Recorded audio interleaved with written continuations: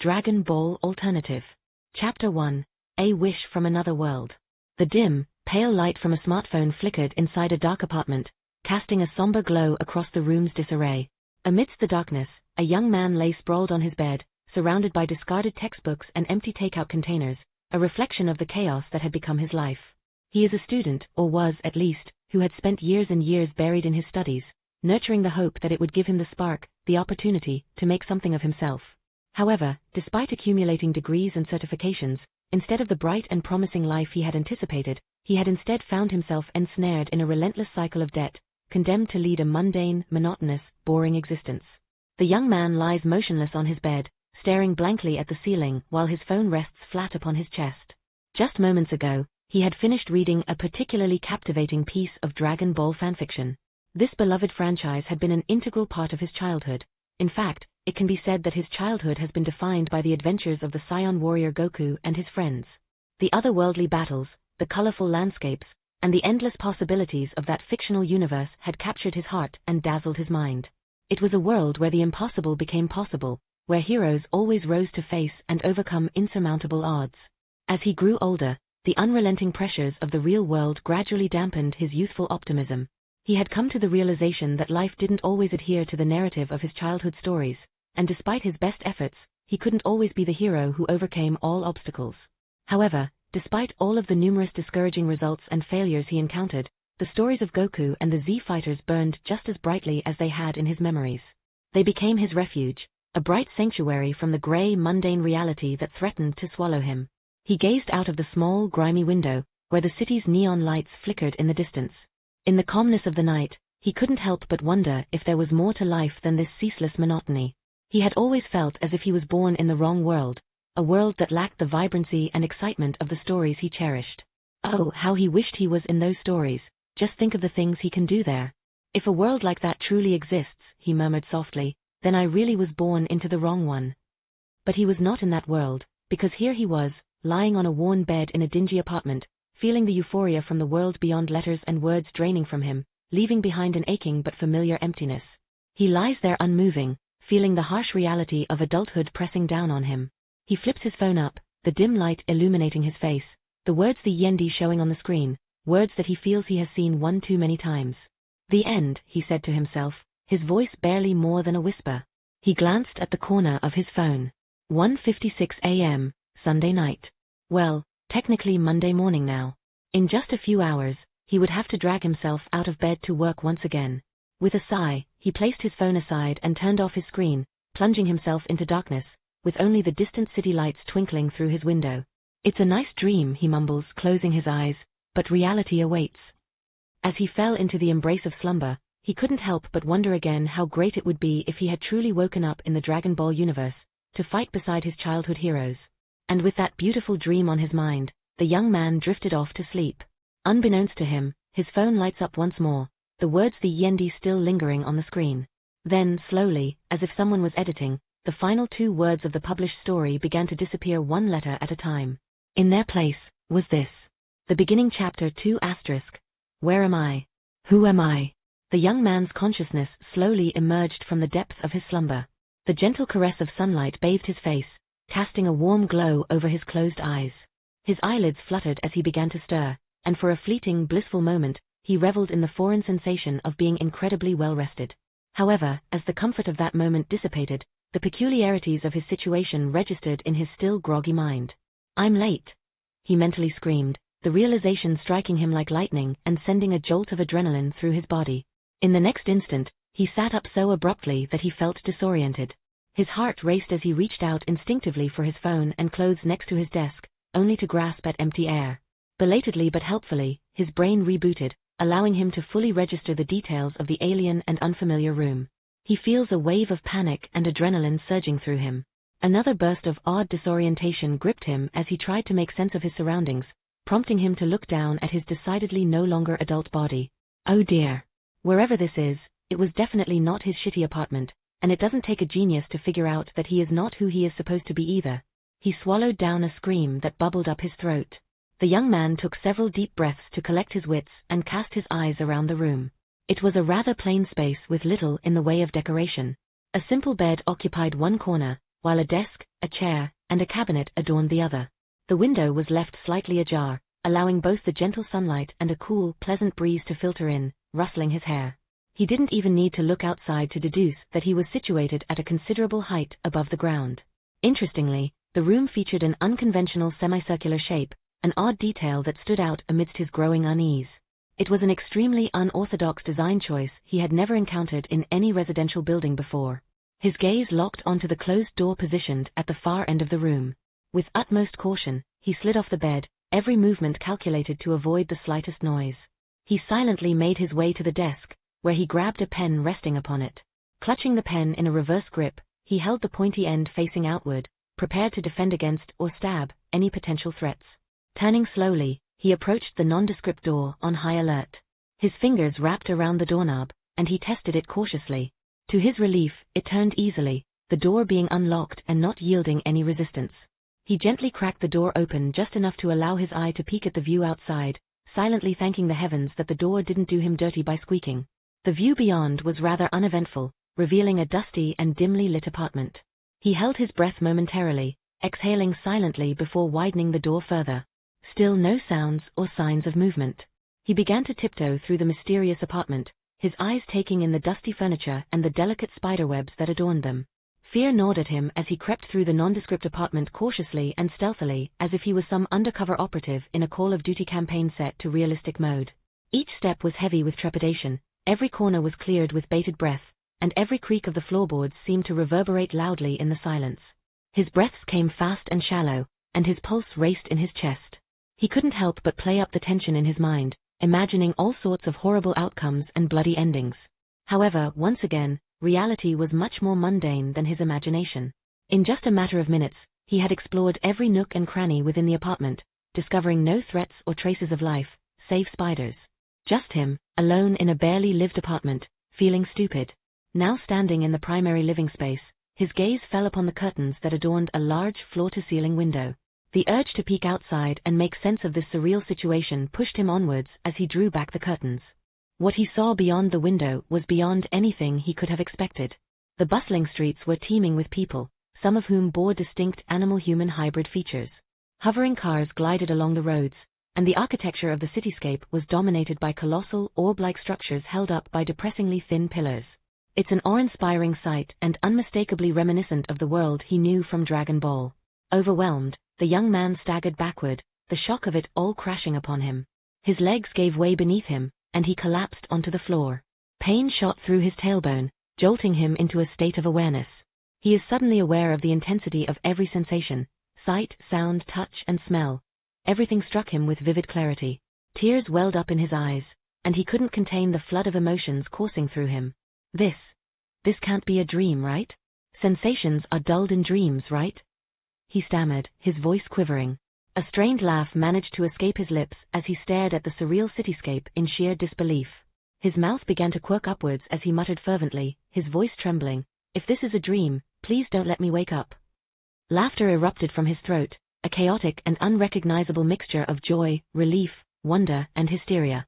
He pumped his fists into the air, YSSS. But his laughter was short-lived, as a sharp and unfamiliar pain pierced his chest. He clutched at it tightly, gritting his teeth while riding out the agonizing waves. The gravity of the situation suddenly weighed down on him as he realized he had no earthly idea of how he had arrived in the Dragon Ball universe that had previously existed solely behind pictures and words. Rubbing his chest as the pain subsided, he reasoned, well, there's only one way to unravel this mystery. I need information. I need to figure out both who I am and where I am. He glanced around the room. And this apartment seems as good a place to start as any. Stern. The young man slumps onto the sofa in the now brightly lit living space, his eyes fixated on the collection of items laid out on the coffee table before him. An ID card reveals his body's name to be Ajax, while a small shrine adorned with photos and mementos of Ajax's family rests beside that. A stack of old medical bills for young Ajax's mother paints a grim picture of past struggles. A worn diary, detailing Ajax's daily thoughts and experiences, completes the set. He stares at the diary telling the story of a broken young boy's life, the narrative of a life that he can only partially reconstruct from the pieces. As it turns out, when young Ajax was little more than a toddler, His father met his untimely end from a freak accident instigated by the remains of the once notorious Red Ribbon Army. As if that wasn't enough, Ajax's mother waged an unyielding battle against a chronic illness that relentlessly eroded her lungs from her earliest days. It was a cruel and merciless disease, with no known remedy. The pittance of an insurance payout following Ajax's father's untimely death fell woefully short of covering her long-term treatment costs, so Ajax's mother made the ultimate sacrifice by foregoing her own care to secure Ajax's future. Tragically but unsurprisingly, her life was claimed by the relentless ailment soon after. And just like that, fate had cruelly torn away both Ajax's parents, leaving the young boy alone to face the unforgiving world. Within the sea of despair, young Ajax clung to a shimmer of hope. A mysterious martial artist had risen to vanquish the Red Ribbon Army. The accomplishments of this hero sparked a new dream in Ajax, the dream to become a martial artist himself, the one thing he yearned for above all else. However, it seems that Ajax too had to face reality, as he had been afflicted by the same unforgiving chronic illness that had plagued his mother. He was condemned to never reach a ripe age, let alone rise to the peak of the martial arts world as he dreamed. At that, a wave of pain surged through the young man's chest once more, and he realized this was what young Ajax had been dealing with his entire life. So that's why my chest was hurting so badly, he thought absently. The diary's final pages grew increasingly somber, mirroring Ajax's descent into hopelessness. The last words in the diary were of regret, of squandering what others would have treasured. He wished, if he had the power, to gift his life to someone who would cherish it more than he ever could. The weight of the wish in those words, a reflection of a young boy's sorrow, hung heavy in the air. I don't know if it was you who somehow wished for me to be in your position, the young man said softly. He closed his eyes and drew in a deep breath, his resolve firming. But thank you. I will live this life for you. From now on, my name will be Ajax. The young man, now Ajax, finds himself suddenly pumped full of motivation. He sat up and, in an effort to be cool, tried, unsuccessfully, to crack his neck. It's time to Sherlock this shit. He examined the diary again, noting that the last entry was dated October 10th, age 759, which he assumed to be a good enough estimate of the current date. According to the ID, he knew that the young Ajax was born in age 750. This meant his current body was a whopping 9 years old. Fantastic. Unfortunately, Ajax has no clue as to what age the canon events of Dragon Ball Z occurred. Though he had always been a die-hard Dragon Ball fan, his knowledge of specific dates and locations was fuzzy at best. Fortunately, he has enough clues before him to make an educated guess. Ajax glanced at the remaining item on the table, a poster of the 23rd Tenkaichi Budokai, featuring a picture of the champion, Son Goku. The 23rd Tenkaichi Budokai poster stated that the tournament was hosted in age 756. Ajax mused, his index finger tapping his lips. This tournament was particularly memorable to him as it marked the end of the original Dragon Ball series, with Goku claiming victory over Piccolo Jr. Ajax tilted his head in thought. He is certain that Raditz arrived when Gohan was 4 years old. He also knew for a fact that Gohan wasn't conceived during the 23rd Tenkaichi Budokai, as Goku and Chi-Chi's marriage happened sometime afterward. Even if Goku and Chi-Chi were incredibly impatient and got right down to doing the dirty after the tournament, Gohan would still be born in age 757, making Raditz's arrival somewhere in age 761. Ajax rubbed his chin. If I assume that it is currently age 759 from the diary, then this means I have 2 years to prepare for Raditz and 3 years for the Scion invasion. Ajax leaned back into the sofa and continued to muse. If he were to optimally assume that the Dragon Balls were active right now, he'd have a maximum of 2 uses before Raditz's arrival. However, one of which must be used to cure himself of his terminal illness. And that's not even taking into account the issue of finding those damn balls in the first place. Oh, don't forget the time it would take to learn martial arts and master using ki. Ajax dragged his hand down his face. Somehow, he doesn't think his PhD in biological sciences would assist in either endeavor. Ajax let out a heavy sigh, and his head flopped back against the couch. Okay, not the best start, he muttered to himself, his voice tinged with frustration. I'm 9, coping with a terminal illness, essentially penniless, has only 2 years to prepare, and to top it all off, no overpowered system to assist me. His expression soured as he spoke. But then, like a ray of sunshine breaking through the clouds, a giddy smile appeared on his face. But I shouldn't complain, he said, his tone shifting to one of optimism. My wish came true after all. Ajax pushed himself off the couch and headed to the bedroom, his determination palpable on his face. He needed paper and a pen. It was time to formulate his master plan. With a soft plop, he settled back onto the sofa. Sitting there, Ajax took a moment to calm himself, his mind racing. Young Ajax had taken a look at the situation and saw it as an insurmountable challenge, but Ajax, with his foreknowledge, perceived it differently. To him, the present circumstances are nothing more than a complex puzzle waiting to be unraveled layer by layer. And the first step of his intricate solution? The Dragon Balls. Ajax closed his eyes, blocking out all distractions, and took a deep breath. He knows the board, he knows the pieces, and he knows the threats that lay ahead. Now, it's time to plan his next move. When he opened his eyes once more, they were sharp with concentration, and a confident smirk spread across his lips. Let's get this bread. DBA Corner 1. What the heck is this, and can I skip it? Greetings, Equuleus here. You're probably curious about what this little section here is all about, right? Well, as you're likely aware, the Dragon Ball world is quite a confusing place, filled with many conflicting ideas, rules, and explanations. The DBA Corner, to put it simply, is a dedicated space where we shed some light on the mysterious internal workings of Dragon Ball Alternatives universe. For long-time readers, you can think of this as a series of special A/N. Your next question might be whether you can skip this section. Well, the answer is sometimes. Some segments may delve into nothing more than a deeper explanation of discoveries made within the story, those you can probably skip. However, keep in mind that other sections may offer valuable insights into characters, explanations for certain narrative developments, details about crucial context, such as which fan interpretation of a phenomenon or event our universe adheres to, answers to your questions, and in some corners, even information not found elsewhere in the story. Therefore, reading these can help prevent you from scratching your head, wondering why certain events unfolded the way they did, or why a character didn't just simply do action X. Just in case, let it be stated here that the information stated in these corners is canon specifically to the DBA universe, not to the original DB/Z/S works by Toriyama-sensei, no matter how much it makes sense here. Okay, that just about sums it up. I'll catch you in the next corner. P.S. For those who are wondering, yes, this is fashioned after the SBS Corner. Chapter 3, The Master Plan. As the sun slowly descended below the horizon, a warm golden hue was cast over Ajax, who had draped himself haphazardly on the soft surface of the couch. While his gaze remained blankly fixed on the ceiling, his thoughts were tethered to the scattered pages of notes strewn across the coffee table beside him. Casually, Ajax reached out and plucked a crumpled ball of paper from the table beside him. With a flick of his wrist, he sent it spinning into the air, deftly catching it on its descent, and repeating the motion absent-mindedly. Ajax's brow furrowed in thought as he mentally sifted through the intricate steps of his plan.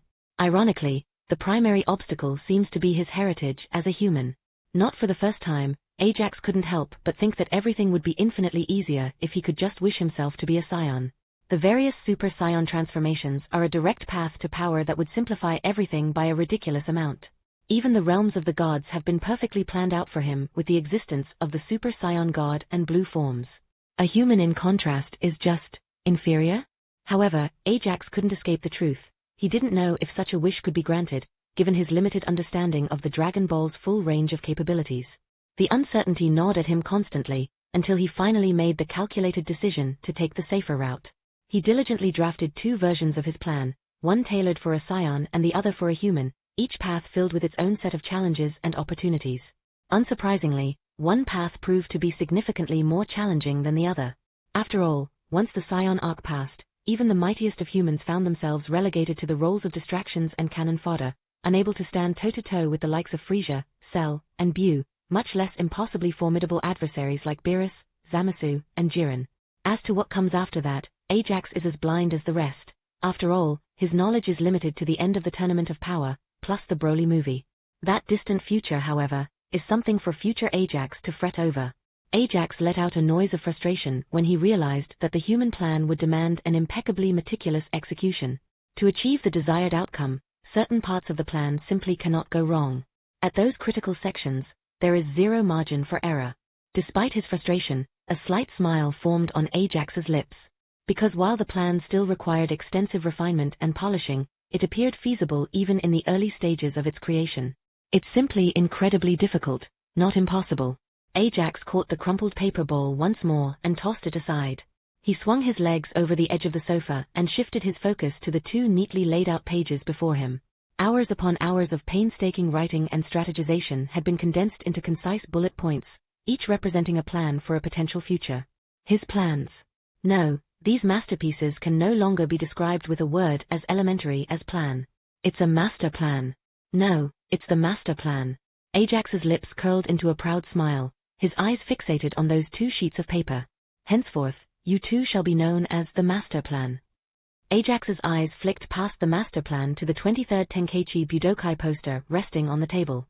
Before he could delve further into his strategies, there was an experiment he felt compelled to perform. With a surge of excitement, Ajax sprang to his feet and strode purposefully to the center of the living room. This was the moment he had been waiting for, a dream shared by countless boys, teenagers, and men who had grown up with Dragon Ball. This is it, the first step of his journey. Taking a crouched stance, Ajax closed his eyes, positioning his 2 hands near his waist, held slightly apart, as though cradling an invisible sphere. He drew in deep breaths, attempting to clear his mind completely, to peer within himself and detect even the faintest spark of power or energy. Ajax's expression shifted as he sensed something profound stirring within.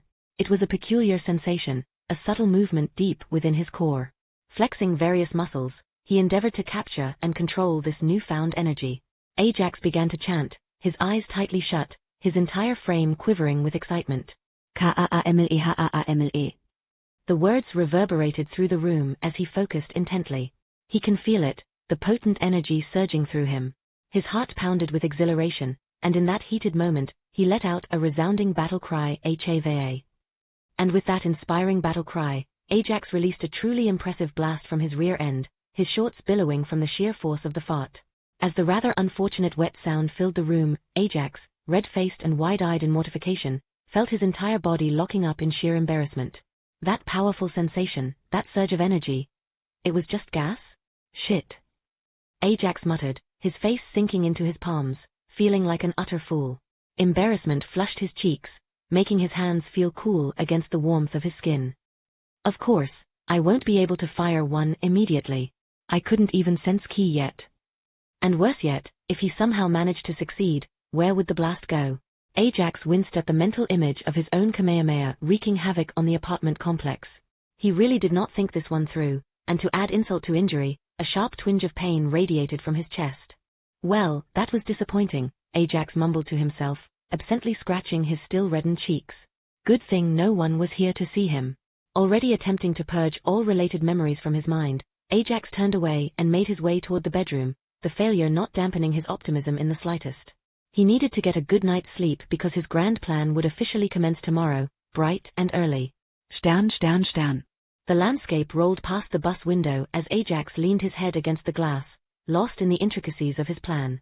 His small backpack rested on his lap, held tightly against his chest as his eyes scanned the passing houses and vehicles, registering them only peripherally.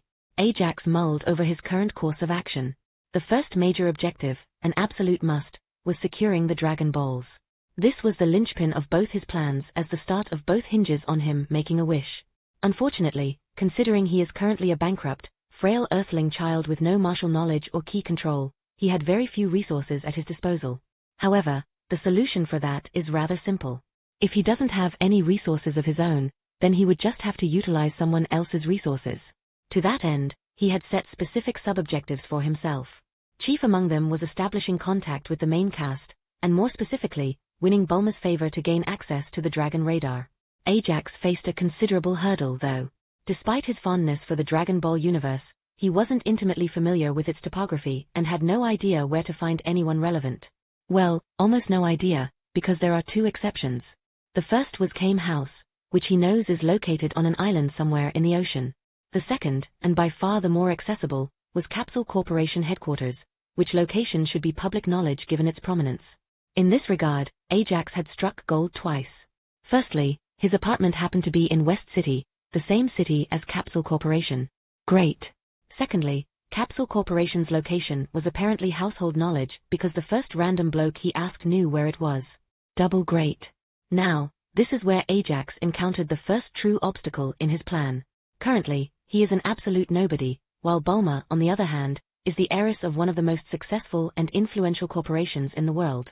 There was practically nothing he could offer her in exchange for her assistance that she didn't already possess or couldn't easily obtain. Ajax couldn't help but grimace at the thought. It seemed he had no choice but to set aside the tattered remains of his pride and play the pity card. What worked in his favor, though, was that Ajax's pity story is certified non-GMO and organic, given that it's a literal copy of young Ajax's 100% authentic tragic backstory. What makes it even better is that young Ajax's dreams and aspirations are also aligned perfectly with his own objectives. The bus came to an abrupt halt, and a mechanical voice blared through the intercom, announcing their current stop. Ajax rose from his seat, slinging his backpack over his shoulder, and deftly squeezed his way through the dense crowd of passengers, disembarking from the bus. With a low hum, the bus resumed its journey, traveling down the bustling street, revealing the awe-inspiring sight of Capsule Corporation headquarters. The series really didn't do it justice, he mused, gazing upon the colossal structure, eyes wide with wonder. It's so freaking big. His attention shifted to the entrance of Capsule Corp, a somewhat underwhelming contrast to the splendor and sheer size of the rest of the building. It appeared as nothing more than a gap in the fence encircling the entire city megablock upon which the structure stood. Above this entrance, the large words Capsule Corporation were etched onto a stone arch. What struck Ajax as odd, however, was the conspicuous absence of any guards or security measures. There was nothing to deter him or anyone from simply walking in. He paused at the entrance, searching for an intercom, a buzzer, or anything that could announce his presence, but came up empty-handed.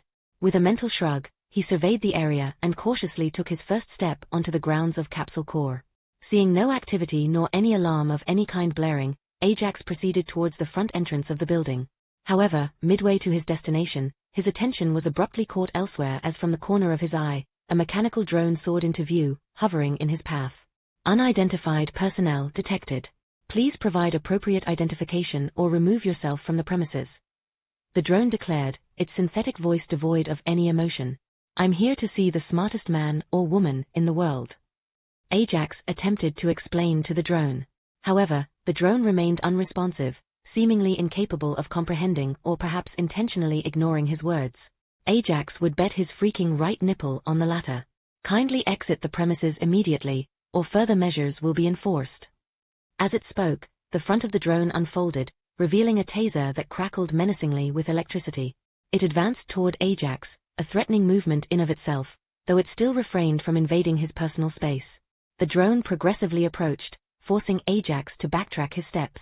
He retreated until he stood just outside the entrance, the drone following him closely, the occasional electric spark from its taser serving as a reminder of the potential consequences. Ajax, now standing at the entrance of Capsule Corporation, faced the drone, which had now retracted its taser back into its metallic frame. Its mechanical monotone repeated the same demand once more. Please vacate the premises. Ajax's eyes flickered past the drone and briefly considered breaking onto Capsule Corp grounds by force. However, it didn't take him long to realize that it was an utterly stupid idea.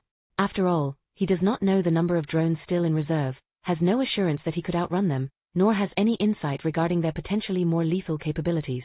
Even if he managed to reach the front entrance of the building, there was no guarantee that the door would grant him entry. Ajax clenched his jaw, his frustration evident. This was the very first step of the master plan, and he couldn't afford to back down now, not at the very first junction. Ajax's mind desperately raced for a solution. He repeated his request to the unmoving drone, his voice infused with more determination. I need to see the smartest man or woman in the world. As expected, the drone remained unresponsive, its presence and silence unwavering. It hovered at eye level with Ajax and waited for him to leave unyieldingly, not moving a single inch. At this, Ajax narrowed his eyes, a thoughtful expression settling over his face. It became evident that this drone wasn't going to budge until he departed from the premises as requested. A realization dawned on him. This meant that this drone was likely relaying footage of the ongoing events inside, meaning someone at some point would be watching. With this newfound insight, Ajax made a bold decision. He plopped himself to the ground, sitting right in front of the imposing entrance to Capsule Corporation. The drone followed his descent, lowering itself to eye level with the now seated Ajax. Characteristically, it remained silent, offering no further response, an unyielding sentinel in every sense of the word. Ajax couldn't help but be amused by the drone's behavior. I must have moved beyond its detection range, but it's clever enough to know I didn't leave, he said quietly to himself. However, his amusement quickly gave way to a steely determination. If they wanted to play a waiting game, he was more than willing to oblige. His eyes narrowed with resolve. It's true he wanted to play the pity card, so now, he'll play it all the way. Ajax decided then and there that he would sit here, waiting unwaveringly. Whether it rained, hailed, or even if he fell unconscious, he would remain in this spot until someone emerged from Capsule Corporation. He'll play this game to the end. In fact, he'll stake his life on it. And so, Ajax waited. Chapter 4, I Need to Borrow the Dragon Ball's Pretty Peas. The morning air was chilly, forming dewdrops that glistened on the colorful flowers lining the curb. Ajax stirred from his uneasy slumber as he felt someone gently shaking him awake. He struggled to open his eyes, a result of both drowsiness and the biting cold that had seeped into his bones. Blinking away the remnants of sleep, he found himself face to face with the exact person he wanted to see. A young woman with striking blue hair is crouched before him, her concern etched on her face, and a more elderly man in a lab coat stands behind her. Are you Ulrich? You stayed here the entire night? Bulma inquired, her voice laced with genuine worry. Ajax couldn't help but crow triumphantly in his mind. Well, well, well, look who showed up after a single night. 2 guesses as to who you two are, and the first 2 don't count. On the outside, however, Ajax merely nodded, with what hopefully is an innocent expression on his face. As he shifted positions while sitting up, a sudden flare of pain shot through his chest. This time, however, he chose not to suppress the coughs this time, letting them rack his body in a series of deep, wet spasms. At this, Bulma looked alarmed and even more concerned. She shot a glare at her father. You told me there was an intruder when I came back last night, but you didn't mention that it was a literal child. Well, Goku was also a kid once upon a time, but look at what he could do back then. Best to be sure. Dr. Briefs replied with a casual shrug. Bulma rolled her eyes, promptly deciding to ignore her father's less than satisfactory explanation. Let's get you warmed up. Can you stand, sweetie? She offered a hand to Ajax, her worry for the young boy evident in her eyes. Ajax grasped Bulma's outstretched hand, allowing her to pull him up from his awkward position on the ground, letting out a slight wince of discomfort in the process. Bulma rose alongside him, their movements synchronized. Bulma turned and beckoned Ajax to follow as she led the way. He stepped forward to follow her lead, his gaze locked on her back as she moved ahead a few paces, occasionally glancing back to ensure he was keeping up. As Ajax continued to follow Bulma, he couldn't help but notice that 3 drones had now formed a protective perimeter around him, maintaining a comfortable but vigilant distance. He is certain that if he makes any sudden movements, they will instantly fall upon him with unforgiving electricity. Meanwhile, up ahead, Ajax noticed Dr. Briefs was occupied with something on the wall of the main building, having arrived there earlier by walking at a much faster pace. With a series of quick gestures, he opened and entered the doors to the Capsule Corporation that just yesterday seemed like an impenetrable fortress. Stepping through the front doors, Ajax entered Capsule Corporation for the very first time. His wide eyes took in the decor adorned the interior. However, before he can appreciate anything, he is interrupted by Bulma, who directs him down a corridor that opens into what appears to be a smaller guest lobby. As they entered the room, Bulma gestured for him to sit and Ajax settled onto a plush sofa. Stay there for a second. I'll be right back, Bulma declared as she walked away, disappearing around the corner of the door. Approximately half a minute after Bulma disappeared, a small robot rolled in, resembling what an offspring of a square R2-D2 and a coffee machine would be. Ajax's shivering was momentarily forgotten as his fascination was captured by the peculiar and rather cute machine. He watched in rapt attention as the machine swiftly went about its business, lights flashing and beeping purposefully. In mere moments, it approached him while presenting a steaming cup of hot chocolate, complete with adorable gear-shaped marshmallows that bobbed cheerfully on the surface. The cup sat atop a tray that the robot simultaneously extended and lowered, positioning it within Ajax's reach. Ajax gingerly reached out and claimed the cup, his gratitude clear but uncertain in his voice as he stammered, "Thank you." He wasn't entirely certain if the machine possessed any form of sentience, but he wanted to express his appreciation just in case. It needs to be stated that Ajax has no desire to be hunted by a coffee machine-based Terminator.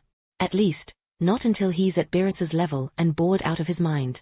In response, the machine emitted a series of melodious beeps and boops, almost as if it were attempting to communicate. With the drink delivered, the robot retreated to the center of the room, where it began preparations for another beverage, leaving Ajax to his hot chocolate. Right when Ajax took a sip of his drink, Bulma returned with 2 large towels in her grasp. She stopped with mild surprise when her eyes fell upon the cup of hot chocolate in Ajax's hands. She took in the scene, noticing the robot stationed at the room's center. Dad must have sent Kathy over, Bulma mused aloud, her lips quirking into a bemused smile. She placed the towels gently onto the sofa next to Ajax. "Here, use these to warm yourself up." With a cheerful ding, the robot, now known as Kathy, delivered another steaming hot drink. It smoothly extended the tray, positioning it at a height where Bulma, who was standing, could effortlessly reach for it. "Oh, my favorite. Thanks, Kathy." Bulma grinned after striding over and grabbing the cup from the tray. Kathy responded with a series of cheerful boops before wheeling itself out of the room, leaving Bulma and Ajax in relative quiet. Ajax, taking advantage of the moment, busied himself by draping one towel over his lap while fashioning the other onto his shoulders like a makeshift cape. Bulma's voice cut through the air, breaking the brief silence. "So, what's your name?" Ajax looked up, his eyes meeting hers. "Ajax," he replied politely. "May I know yours?" "Bulma Briefs. But you can just call me Bulma." She took a sip of her drink and released a contented sigh. "So, what's a kid like you doing outside Capsule Corp all night? How old are you anyway?" "I'm 9, Ajax answered the easy question first before shifting his gaze downward at the cup of hot chocolate in his hands, contemplating. He took a sip, mentally preparing himself for the critical act he was about to perform.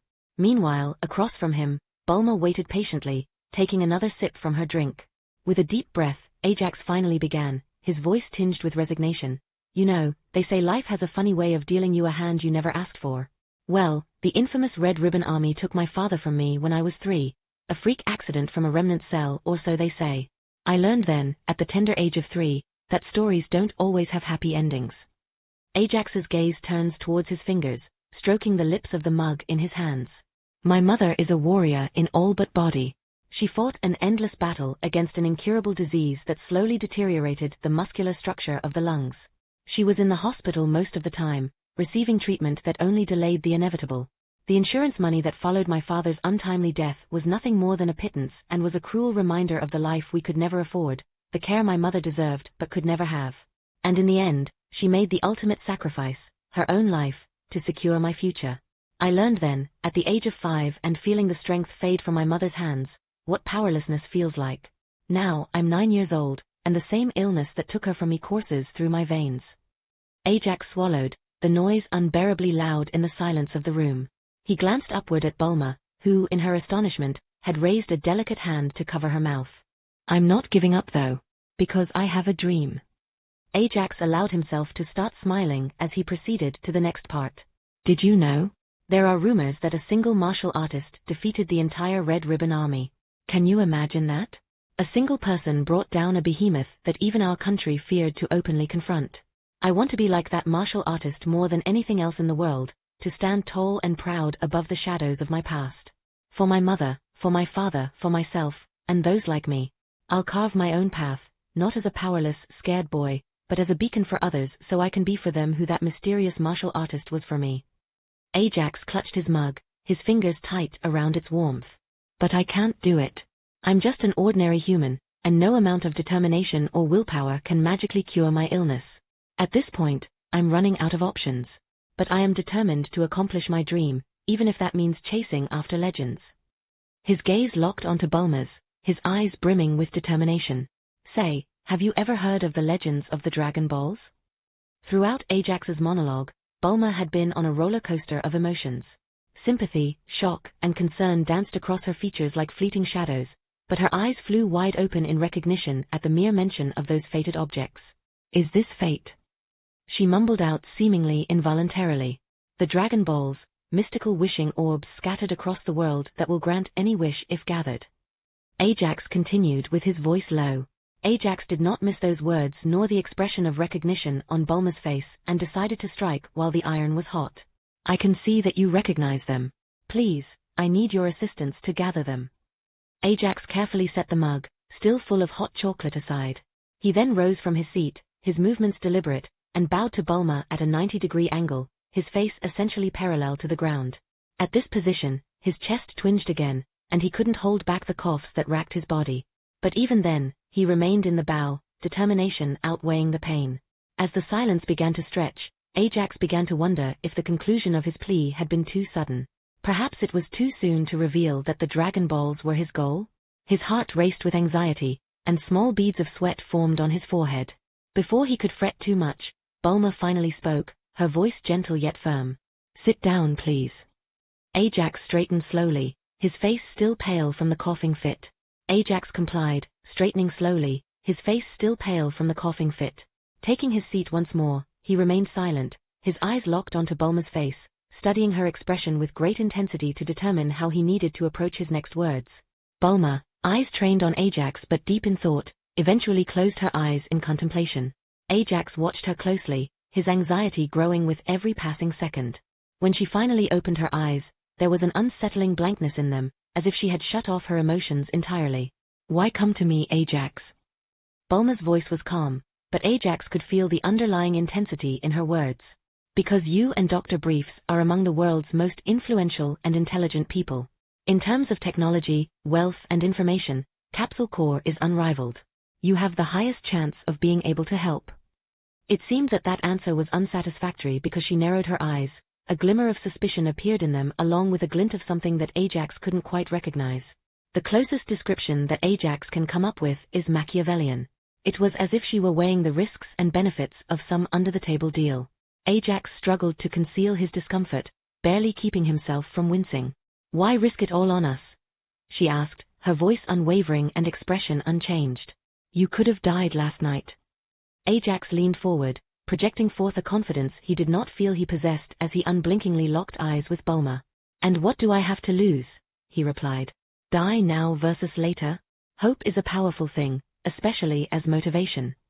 Bulma's expression momentarily wavered before she schooled her emotions with an impassive facade once more. Let's entertain a hypothetical scenario then. If the legend were indeed true, and you found yourself with the opportunity to make a wish, what would that wish be? I would wish for a healthy and robust body. The response came immediately, without hesitation. Bulma sat and looked at Ajax intensely. Her gaze felt like that of an apex predator, observing a cornered prey hiding within its shell to find the chinks in the armor and get at the flesh beneath. Ajax felt a wave of goosebumps travel down his back. I need to make a call. Don't leave. Bulma stated bluntly before abruptly stepping out of the room, abandoning her half-finished drink on the table. As the door clicked shut behind her, Ajax felt the weight of the room's silence pressing upon him. Ajax collapsed bonelessly onto the sofa, feeling the adrenaline that had fueled his confidence and strength moments ago draining away. After Ajax had calmed down, he reached for the forgotten cup of hot chocolate. The once steaming beverage had now cooled to a lukewarm temperature, and the marshmallows had dissolved into the liquid, leaving a sugary residue on the surface. He raised the cup to his lips and drank it anyway. It was still delicious. Chapter 5, Childhood Hero. Bulma stood impatiently outside the Capsule Corp building, her foot tapping rapidly while her arms crossed tightly. She sneaked a glance at her wristwatch. 15 minutes had already slipped by, and the person she was waiting for should have arrived by now. She strained her eyes, scanning the horizon, hoping to catch a glimpse of him. Was that him? No, just a pterodactyl. How about that one? Bulma squinted, focusing on a distant black speck that gradually grew larger. Soon enough, that tiny dot materialized into the figure of a man clad in an orange GI, riding effortlessly atop a golden cloud. Before the nimbus could touch the ground, the man leaped off and came crashing down, creating two distinct craters with the impact of his feet. He dashed over to Bulma. Goku's hands gripped her shoulders, shaking her gently but urgently. Are you okay? Chi-Chi told me to get here as fast as I could. What's happening? Are there bad guys here? Is Piccolo here? With these words, Goku assumed a combat stance with a battle cry, his eyes darting around the front yard of Capsule Corp as if expecting an imminent threat. Bulma dragged her hand over her face, equal parts exasperated and amused. No, Goku, I appreciate the sentiment, but there's no danger. Goku snapped his head toward her. There isn't? Oh. He abandoned his combat stance awkwardly, scratching his head with a sheepish look. You scared me. Why didn't you tell Chi-Chi it was a non-dangerous urgency? She told me to come as fast as possible. Bulma rolled her eyes at her friend's earnestness. It's pronounced you are Gensai. And I did tell her. You would have heard if you'd stuck around long enough to listen. She shook her head, her tone growing more serious. It's great to see you again after all this time, Goku, but I need to talk to you about a situation. Goku nodded. Sure, what's up? Bulma proceeded to recount the story of the young boy of 9 who had waited outside Capsule Corp all night, detailing his motives and his wish. After hearing the story, Goku had an interesting expression on his face. And what did you want me to do exactly? Punch him in the face? No. Why would I? No. I wanted you to talk to him, to get your perspective. Bulma replied with a flabbergasted look on her face. Goku rubbed his chin, a thoughtful look on his face. And you chose to ask me, the person who ignored everyone's advice and spared Piccolo Jr. Ah, Goku chuckled at Bulma's awkward expression. It's alright, I'll talk to him with you. I can try to sense whether his ki is dark or not, but unless it's extreme, it's not an indication of much indication. That's what I said. Goku replied with a grin, causing Bulma to roll her eyes. Bulma's head perked up as she thought of a crucial detail. Oh, and one more thing, she added. He mentioned that his father was killed by the remnants of the Red Ribbon Army. Goku tilted his head, his expression one of genuine surprise. I had no idea they were still active. Me neither. Well, now I'll make it a priority to keep an eye out for any signs of their activities. As they strolled back toward Capsule Corp, Bulma's lips suddenly curved mischievously as she flicked her gaze between the two pits and Goku. Oh, and by the way, you're covering the repair costs for those craters in the lawn. Wait, what? Stern.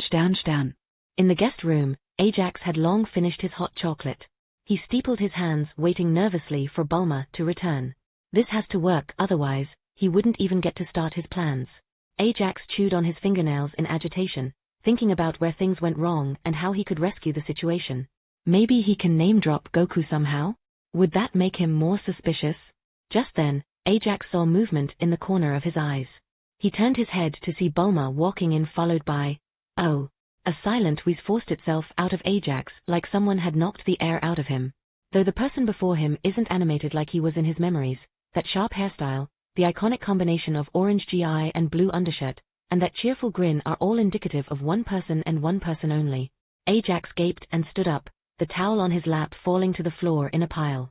Goku, ever cheerful, did a two-finger salute. Jo. I'm Son Goku, nice to meet ya. As if materializing from the pages of Ajax's dreams, his childhood hero, a living legend, stood before him in the flesh. And somehow, Goku is exactly how Ajax imagined him to be. Ajax's emotions, long kept in check, surged forth like a dam that had burst open. A lump formed in his throat, making words nearly impossible to utter. He felt his eyes tearing up as he stood before the individual he had idolized for as long as he could remember. It was a moment of profound elation, awe, and gratitude. His lifelong hero was no longer just a distant image but a flesh-and-blood person. That thought sent a jolt through Ajax as he was suddenly struck by the realization that everything he's experiencing is perfectly, undeniably real. Thank you. Ajax managed to say, his voice cracking ever so slightly as thanks for the unfailing support Goku provided when Ajax was at the lowest points in his life.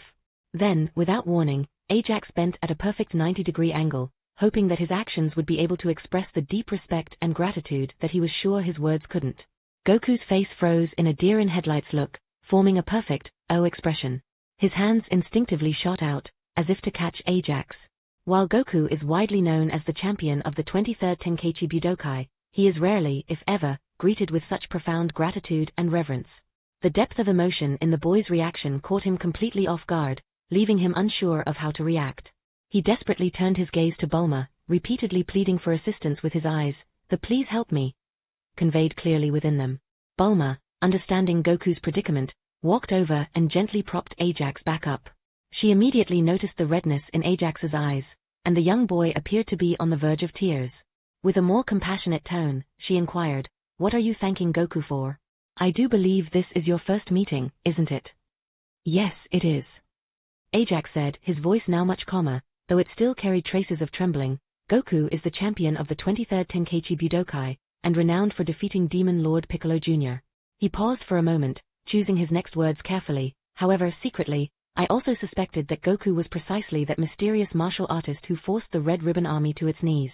Am I wrong? Of course, young Ajax did not know that his mysterious martial artist and the champion Son Goku were the same person. Pages after pages in young Ajax's diary had been filled with theories and speculation on the identity of his hero. The Ajax here and now, however, is an entirely different matter altogether. With the unique advantage he holds due to his foreknowledge, he knows without a shadow of a doubt that the enigmatic figure who defeated the Red Ribbon Army in the rumors is precisely the Son Goku standing before him. Exposing this knowledge at an opportune moment was one of the measures Ajax had devised to twist this precarious situation in his favor. As Ajax spoke, Goku took a sudden intake of breath in surprise.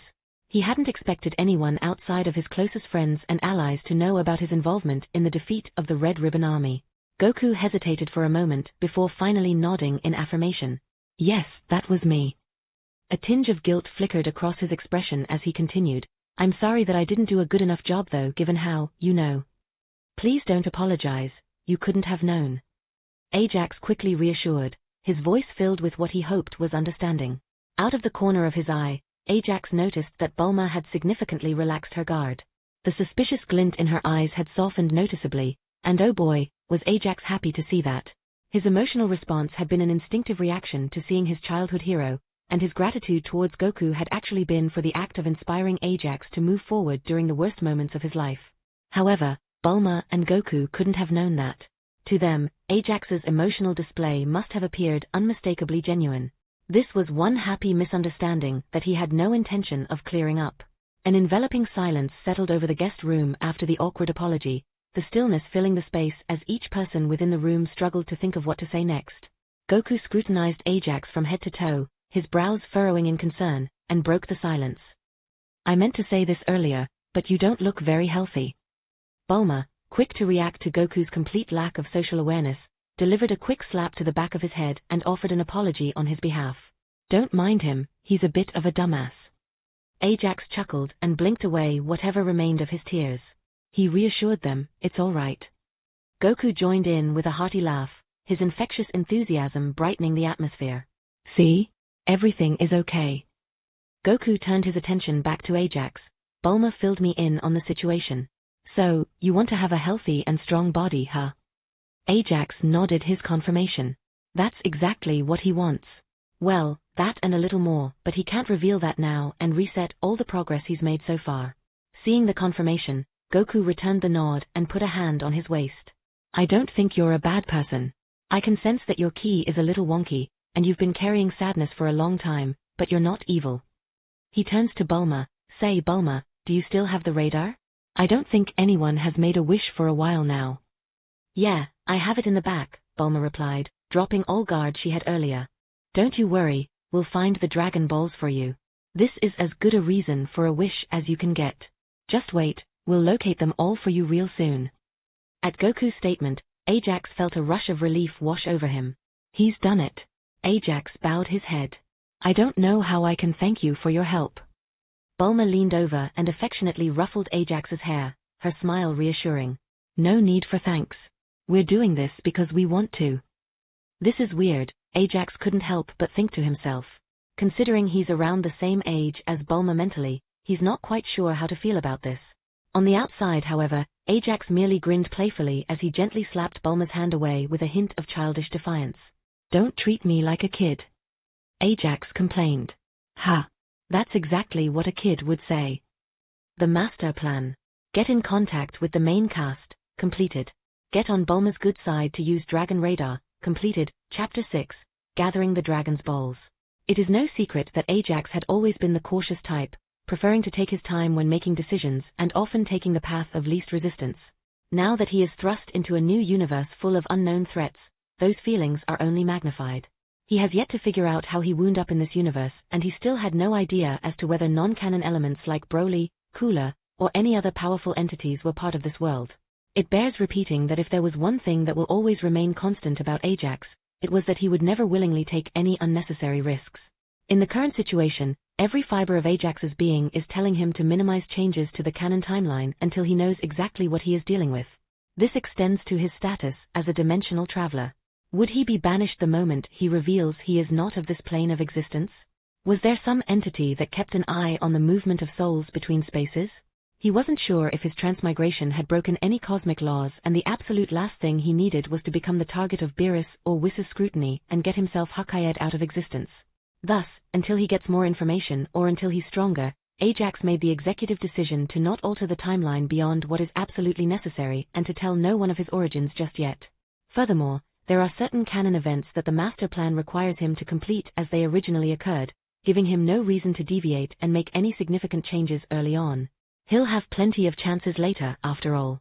At the same time, Ajax also realized that he could share snippets of important information without breaking his cover, disguising them as insights, revelations, or plans. In this manner, he could subtly drop hints about the future, perhaps even parts of the master plan, to better steer the future in the direction he desired. On the other hand, though, there are some things he can just disclose without needing a second thought, like his intelligence. 2 days later. So, you're telling me you comprehend all this? Bulma gestured at the college-level mathematical concept on her laptop inside her private jet, raising one eyebrow in skepticism at Ajax. I mean, most of it? When I was ill, I didn't have the energy to do much, so I read a lot about anatomy and biology, as those topics interest me. I also dabbled in math, physics, and chemistry, but not as much. To be honest, it's not particularly impressive. I'm still missing quite a bit of knowledge, and it's ironic how sometimes I don't even know the simplest stuff about our world. But still, you can understand all of this at the age of 9. She marveled, her astonishment evident. That's impressive. I think you have a bright future as a scientist. No, you're flattering me. I'm not that great. Ajax mumbled with his head down, embarrassed at being praised for something he had trouble understanding during his stint at his university. Bulma unleashed her inner tycoon as a calculated gleam flashed in her eyes. Say, you want to work for me when you're older? I think that would be nice, although I'm not sure where my path will take me yet. Bulma chuckled warmly at Ajax's embarrassment, her memories of her youth surfacing. Fair enough. When I was a teenager, she reminisced, I didn't know what I wanted either. Believe me, I was planning on using the Dragon Balls for a much more self-indulgent and frivolous purpose than what you have in mind. The duo slipped into a comfortable silence. Suddenly, Goku's excited voice rang out from the speakers in the plane's dashboard, breaking the tranquil hush. Hey guys! We've got them all. Bulma and Ajax swiveled their seats in the jet's cockpit, their attention drawn to the beeping dashboard. Bulma swiftly clicked a button to reply to Goku. Roger that, Goku. We haven't moved the plane, so we're still at the same location as before. We'll wait for you right outside the plane. Nimbus and I will be there in a minute. Goku's voice came through, somewhat drowned out by the noise of the howling wind. Bulma stood up and set her laptop aside while getting ready to leave the jet. She addressed Ajax. You got your wish ready? We can summon Shenron right when Goku gets back. Ajax nodded firmly, his hands tightly clasped, his determination evident as he rose to his feet. Of course, he was ready. He had to be. This was the pivotal moment, the critical decision that could make or break the master plan. No need to be too nervous. Bulma comforted, trying her best to help alleviate the tension. To Ajax, it didn't help a bit. Thankfully, Goku returned as promised shortly after, just in time to prevent Ajax from tearing out his hair in a fret. Goku leaped off Nimbus, a small plume of dust rising as he touched down, his face beaming with radiance as he clutched the final Dragon Ball in his fist. That's the last one. Are we ready to do this? He exclaimed with enthusiasm. Not yet. Before we proceed, I need to ask, are there any rules I need to know about when summoning Shenron? Ajax inquired, cautious as always. Do questions count as wishes? And what if I get nervous and misspeak? Can I restate my wish? Do I need to clarify or explain parts of my wish, or is this one of those be careful what you wish for situations? Goku, the most experienced Shenron summoner amongst them, briefly had a contemplative expression on his face as he pondered on Ajax's inquiries. Nah, he finally replied, a grin of reassurance forming on his lips. Shenron is pretty chill. He won't get mad or nitpick you for small things like that. Just be relatively quick about it because he gets grumpy if he's kept waiting for too long. Shenron is a sentient being. He will tell you if a wish is beyond his power to grant and you can hold a conversation with him. You don't have to worry about specific syntax like you would with a machine. Bulma chimed in helpfully. As Bulma spoke, Goku carefully placed the 7th and final Dragon Ball on the ground, completing the set of 7. They shimmered with an otherworldly light, an ethereal array of colors dancing on each orb surface. In the presence of the full set, the atmosphere feels laden with electricity, as if the very air itself had been charged with mystical power and was about to erupt with lightning at any moment. While Ajax took a deep breath to collect himself, a shiver ran down his spine at the thought of the legendary deed he was about to perform ahead. He suddenly filled with a potent mixture of excitement and trepidation as the moment of summoning the legendary Shenron approaches. With a nod, Goku gestured for Ajax to take the next step. Ajax took one last deep breath then. Arise and grant my wish, Shenron. Ajax exclaimed, his voice ringing out into the open air. Chapter 7 Shenron, grant my wish. Arise and grant my wish, Shenron. Ajax exclaimed, his voice ringing out into the open air. At his words, the Dragon Balls blazed with an intense white light, nearly blinding Ajax, who had unfortunately been staring directly at them. The Dragon Balls crackled with energy, forming arcs of electricity that whipped at the ground. Menacing clouds gathered ominously overhead, covering the light of the sun and leaving the sky nearly pitch black. A brilliant beam of light erupted from the Dragon Balls, extending upward into the heavens. Gradually, it thickened and transformed into the outline of a Chinese dragon. With each passing moment, the beam solidified more, and Shenron's features began to become more distinguishable from the light. His formidable claws took shape, his luminescent green scales materialized, and his massive, majestic form twisted in the sky as he descended from the heavens with all the awe-inspiring grace befitting of a legendary dragon. Shenron lowered his head towards Ajax, Goku, and Bulma, his eyes flashing with a fiery red light. Holy shit, you're King huge. Ajax. Language. Bulma snapped, cuffing the back of Ajax's head. Truth be told, Ajax couldn't be faulted for his exclamation. He just couldn't help it. He had expected Shenron to be massive, yes, but perhaps with the girth of a sequoia and the height of a redwood, or maybe approximately the size of a small skyscraper. But this? This was like gazing upon a god. He felt like the king of games looking up at Slifer snaking through the clouds, or Kratos staring down Jormungandr. Okay, maybe Shenron wasn't quite as colossal as Jormungandr, but the point remains. Thank you. Shenron's thunderous voice bellowed. Now state your wish and I shall grant it. Ajax took in a deep lungful of air. This is it.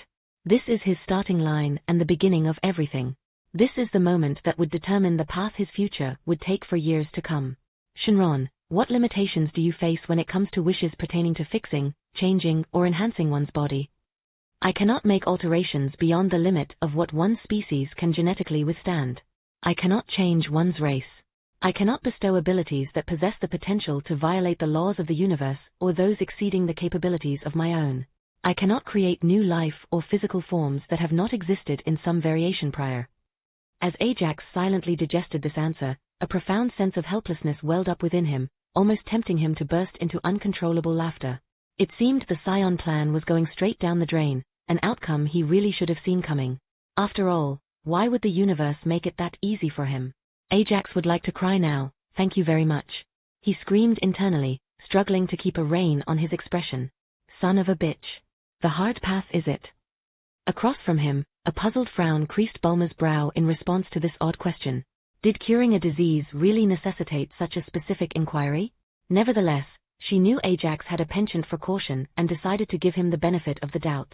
Ajax took a moment to consider the new information and affirm the reasoning of his wish. Thanks to Shenron's limitation, he is now painfully aware that obtaining a Scion body has just become a much more complex endeavor. At this moment, it would require a minimum of 2 wishes to accomplish. One for a Scion body that has existed in some variation prior, and another to transfer his consciousness into said body. However, he cannot assume he would have more than one wish, so that plan isn't viable.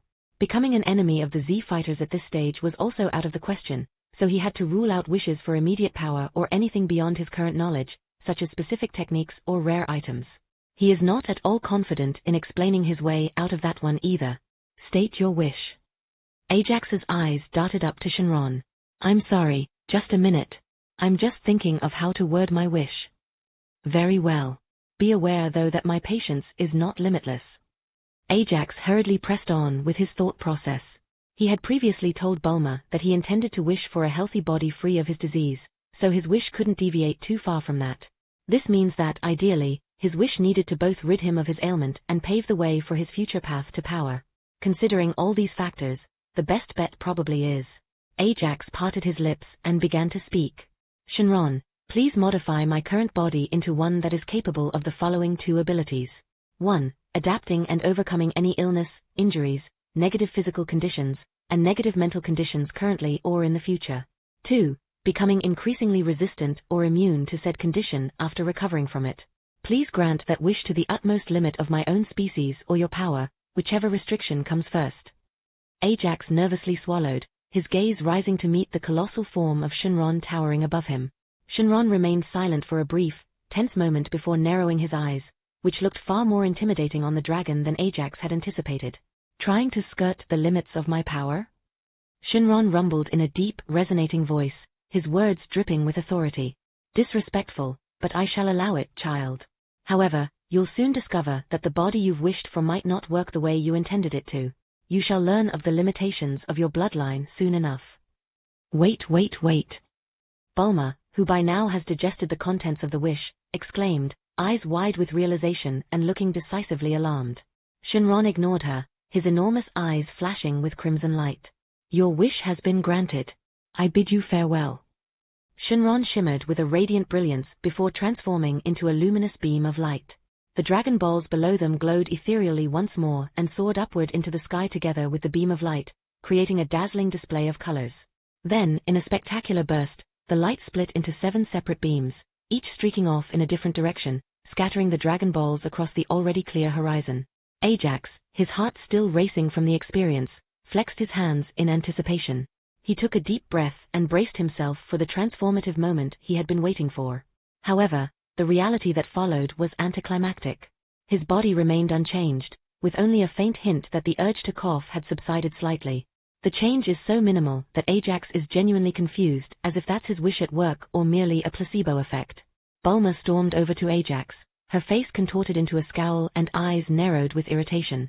She didn't waste a moment, confronting him head-on. That's not what you said you'd wish for, she declared, her tone laced with accusation. Ajax attempted to wear an innocent expression once more, but Bulma didn't buy it for even a millisecond.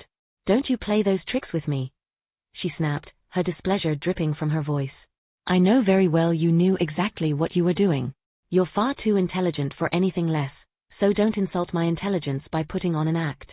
You're not some kid who doesn't understand what he was doing. Ajax shifted uncomfortably at the hostility in her gaze, realizing that his attempt to play it off had backfired miserably. However, a small spark of annoyance arose in Ajax's heart. He had tried his best to not wish for anything excessive and didn't believe he did anything to be worthy of such displeasure. What's Bulma's deal? I had a single shot. I was trying to gain as much of an advantage for myself as I could. What's wrong with that? Bulma's frustration boiled over. What's wrong? It's unfair, that's what.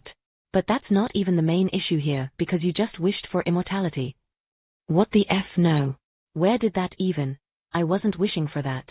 How did my wish translate to immortality? I can still be killed and I can still die. Nowhere in my wording did it say that I cannot be killed.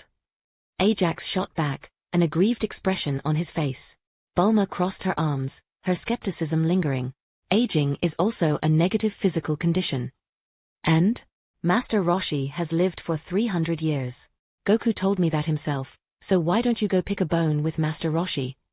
Ajax retorted, his annoyance now showing slightly. Look Bulma, I'm 9. I've never killed anyone before and Piccolo Jr. is 6 right now and he's never killed anyone either. Bulma interrupted. That's not a fair comparison. Goku, who had been in contemplative silence up to now, furrowed his brows as he mulled over the wish made to Shenron. Rather belatedly, he seemed to finally understand Ajax's wish, his pensive expression suddenly transforming into a highly animated one. Wait, I get it now. Goku exclaimed, cutting into the conversation, his voice brimming with excitement. He turned to Ajax with a wide grin. Does that mean you get stronger the more you fight, Ajax? Ajax was taken aback by the sudden change in topic. He blinked, a hint of confusion in his eyes as he tried to catch up to the rapid shift in conversation. Yeah, I guess. That's the intention, at least. The bright and excited smile on Goku's face grew even wider as he leaped to his feet. Goku entered a combat stance, his muscles tensing with anticipation. Awesome.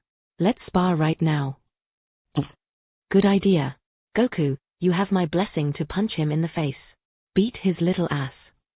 Bulma added vindicatively, causing Goku to tilt his head at her in a confused manner. Look Goku, Ajax began with an awkward expression. I wish I could, but I don't know how to. Even Bulma could knock me out right now. He rubbed the back of his neck, a wry smile on his face. And I'm only just now supposedly starting to adapt and recover from my sickness. Goku scratched his head in puzzlement as he tried to grasp the reality of the situation. Oh, is that so? He mumbled, disappointment evident in his voice. Then, suddenly, his face lit up with a realization so stark that both Bulma and Ajax could practically see the metaphorical light bulb above Goku's head. He clapped his hands together in excitement. I've got it. Goku exclaimed, full of enthusiasm. I'll bring you to Master Roshi's place. He can train you to be strong. Follow me. Excitement undiminished, Goku swiftly pivoted around and mounted his trusty Nimbus cloud. With a spirited whoosh, he took off, leaving both Bulma and Ajax to gaze in astonishment at his rapidly vanishing figure as he soared into the distance.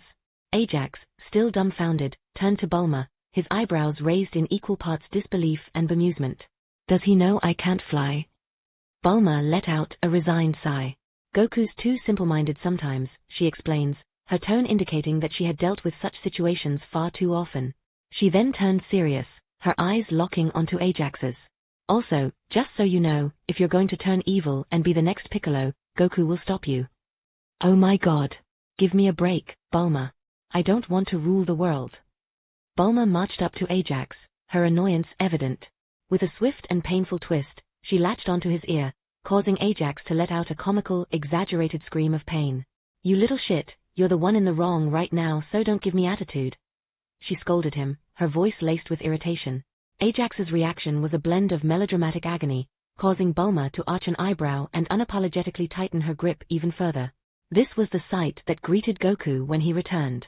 Goku's arrival prompted a pause in the ear-twisting as Bulma released her grip on Ajax, to his great relief. She turned to Goku with a raised eyebrow, her irritation not entirely dissipated. Hee hee, I forgot you can't fly. Can you fly us to Master Roshi's? Goku asked, either oblivious to the events he just saw or wisely choosing to not involve himself. Bulma rolled her eyes. She turned back to Ajax, her voice snappier than before. Come on then, she said, beckoning for both of them to follow her. As the roar of the plane's engines filled the surrounding airspace, Ajax sneaked a satisfied grin behind Bulma's back despite the pain. Sitting in the cockpit of the jet, he heard nothing but the sweet sound of victory, knowing that he was progressing along the master plan, even if it involved some ear-twisting along the way. Stern. The master plan. Use the Dragon Balls, completed. Use the Dragon Balls to cure illness and set the foundation for the future, completed. Stern. DBA Corner, Dragon Balls Part 1. Hello. The purpose of this corner is to provide some insight into how the Dragon Balls will function in the DBA universe. To avoid revealing any spoilers for upcoming plot developments, I'll be breaking down this topic into several sections as the story progresses. This first section here will be a brief overview of the Dragon Ball's basic mechanics and a list of the known limitations so far. So, in the canon storyline, it's mentioned that Shenron cannot grant any wish that exceeds the power of his creator. This statement is problematic because it brings up the question of why Shenron is even necessary if he operates on the same power scale as his creator. On this topic, the canon itself is rather inconsistent, as Shenron can accomplish feats beyond his creator's capabilities but also can't conveniently advance the plot, such as eliminating the Science. When Dend assumed the role of Kami, he somehow enabled Shenron to grant more than one wish, even though he wasn't significantly more powerful than Kami. Suddenly, because it was demanded by the plot, Shenron was augmented and partially freed from the constraints of his creator's power. In the DBA universe, Shenron and other immortal dragons are entities of and fueled by magic. Hence, the limit of their power is determined by their creator's magical might and arcane proficiency, rather than their key capacity or physical strength. If Kami were to enhance his magical abilities or significantly deepen his understanding of magic, Shenron's limits would also increase. Conversely, if Kami were to suddenly attain the same strength as Beerus but lose all knowledge of magic, Shenron would be unable to even warm up a cup of ramen. In the DBA universe, Shenron functions as an enhancer, akin to a pulley system. Just as a pulley system allows one to apply a smaller force and generate a much greater one at the opposite end, Kami's magic represents the force one applies when pulling the metaphorical strings, while Shenron represents the force exerted at the other end of the pulley. If the puller, Kami, increases their maximum exerted force, in this case, their magical might, then Shenron can amplify the force he exerts at the other end accordingly. Note that when Shenron grants a wish, he does not use Kami's energy or magic. Limitations of the Dragon Balls so far. 1. Cannot grant the same wish twice. 2. Cannot revive those who died of natural causes. 3. Cannot mass revive those who have died for longer than 1 year. 4. Cannot make modifications beyond one species' capability to withstand. 5. Cannot change one's race. 6. Cannot grant abilities with potential exceeding the limitations of the universe or capabilities of Shenron himself. 7. Cannot create or erase matter. 8. Cannot create or take life. P.S. For those of you who may be wondering why Shenron deemed the wish disrespectful, let me draw a comparison to help clarify. Imagine you're in a gift exchange and you're the secret Santa for your friend, let's call them Eugen A. The rules state that the maximum allowable gift value is $25. Now, picture Eugen A requesting a gift that costs precisely $25. How would you react in this situation? Likely a tad annoyed, right? Someone didn't factor in taxes and shipping fees. You might grumble a bit, or a lot, but most likely, you'll still buy the gift in the end. That's how Shenron feels. Chapter 8. Are you kidnapped? The roar of the engine reverberated through the sky, a thunderous sound that sent flocks of birds scattering in all directions. Inside the plane, however, the atmosphere was a stark contrast, suffused with an oppressive silence that seemed to grip everyone on board. Well, everyone except Goku, who appeared to be completely oblivious to the tension, humming a cheerful tune that sounded suspiciously like Baby Shark, softly under his breath. Ajax occupied the seat behind Bulma in the cockpit, his head resting against the cushioned headrest. His mouth curved slightly downward in a contemplative frown as he gazed out of the window. The hum of the spacecraft's engines provided a steady backdrop to the quiet tension that hung in the air. Even now, Ajax could feel the weight of Bulma's displeasure pressing down on him, permeated as it was in the oppressive silence. While he'd expected that his wish might raise some concerns, he hadn't anticipated Bulma's reaction to be quite so vehement. In all honesty, Ajax hadn't considered his wish to be all that serious or offensive. After all, he'd crafted it with great care, taking into consideration Bulma's, and by extension, the Z-fighter's delicate sensibilities when it came to matters of wishing for power. He hadn't at all expected Bulma to go off like she did. Despite the strain in his relationship with Bulma, not everything had taken a sour turn for Ajax. Goku's enthusiasm to spar with him had actually, inadvertently accelerated his quest for a mentor. Without any effort on his part, Ajax had secured a top-notch letter of recommendation to Master Roshi, courtesy of none other than Goku himself. And, as everyone knows, learning under Master Roshi meant access to the legendary Kamehameha. As thoughts swirled in his mind, Ajax's cheeks reddened with a faint blush of embarrassment, reminiscing his disastrous attempt at using the Kamehameha. Well, no need to relive that one any further. He would really rather not die from embarrassment today, thank you very much.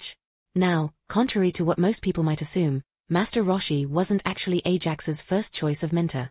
If he had his pick, Ajax would have preferred Tien Shinhan, and he had a good reason for it. While Master Roshi might be the more obvious choice, the elderly hermit had little to offer when it came to pure techniques. Since he is stuck as a human, he understands that the most significant advantage humans possess is their advanced ability to manipulate ki. The best way to capitalize on that and remain competitive, at least in the beginning, is the number of techniques in his arsenal. In this regard, Tien, and by extension his alma mater, beats Master Roshi hands down.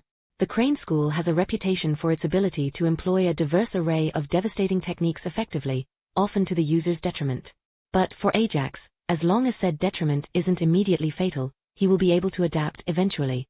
Moreover, their focus is on taking down opponents decisively, a skill Ajax sorely needed for the powerful adversaries he will face ahead. That being said, Ajax wasn't one to complain when an opportunity landed in his lap. He, and the master plan by extension, can adapt. Master Roshi is perfectly fine. Ajax trained his gaze on the expansive glass window of the jet, his dark eyes penetrating beyond to the depths of the dark blue ocean beneath, silently tracing the path of distant islands with them. Minutes later, the plane gradually began its descent. Initially, the drop in elevation was gentle, a subtle and almost imperceptible movement. But then, guided by Bulma's hand, the angle of descent increased and the aircraft descended purposefully. Finally, with a rush of air and a soft thud, the jet made contact with the ground. The impact sent a small plume of sand billowing outwards as it landed on a small, sandy island in the middle of nowhere. The island itself was unremarkable and modest, a small expanse dotted with only a few solitary palm trees, their fronds frolicking in the wind. Amongst these palm trees stood a single, gaudily pink house, its vibrant hue contrasting with its surroundings. Before the plane had even touched the ground, the doors of the pink house swung open, and its inhabitants emerged from within. They walked towards the jet, their faces etched with warm smiles. As soon as the sand had settled from the plane's landing, the cabin doors swung open with a hiss. Goku, brimming with palpable excitement, was the first to rise from his seat and stand at the threshold of the plane, grinning from ear to ear. "Come on, guys. Let's go say hi." Goku left first, his footprints carving a trail on the beach as he walked away from the plane. Bulma and Ajax followed closely behind, making their way to the exit and descending from the aircraft's ramp that now rested on the soft, welcoming sand. And so, Ajax officially sets foot onto the Kame house for the very first time. His eyes roved over the surroundings, observing the new environment. The house, he noted, was modest in size, almost resembling one of those mini house on wheels gimmicks he had seen on television. Its pink exterior was an assault on one's retinas, but thankfully, years of enduring the ocean's salt and humidity had muted its once vibrant hue. Ajax shifted his gaze and found himself facing three figures he recognized. At the forefront was an elderly man in sunglasses, holding a weathered cane in hand and grinning so widely that it exposed his missing teeth. Standing beside him was a massive sea turtle, a character that Ajax had honestly forgotten existed. Completing the trio was a short, bald man, with 6 distinctive incense-burned scars adorning his shaved head. The three of them waved their greetings, cheerful expressions, each reflecting varying degrees of delight. Goku led the way and was the first to approach the trio. His face lit up with a bright, excited smile as he waved to them. "Yo, Master Roshi, Krillin, Turtle. Nice to see you all again." Master Roshi and Turtle responded in kind, waving their greetings. Krillin, however, took a step forward, meeting Goku halfway. He extended his hand, and their fists met in a friendly bump. "Goku, I haven't seen you for so long. Wow, you've gotten stronger, haven't you?" Krillin's words held genuine admiration, and he couldn't hide the traces of awe in his voice.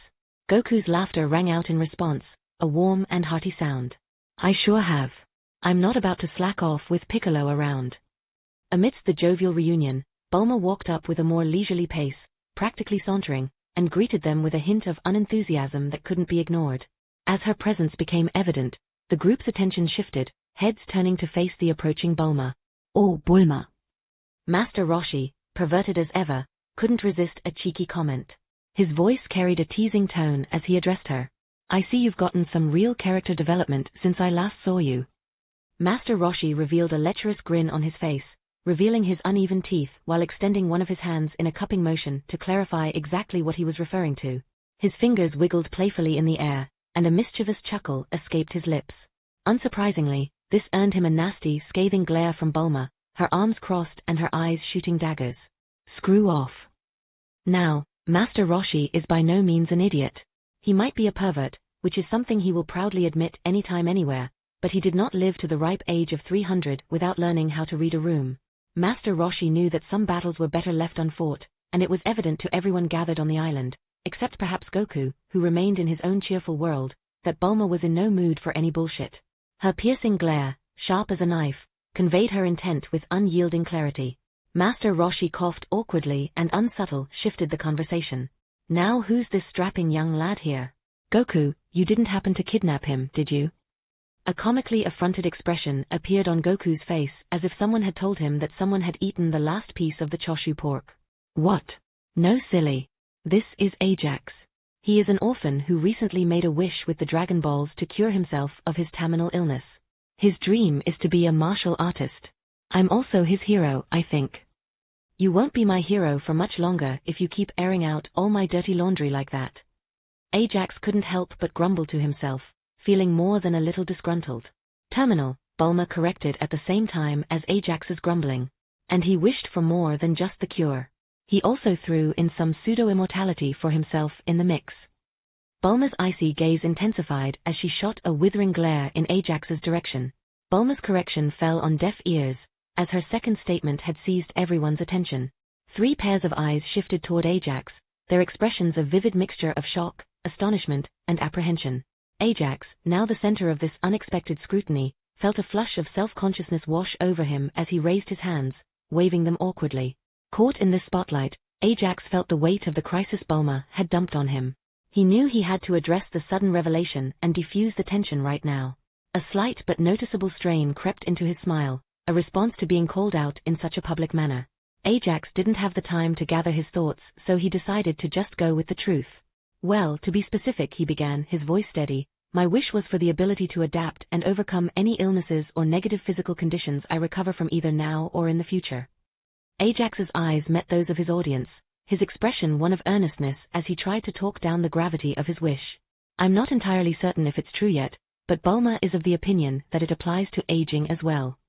The initial shock that had gripped the residents of Kame House began to ebb away, replaced by a sense of contemplation. The weight of Ajax's wish and its implications hung in the air, prompting them to consider the potential consequences. Master Roshi, ever the voice of reason, spoke up with a measured tone. That's not entirely dissimilar to my paradise herb, is it? He bounced the idea around for a moment, then added, it's not the worst-case scenario, not really, since it's not immortality in the truest sense. It's fine. Ajax is a good person. Goku's voice resonated loudly, carrying his unwavering trust as he gave Ajax a hearty pat on the back. Bulma, ever perceptive, watched with narrowed eyes as a certain degree of relaxation settled over the Kame House residents as Master Roshi and Goku's words were processed. She certainly regrets bringing Goku into this now. Bulma opened her mouth to continue voicing her thoughts, but Ajax caught her intentions and avoided her potentially probing questions by timely interjecting himself into the conversation. Oh, where are my manners? Ajax chimed up, his tone congenial and welcoming. Like Goku said, my name is Ajax. It's a pleasure to meet you all. Ajax followed the greeting with a small but respectful bow. Krillin, his eyes kind but still containing the smallest hint of caution within them, nodded in response and extended his own friendly greeting. Hello, nice to meet you, Ajax. I'm Krillin. Krillin's smile took on a mischievous glint, and he leaned towards Ajax as if sharing a secret. His voice, however, was anything but quiet, making it clear that the so-called secret was meant for everyone. You're sure you aren't kidnapped, right? It's okay, I can fight off Goku if you are. Krillin, ever the joker, offered Ajax a playful wink, letting him in on the jest. Ajax chuckled at Krillin's sense of humor. Out of the corner of his eye, he noticed Bulma's jaws snapping shut, her moment to continue the conversation lost. The wry smile tugging at his lips grew wider. However, Goku, who had been distracted by Turtle waddling away, turned to Krillin with a look of utter betrayal on his face, the joke flying over his head. Krillin, I would never. Do I really seem like that kind of person to you? I don't know, Goku. Goku and Krillin began to bicker and squabble playfully, causing laughter to ring around the island. And just like that, the tension that had briefly lingered was now thoroughly broken. Chapter 9, You Are Not Good Enough. So, is there another reason you brought him here, other than introductions? Master Roshi said once the laughter died down, taking the opportunity to steer the conversation in a more focused direction. Goku, his usual cheerfulness giving way to a hint of seriousness, turned to Master Roshi to speak his mind. Yeah. I think Ajax will grow stronger the more he fights, so I hope he can go through the turtle school training. That way, I can fight with him for reals. Master Roshi considered Goku's request, his face reflecting a thoughtful expression. After a moment of contemplation, he nodded his head in response and broke the silence. I don't take students on anymore, Master Roshi began, but I suppose I can make an exception if it's you asking, Goku. Did you bring any tribute for me? I'm running out of content over here. Couldn't you waive that just once? Chi-Chi would let me starve if she found out I bought books like that. I can't starve, I'm a growing boy. Please? For me. With that, Goku unleashed what he thought was his secret weapon, the puppy eyes no jutsu. However, given that Goku was now a grown-ass man, it only made him look rather disconcerting. Everyone at the gathering can hear Turtle chortling loudly at Goku's pitiable attempt from behind the house, having waddled away a while ago. Meanwhile, Master Roshi's reaction to Goku's plea was nothing short of dramatic. He let out a full-body shiver and flopped with a heavy dose of resignation as he muttered a heartfelt, "Why me?" as if regretting the life choices that led him here. Fine. I'll take him on without tribute, Master Roshi relented, his resistance crumbling under Goku's earnest plea. He shook his head with a very put-upon look on his face, realizing he had been defeated by his own student's charm. Turning his attention to Ajax, Master Roshi asked, "So, Ajax, how old are you?" "I'm 9. Master Roshi didn't appear to be deterred by Ajax's answer. He carried on with the conversation without missing a beat. "A little young. What martial arts experience do you have prior to this?" "Nothing." "Are you fit?" "Not particularly." "Are you at least healthy enough to practice martial arts right now?" "Well, I was terminally ill and slated to die young about 3 hours ago." A few moments passed in silence as Master Roshi and Ajax locked eyes. Then, Master Roshi slowly turned his head toward Goku, tilting his head downward as his index finger expertly slid his sunglasses down his nose. He pinned Goku with a look that could only be described as the epitome of "what the f*** am I supposed to do?" Goku, who suddenly found himself caught in this absurdly uncomfortable look, responded with an awkward, toothy smile, unable to meet Master Roshi's deadpan gaze. Krillin, who had caught the look exchanged between master and student on the sidelines, practically busted his gut laughing at the hilarity of the situation. Ha ha ha. I can't, ha ha ha. Master Roshi released a deep, weary sigh. The things I do for you, Goku, he muttered, his voice carrying a hint of exasperation. Then, he turned his attention back to Ajax. Look, Ajax, Master Roshi began, his tone unusually candid. I'm going to be honest with you. Had you approached me like this without Goku, I wouldn't have accepted you as a student. There would have been no words you can say or magazines you can offer to change my mind. You are not qualified for my tutelage. You simply weren't good enough. Krillin practically choked as he stopped his laughter mid-breath at the brutal statement.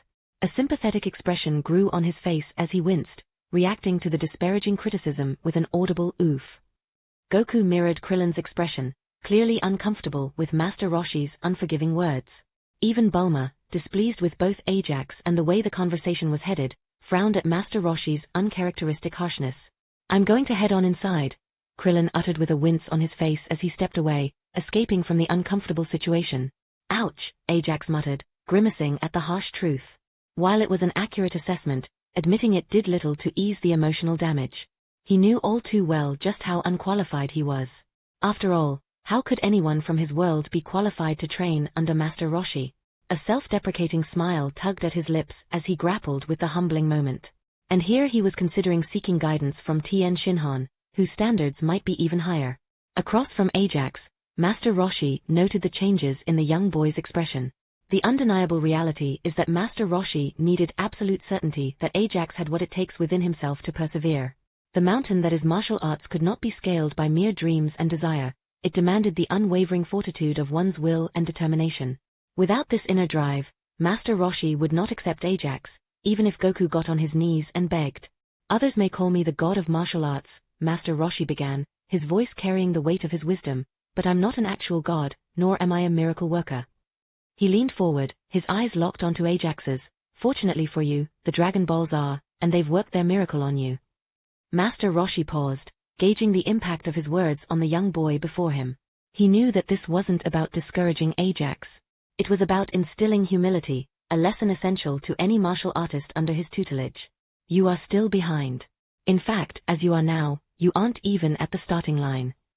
Master Roshi continued, though the Dragon Balls have removed the primary obstacle for you, it merely meant your journey has been upgraded from impossible to incredibly difficult. Master Roshi knew that the wondrous power of Shenron, and the gift he bestowed upon Ajax, had rewritten the young boy's fate. At the same time, that gift is also a deadly two-edged sword with the potential to breed confidence that, if mishandled, might turn into arrogance as Ajax progresses along his martial arts journey. Unlike Goku and Krillin, this lesson needed to be taught early and harshly, to firmly embed the virtue of humility, lest the young warrior tread the perilous path of hubris and evil as Bulma feared. Unbeknownst to Master Roshi, this was a lesson that Ajax, of all individuals, did not require. Ajax knew very well of his own weakness and the limitations of the human race. He understood precisely where he stood in the pecking order of the greater universe and knew exactly how he scales in comparison to the true monsters lying in wait. Master Roshi might have perceived the wish as a source of potential arrogance, but he is mistaken. Ajax did not and will not regard the wish as a source of pride. Instead, it is a vital and indispensable tool for survival. Ajax's circumstances demanded a perpetual focus on the future against incoming threats, rather than dwelling on past accomplishments. It was not a matter of choice. It was something born of necessity, driven by the demands of the master plan and his survival. Suddenly, Ajax's mind echoed with the wisdom of another inspirational source from his past. Abandon your fear. Look forward. Move forward and never stop. Retreat and you will age. Hesitate and you will die. A steely glint flickered within Ajax's eyes. That's right. He couldn't afford to second-guess himself. Yes, he might be weak now, but everyone started somewhere. Even the future son Goku, who had brought the mighty Jiren to his knees once, possessed a mere power level of 2. With resolve hardened, he raised his gaze to meet Master Roshi's, whose expression remained inscrutable behind his sunglasses. Master Roshi parted his lips, ready to deliver his next words. You're starting from behind, which means you'll have to push forward harder than others, train longer hours than others, learn faster than others, and challenge your limitations further than others. This path isn't one that just anyone can take. Do you have what it takes? Even as the question left his lips, Master Roshi already knew what the answer would be. While he might not fully understand what drives the young boy, the look in Ajax's eyes does not belong to someone who is in it for amusement. Whatever it is that impelled Ajax forward, he was certain it would not wane with time. I do, Ajax answered resolutely. Good. Master Roshi nods, pleased. You aren't qualified to train under me yet. To get there, we must first give your body what it needs to overcome your disease and attain peak condition. Then, your true training shall commence. Prepare yourself for 2 years of hell. Bring it on, old man. Ajax retorted with a challenging grin, simultaneously suppressing his unease at the estimated time frame. Master Roshi laughs. You're going to regret saying that, you little squirt. Oh shit. Krillin's sudden, thunderous yell startled everyone as they swiveled their heads toward Kame House in alarm. Krillin's next words, however, prompted collective silence. I'm going to be a senpai. Krillin's triumphant proclamation echoed through the confines of the house. His head then popped out from the window frame like a prairie dog. He fixed his gaze upon the people gathered outside, his face suddenly deadpan and devoid of his earlier elation. Also, Bulma, your plane got sand all over the floor. Chapter 10 *. Time skip already? Approximately 2 years later. The ocean reflected a deep, fiery orange as the sun dipped below the horizon, casting a mesmerizing glow across the water. A young boy, now 11 years old, gracefully moved through a series of sharp, well-practiced motions on the beach. The boy in question was none other than Ajax, now 11 years old, his once childish frame having stretched into a taller, slightly less boyish silhouette. He sported only the Turtle School's orange GI pants, leaving his upper body bare, showcasing a defined physique that attested to his dedicated training.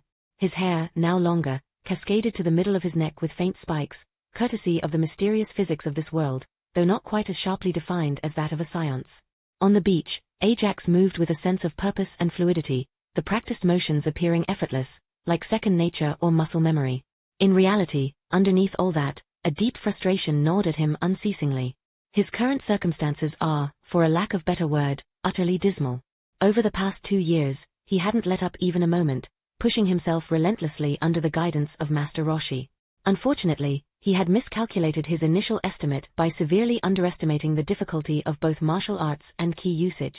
However, rather than an underestimation, it is more likely that he had simply overestimated his own talent instead. After 2 years of unwavering dedication, he had yet to surpass Krillin, let alone Goku. At the moment, Ajax is one setback away from exploding in frustration. A deep scowl marred his face as Ajax reflected on his experiences in the past 2 years.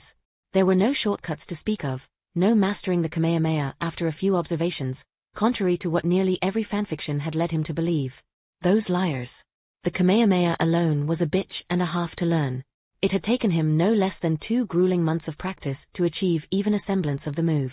Compressing ki to the absurd degree required for the internal pressure to eject the technique outward is a lot harder than it sounded.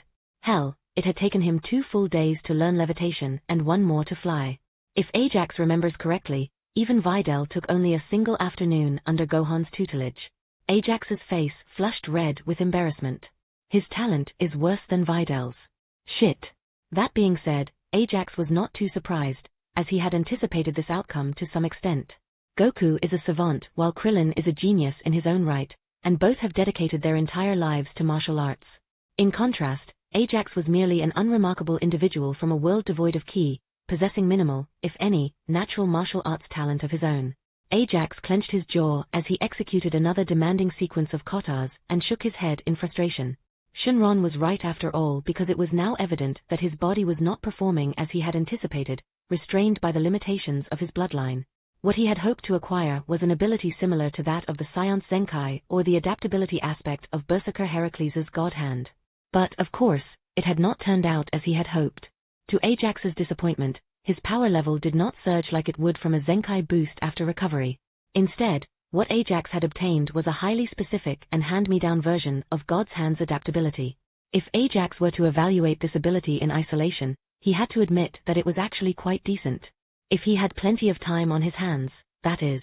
The problem lay in the fine print of his wish. He had neglected to add healing as part of the deal, having used the word adaptation instead. As a result, whenever he got injured, he had to heal the ordinary way, a process that now seemed painfully slow. Once he has recuperated, Ajax gets a nice chunk of resistance to the specific type of damage inflicted upon him, up to the degree of the force of the attack. Unfortunately, after extensive experimentation with Krillin and Master Roshi, Ajax learned that crushing, heat, blunt, concussive, sharp, tearing, pressure, electrical, vibrational, ki, and countless other types of damage all fell under distinct categories. Looks like Shenron did get him back for being too greedy, because the legendary dragon had given him exactly what he had wished for, down to the very letter. Ajax released a soft, resigned breath between his teeth. The master plan's recourse for correction, a second wish for items of power like the fruits from the Tree of Might, is also off the table. Regrettably, the same person who made his first wish possible now stood as the greatest obstacle to his second. Yet, he found it difficult to truly fault her, especially considering that at this point, Piccolo remained an adversary for her rather than an ally. To her, Ajax's greed probably made him look like Piccolo Jr.'s junior. Ajax had also briefly contemplated stealing the radar, but he had no confidence in his ability to collect the Dragon Balls and make the wish before Goku could track him down to whoop his ass. God damn it. He needs to get his shit together fast. According to the master plan's timeline, he should already be at a much higher level of strength than he is currently. Worse yet, his allotted time had already elapsed, and he was far from ready to confront Raditz. Unbeknownst to Ajax, Krillin had surreptitiously popped his head around the corner of Kame House to observe him, much like an enamored young maiden yearning to steal a glimpse of her beloved. A proud smile tugged at the corners of Krillin's lips as he observed Ajax, his kohai, engrossed in the meticulous execution of the Turtle School kata. Krillin isn't too sure what exactly is driving Ajax to train with such fervor and desperation, but one thing was certain. Among all the students at Kame House, Ajax exemplified dedication. Even at this very moment, Ajax remained so wholly concentrated on his kata, that he remained oblivious to Krillin's presence. Such drive is exceptionally rare, Krillin thinks, even among seasoned martial artists, including himself. In all honesty, Krillin had already been feeling pressured by Ajax's relentless pace over the past 2 years, and it had spurred him to intensify his training as well. What sort of senpai would he be if he just allowed himself to be surpassed by his own kohai? Already during their sparring sessions, Krillin had witnessed Ajax effortlessly tank blows from him that would typically require dodging or deflection. It made fighting Ajax a unique experience, like a battle against an opponent who is on an entirely different level, just without the punishing counterblows. It had filled a void in Krillin's combat skills that he hadn't even realized existed. In fact, as long as he is careful to maintain a constant offensive, Krillin felt reasonably confident that he can give even Goku a run for his money. Maybe. During the transition to the final kata, Krillin moved gracefully away from the building's side to approach Ajax. He called out, his voice resounding loudly and interrupting Ajax's thoughts. Impressive form. You're improving by leaps and bounds as usual. Ajax momentarily halted his kata, turning to face Krillin. Thanks, but I'm not improving fast enough. Krillin sighed in exasperation and shook his head. Man, I just can't understand your desperation for more strength. Your cheat of a body has already made me nearly ineffective against you unless I put in some serious effort. That's gotta be good enough. No, not yet. Krillin positioned himself alongside Ajax, assuming the initial stance of the final kata. He offered a brief, affirmative nod to Ajax, signaling his readiness to join in. A comfortable silence enveloped the two as they synchronized their movements, illuminated by the warm orange hues of the setting sun. As Ajax executed the stances and motions seamlessly beside Krillin, his thoughts began to drift toward the future once more. He is currently stuck in the awkward period between now and the Scion invasion, where he has minimal access to resources and where effort alone isn't sufficient to attain the power he needs. Ajax was well aware that humans could only grow their power levels slowly, unlike other races. Scions could elevate their power through a multitude of transformations, Namekians could fuse, and Arcosians boasted various forms that enhanced their already outrageous capabilities. In contrast, humans lacked any inherent biological advantages, forced to endure a painfully gradual ascent in power. Ajax knows that his edge in combat has to be his cunning, his mastery of techniques, as well as the efficient creation and use of opportunities. That being said, tricks and tactics will only get him so far before the gaping chasm of power becomes unbridgeable. Ajax narrowed his eyes. That would all change once he gained access to Earth to Ajax. Krillin's voice rang out beside him, abruptly yanking Ajax from his deep introspection. Man, were you zoning out on me this entire time? What were you thinking about? Ajax considered the question for a split second. About an Atlantis that was never built. Krillin blinked. What? But Ajax had already returned his attention towards the final segment of the kata. Oi! You have a bad habit of spitting out random words as a diversion when you don't want to answer a question, you know? Krillin grumbled good-naturedly. What's the last diversion you pulled? Oh, Master Roshi's pet phoenix. I still cannot believe you had the balls to insinuate that he ate it by asking him to his face what fried phoenix tasted like. Goku appreciated the joke. Krillin let out this uncharacteristic soul-weary sigh. Yeah, but it's Goku, man. The two completed the final sequence of movements, their bodies lightly shining with a thin layer of sweat. As they stood there, quietly watching the sun's descent in companionable silence, an abrupt voice behind them shattered the tranquility and sent shivers running down their spines. What did I say about discussing my phoenix, you little dipshits? Ajax and Krillin froze in their tracks as Master Roshi's annoyed voice thundered from behind them. Two enormous and beefy hands descended upon them, clamping down on their heads with vice-like force. The duo's screams of terror pierced the air as their feet dangled above the ground, desperate to find any semblance of traction but finding nothing but empty air. With an unexpected motion, the colossal hands lightly tossed them upwards, liberating their abused skulls. Up in the air, the duo felt momentary weightlessness before they crashed back down to earth, landing unceremoniously on their butts. They looked up, matching sheepish grins on their faces, as they faced the mildly irritated Master Roshi. Master Roshi, his expression still of annoyance, began to appraise Ajax, his keen eyes raking up and down the young boy's physique. Finally he nodded, a satisfied gleam in his eyes.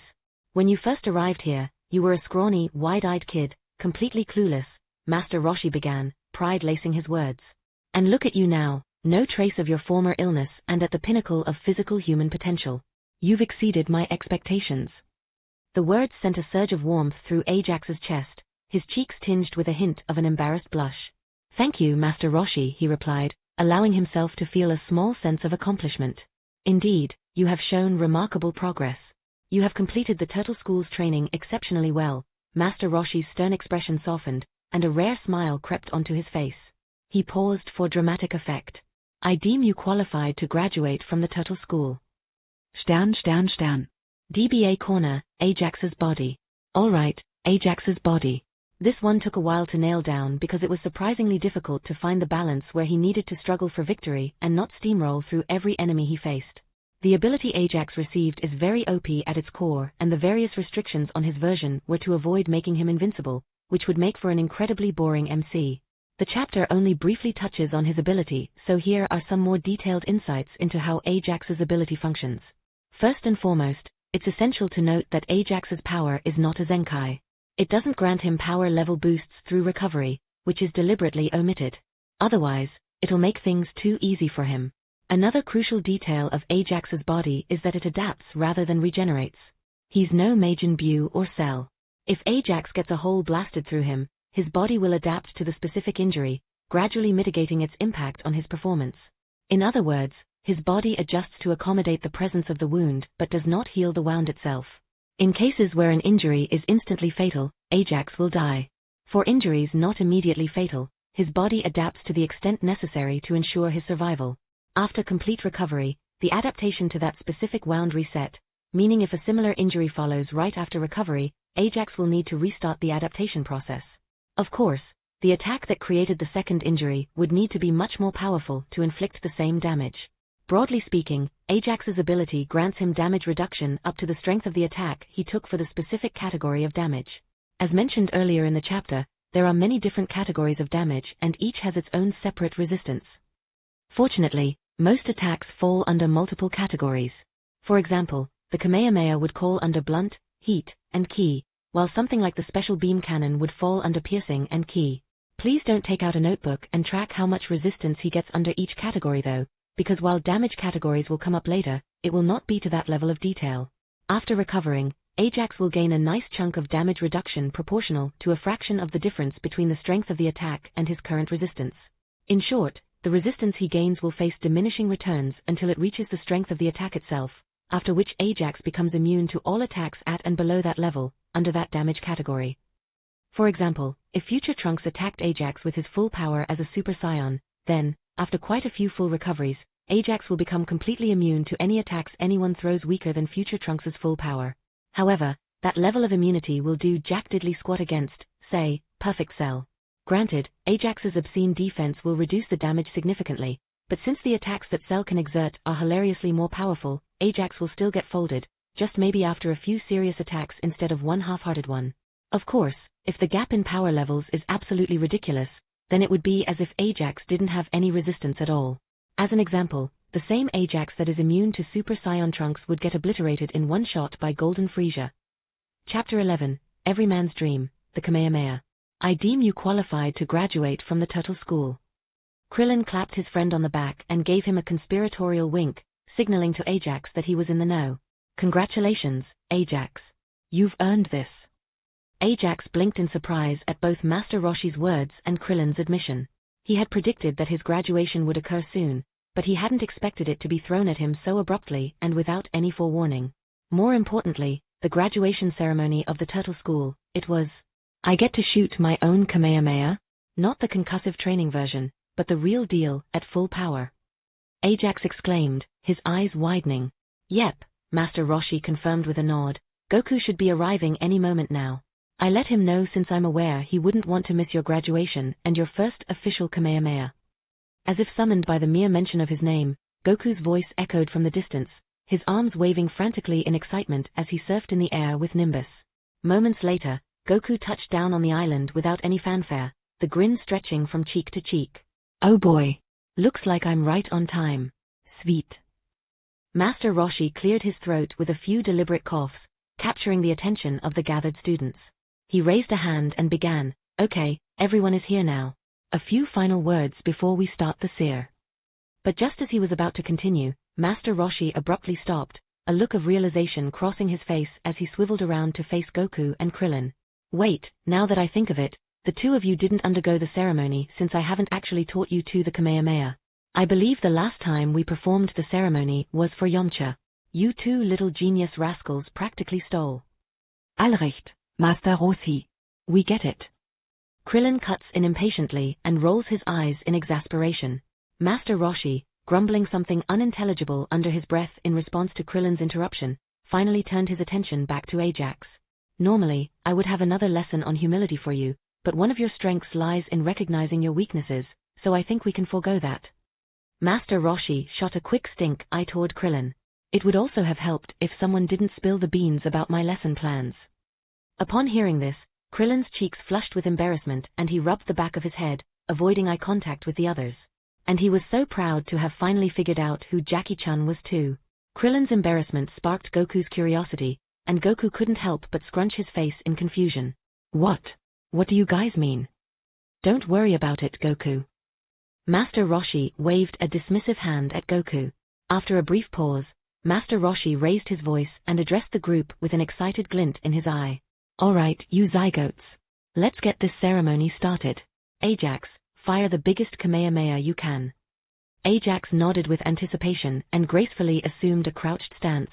He closed his eyes and positioned his hands near his waist, held slightly apart, as though cradling an invisible sphere. Deep breaths filled his lungs, and he quickly cleared his mind completely. As the seconds ticked away, he delved deep, tapping into the wellspring of power within him. Within his closed palms, a minuscule speck of light materialized, casting a faint glow. As he channeled his energy, the tiny dot swelled and expanded, forcing him to adjust the gap between his hands to accommodate its growing size. Ajax kept his eyes shut, his entire frame trembling with effort as he compressed the key within the now eye-piercing blue sphere. He began to chant the familiar incantation, K-A-M-E-H-A-M-E. Ajax compressed the orb one last time, feeling it attaining the critical density, the minimum required for a successful attack. This was it, the moment he had trained so diligently for. He is about to make into reality the dream of millions, right here, right now. And it won't be a fart this time. His heart pounded as he unleashed his battle cry, H-A-V-A. An enormous beam of sharp azure light, as wide as a human torso, erupted from Ajax's outstretched palms, creating twin plumes of water that surged on either side, driven by the sheer force of the beam. It danced gracefully across the water's surface, its piercing brilliance briefly transforming the darkening sky into a radiant shade of blue. The energy blast continued for a few seconds, whistling through the air with its resounding power. Then, with an adept twist of his key, Ajax cut off the flow, causing the mighty beam to rapidly shrink and sputter out. In the wake of that attack, the sea's surface remained uneven and rippling from the tremendous force it had experienced moments prior. A grin of wild joy swept across Ajax's face as he bathed in the afterglow of his first official Kamehameha. Raising one triumphant fist into the air, he let out a resounding roar of excitement and pride that echoed across the serene seascape. In the wake of his achievement, a chorus of excited clapping and cheers erupted from behind him, as Goku and Krillin offered their congratulations. But before they could continue their jubilant cheering for too long, Ajax spun around to face the rest of the onlookers, cutting them off. "Let's do one together," Ajax exclaimed, a large smile gracing his face. "Goku and Krillin never did the ceremony, right? Let's all fire one together, like one big graduation." The ear-splitting grin on Goku's face stretched even wider, and his enthusiasm soon proved too much for him to contain. He whooped with delight and leaped into the air, a move swiftly mimicked by Krillin. Wordlessly, and in unison, the three Turtle School alumni turned their expectant gazes to Master Roshi, who chuckled in response to the eager looks he was receiving. "Very well, let's do it. Since we're doing a group graduation, I have a few words to share," Master Roshi declared, commanding the attention of his students. "Train well, learn well, play well, eat well, and rest well. Enjoy your lives to the fullest and be merry. The Turtle School will be with you always. Let's dedicate the next Kamehameha as our greatest." With his piece said, Master Roshi transformed. His frail appearance gave way to a display of sheer power as his muscles bulged and veins throbbed beneath his skin. With an almost dismissive gesture, he tossed aside his cane, no longer needing it to support him. In a matter of moments, the once tired old man had morphed into a colossal mountain of rippling muscle. In the ensuing moments, silence enveloped the beach. No words were spoken because there was no need to. At that moment on that beach, bathed in the soft hues of the setting sun, every member of the Turtle School knew exactly what to do. They stood in a straight line, 2 paces apart, each assuming the iconic charging position of the Kamehameha, and began to charge their attacks. The last sliver of the sun dipped below the horizon. Then, unison, Kamehameha. As the sun sets completely below the horizon and darkness envelopes the world, for brilliant beams of pure blue light streak across the water, their radiant intensity rekindling the night sky. As the beams and their light raced into the distance, the night slowly cast a gentle darkness over the small island, which is now solely illuminated by the soft, interior glow of the Kame house. In the faint light seeping from the house, 3 pairs of voices screamed their joy and triumph into the night sky, accompanied by the contented chuckling of a 4th. "These old bones shouldn't linger in the cold ocean air for too long. I'll go prepare some hot pot for dinner." With that, Master Roshi turned around and began shuffling inside. Before Master Roshi could put too much distance between himself and the group, Goku's voice rang out, the excitement still not fully drained from him. "Why don't we hold a party tomorrow? Bulma and Yamcha couldn't make it on such short notice today, but they can join us tomorrow." Master Roshi, intrigued by the idea, paused in his tracks, turning to regard his students. A contemplative expression washed over his face. Beside Ajax, Krillin nodded his agreement rapidly, clearly very in favor of the plan. "That's a great idea, Goku. We can gather everyone for a grand celebration." "Well, you don't need to give me a reason to see Bulma again," Master Roshi said with a nonchalant shrug. Goku turned to Ajax, eager for his response. In reply, Ajax simply mirrored Master Roshi's sentiment with a shrug of his own. "Okay, it's decided then. I'll bring along a surprise too. See you all tomorrow." With that, Goku bounded onto the Nimbus and took to the skies, presumably heading home. The group wordlessly watched the figure of Goku as it rapidly receded into the night, enveloped by the deepening darkness. "Ah, did he just fly off?" Krillin said, surprised. "But we haven't even decided on a time yet." "He did that right after my wish too," Ajax explained with a wry smile, shaking his head. "Just took off, completely forgetting that neither I nor Bulma could fly." "Did he now?" Krillin laughed, his amusement plain in his voice. "Well, considering it's Goku, one less mouth to feed in this case means much more food for us. I'll be back inside the house." Master Roshi started to retreat into the Kame house, stooping down to pick up his cane along the way. Ajax decided to remain outside a little while longer. As his gaze fixed on the vast expanse of the ocean, a somber, contemplative expression washed over his features. He had a strange feeling that tonight's events seemed to mark the end of something, and he couldn't shake that lingering sense of finality. Still alert, Ajax's pensive mood did not escape Krillin's notice.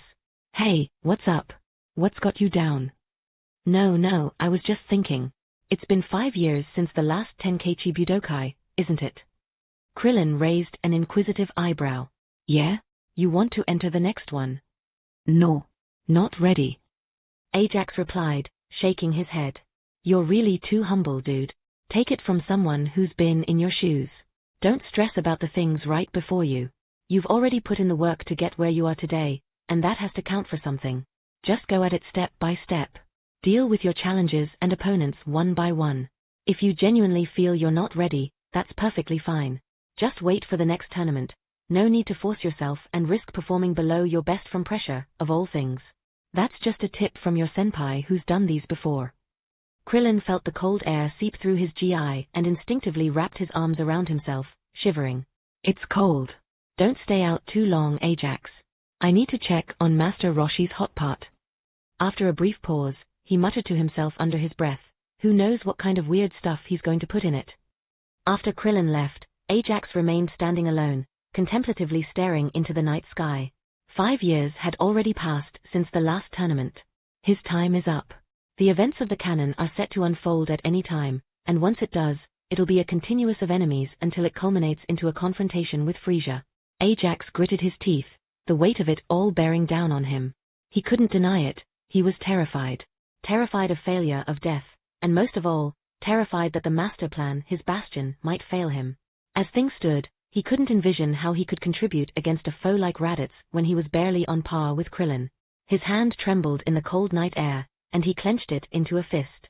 I'm not ready yet, damn it. Ajax closed his eyes, and Krillin's words echoed in his mind. He can't just sit this one out. Can he? A rush of anxiety coursed through him, and he took a deep breath to steady his racing thoughts. As he opened his eyes once more, his eyes were calm. Follow the master plan one step at a time, that's all I can do. Hot pot's ready, came the shout from within the Kame house. Coming. Chapter 12, Crimson.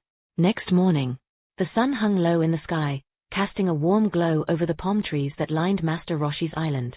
A gentle breeze rustled their tall leaves, creating an accompaniment to the soothing sounds of the ocean waves. Inside the Kame house, a sense of urgency filled the air as residents scrambled to clean up the aftermath of the impromptu party from the previous night. Turtle, with a dedicated expression, was on the floor, diligently wiping up a spill from a drink mishap with a flipper, his tongue slightly lolling out as his scaly face scrunched in concentration. Meanwhile, Krillin left after images as he blitzed around the living room tidying up and ensuring that every item found its way back to its original spot. His movements were lightning fast and efficient, a testament to both his training and his familiarity with the interior of the Kame house. Amid the bustling activity, Ajax stood in front of the sink, his sleeves rolled up as he scrubbed dishes that had accumulated from the previous night's hot pot. The scent of soap and warm water surrounded him along with the clinking of plates and utensils. Amid the flurry of activity, the main perpetrator behind the mess lounged casually on the couch. A cup of beer rested in Master Roshi's hand as he observed the chaos with serenity, occasionally taking a sip from his drink. He missed Launch. She would be able to take care of this entire mess alone, with a smile, in under 20 minutes, and somehow also managed to serve watermelons when he knew he didn't have any. She was such a nice housemate, for more reasons than one. God knows how Tien Shinhan managed to steal her from right under his nose when she'd been living with him for years. It was good to know, though, that he can still blackmail his students into doing manual labor for him, the freeloading little shits. While Ajax can be excused given his age, Master Roshi has a sinking feeling that Krillin will be bunking with him even after some poor gal finally marries him. Get a move on. This is important training of the Turtle School. The chorus of groans following his command is music to his old ears. Unfortunately, he didn't get to amuse himself with their suffering as much as he would have liked because the roar of an approaching aircraft disrupted the relatively tranquil air. The sound grew progressively louder before swallowing even the noise from the TV. With a swift turn of his head toward the window, Master Roshi spotted Bulma's plane descending gracefully outside a window, a little too close for comfort. Just above the ground, the plane's engines cut off abruptly, causing it to freefall the last few feet. The impact sent a furious storm of sand into the air, and a generous portion of it blew directly into the house, landing with pinpoint accuracy straight onto Ajax's unsuspecting face. Gaia! I got sand in my eye. With a mischievous smile gracing her lips and a spring in her step, Bulma hopped out of her jet's cockpit. Both of Bulma's hands were full of bags filled with an assortment of snacks and treats as she made her way toward the Kame house. Hey, everyone! I brought some snacks with me. Bulma's cheerful greeting announced her arrival as she entered through the door. Turtle, having just finished putting away the dirty rags he had been using, perked up at the mention of food. He waddled over to Bulma, his beady eyes trained on the snacks she was holding. Master Roshi, still seated on the sofa, lifted his cup of beer in lieu of waving. "Your boobs are getting perkier every time I see you," he remarked with a familiar lecherous glint in his eyes. Bulma rolled her eyes at the predictable comment. She instinctively brought her arms to her chest, covering herself to protect her modesty from the ogling eyes of the old martial artist. However, the heavy bags she was carrying in her hands hindered her, stopping her in mid-action.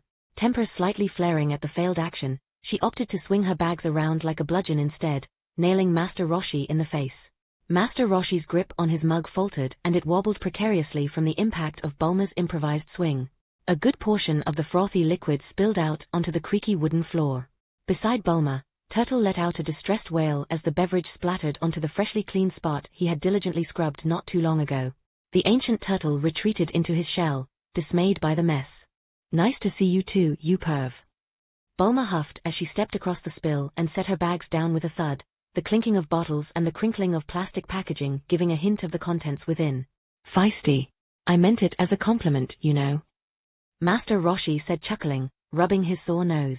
Bulma, her cheeks flushed with annoyed anger, crossed her arms. "Well, maybe try giving a normal compliment next time." "Can't teach an old dog new tricks, my dear." Master Roshi completed his response with a wink. Bulma did not dignify Master Roshi's shameless statement with a response. Instead, she turned her gaze to Ajax, her expression shifting to one of faux confusion at the sight of Ajax furiously rubbing his eyes. She leaned in closer, her voice dripping with exaggerated concern. "Are you okay, Ajax?" "Sand.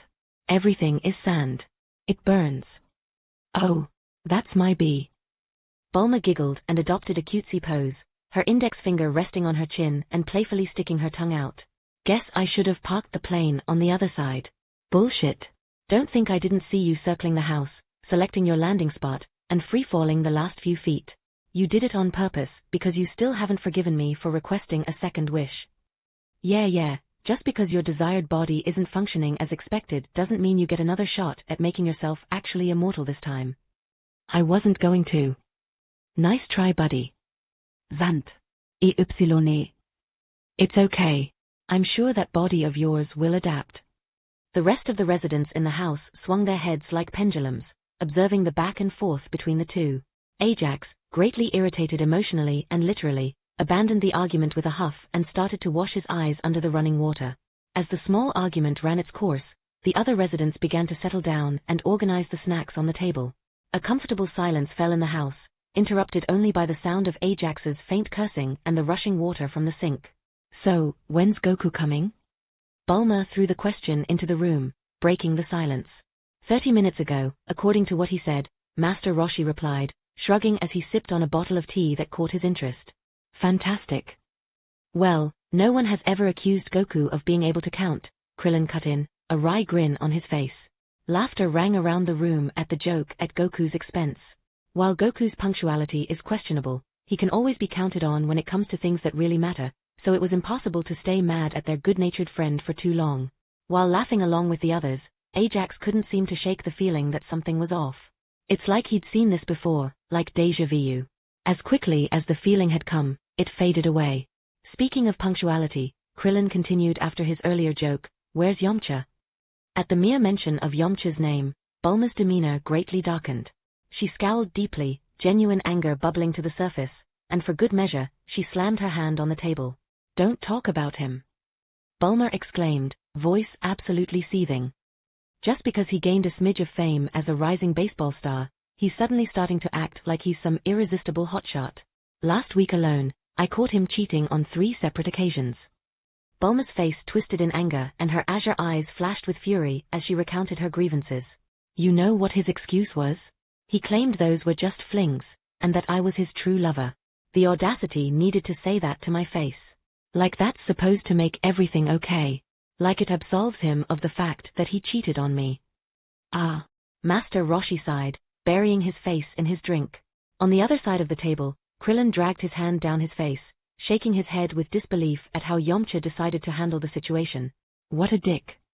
Ajax, who was now wiping his eyes dry, added his own 2 cents, acting as if he wasn't the little schadenfreude gremlin he truly was, having known of this drama years before it unfolded. Right. Thank you. Bulma, still fuming from the scandalous event, huffed and crossed her arms. That's why he's not coming. I told him the party was tomorrow.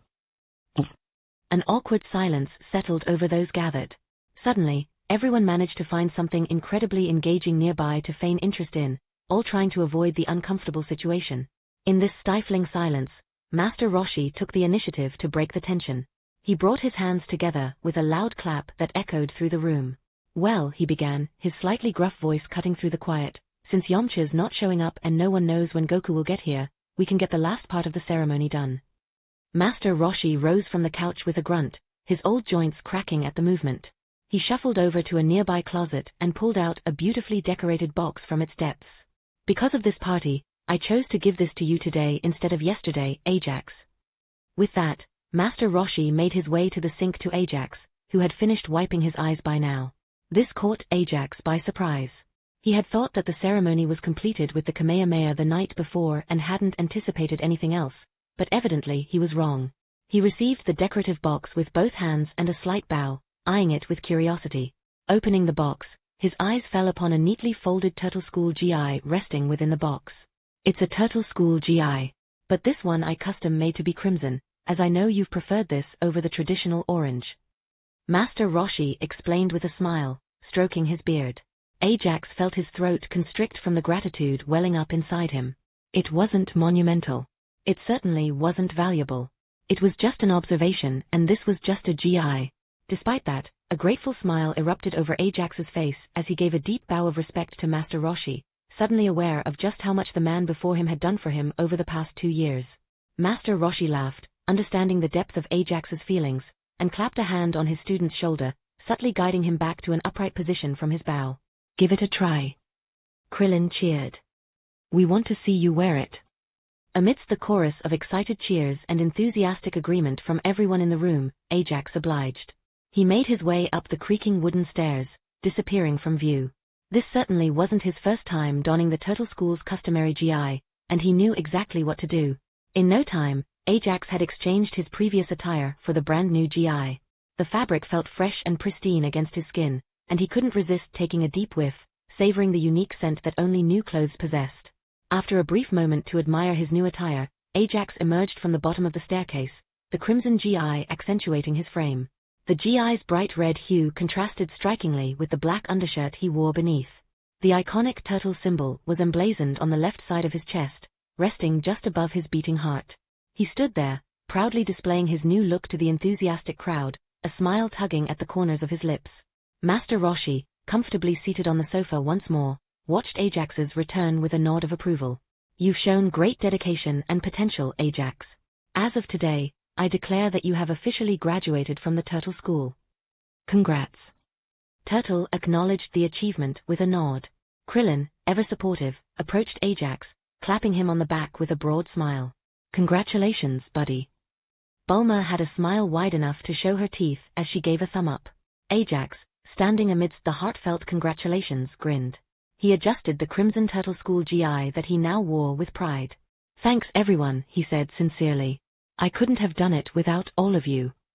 With the ceremony completed, the room quickly descended into pleasant chaos as everyone squabbled, playfully fighting over their favorite snacks and drinks. In the midst of this controlled chaos, a distant cry echoed from outside, signaling that the final member of the party had arrived. Chapter 13 *, This is my son. In an instant, everyone inside the house recognized Goku's voice and scrambled to leave the building. It was Goku after all, and his arrival meant that the celebration could start for real. They hurried outside just in time to witness Goku jumping down from Nimbus with an enthusiastic wave. Hi guys. I brought a surprise with me. Unlike all the other times Goku descended from the Nimbus, he wasn't alone. Sitting on his shoulders and firmly held in place by Goku was a young boy, his brown tail swishing back and forth in a repetitive manner. He had a wide-eyed, startled expression that contrasted starkly with the whirlwind of excitement around him. Goku, did you kidnap a kid for real? Bulma blurted out, her voice tinged with a mix of concern. Oh haha, very funny, Bulma. No, this is my son. Goku's unexpected revelation had just sent shockwaves through the gathering.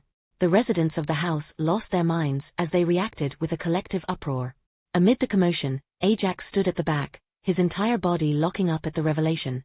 He took a shuddering breath, his senses suddenly sharpened as adrenaline coursed through his veins. The déjà vu returned tenfold as it slammed into his face like not unlike physical force, causing him to sway slightly on his feet. The feeling of finality yesterday. The arrival of Gohan today. It can only mean that the canon has begun in earnest, the realization sending a shiver down Ajax's spine. And this celebration, wasn't it perfectly reminiscent of the reunion the day Raditz arrived? Is that today? The color drained from his face. Coincidentally and unintentionally, Krillin mirrored Ajax's reaction. His hand shot to his chest, clutching it dramatically as if he were having a heart attack. With a groan that was both exaggerated and comical, he swayed on his feet. Even though I'm dating Marin right now, it still hurts to see you having a kid before I could even lose my virginity. Goku pouted playfully at Krillin and Ajax. Hey, cut it out, you guys. That's mean. The two of you don't have to act like the world is ending just because I procreated. Bulma and Ajax corrected simultaneously, the response an instinctive reaction by now. Ajax had barely recovered from his shocking revelation of Gohan's arrival when another piece of information suddenly registered, catching him off guard. Krillin is dating someone? Right now? This didn't happen in the canon, did it? He didn't know Krillin had a relationship before 18. Did the butterflies grow this large already? Ajax whipped his head around at Krillin, feeling a little dizzy from the whiplash. You have a girlfriend? This entire time? And you didn't tell me? Ajax practically shrieked and seized Krillin's shoulders, shaking him back and forth vigorously. How? You were at the Kame house with Master Roshi and me the entire time. Master Roshi sniggered into his fist. Not all the time. Krillin opened his mouth, ready to defend himself from this unjust accusation, when a sudden movement from Goku's shoulders caught their collective attention. Ajax and Krillin's loud interaction had apparently frightened Goku's young son, Gohan, who was desperately trying to fit his entire body behind his father's head, with limited success. Goku sensed the shift in his son's position. With a warm smile, Goku reassured his son, Hey Gohan, it's alright. We were just fooling around. Nothing to be scared of.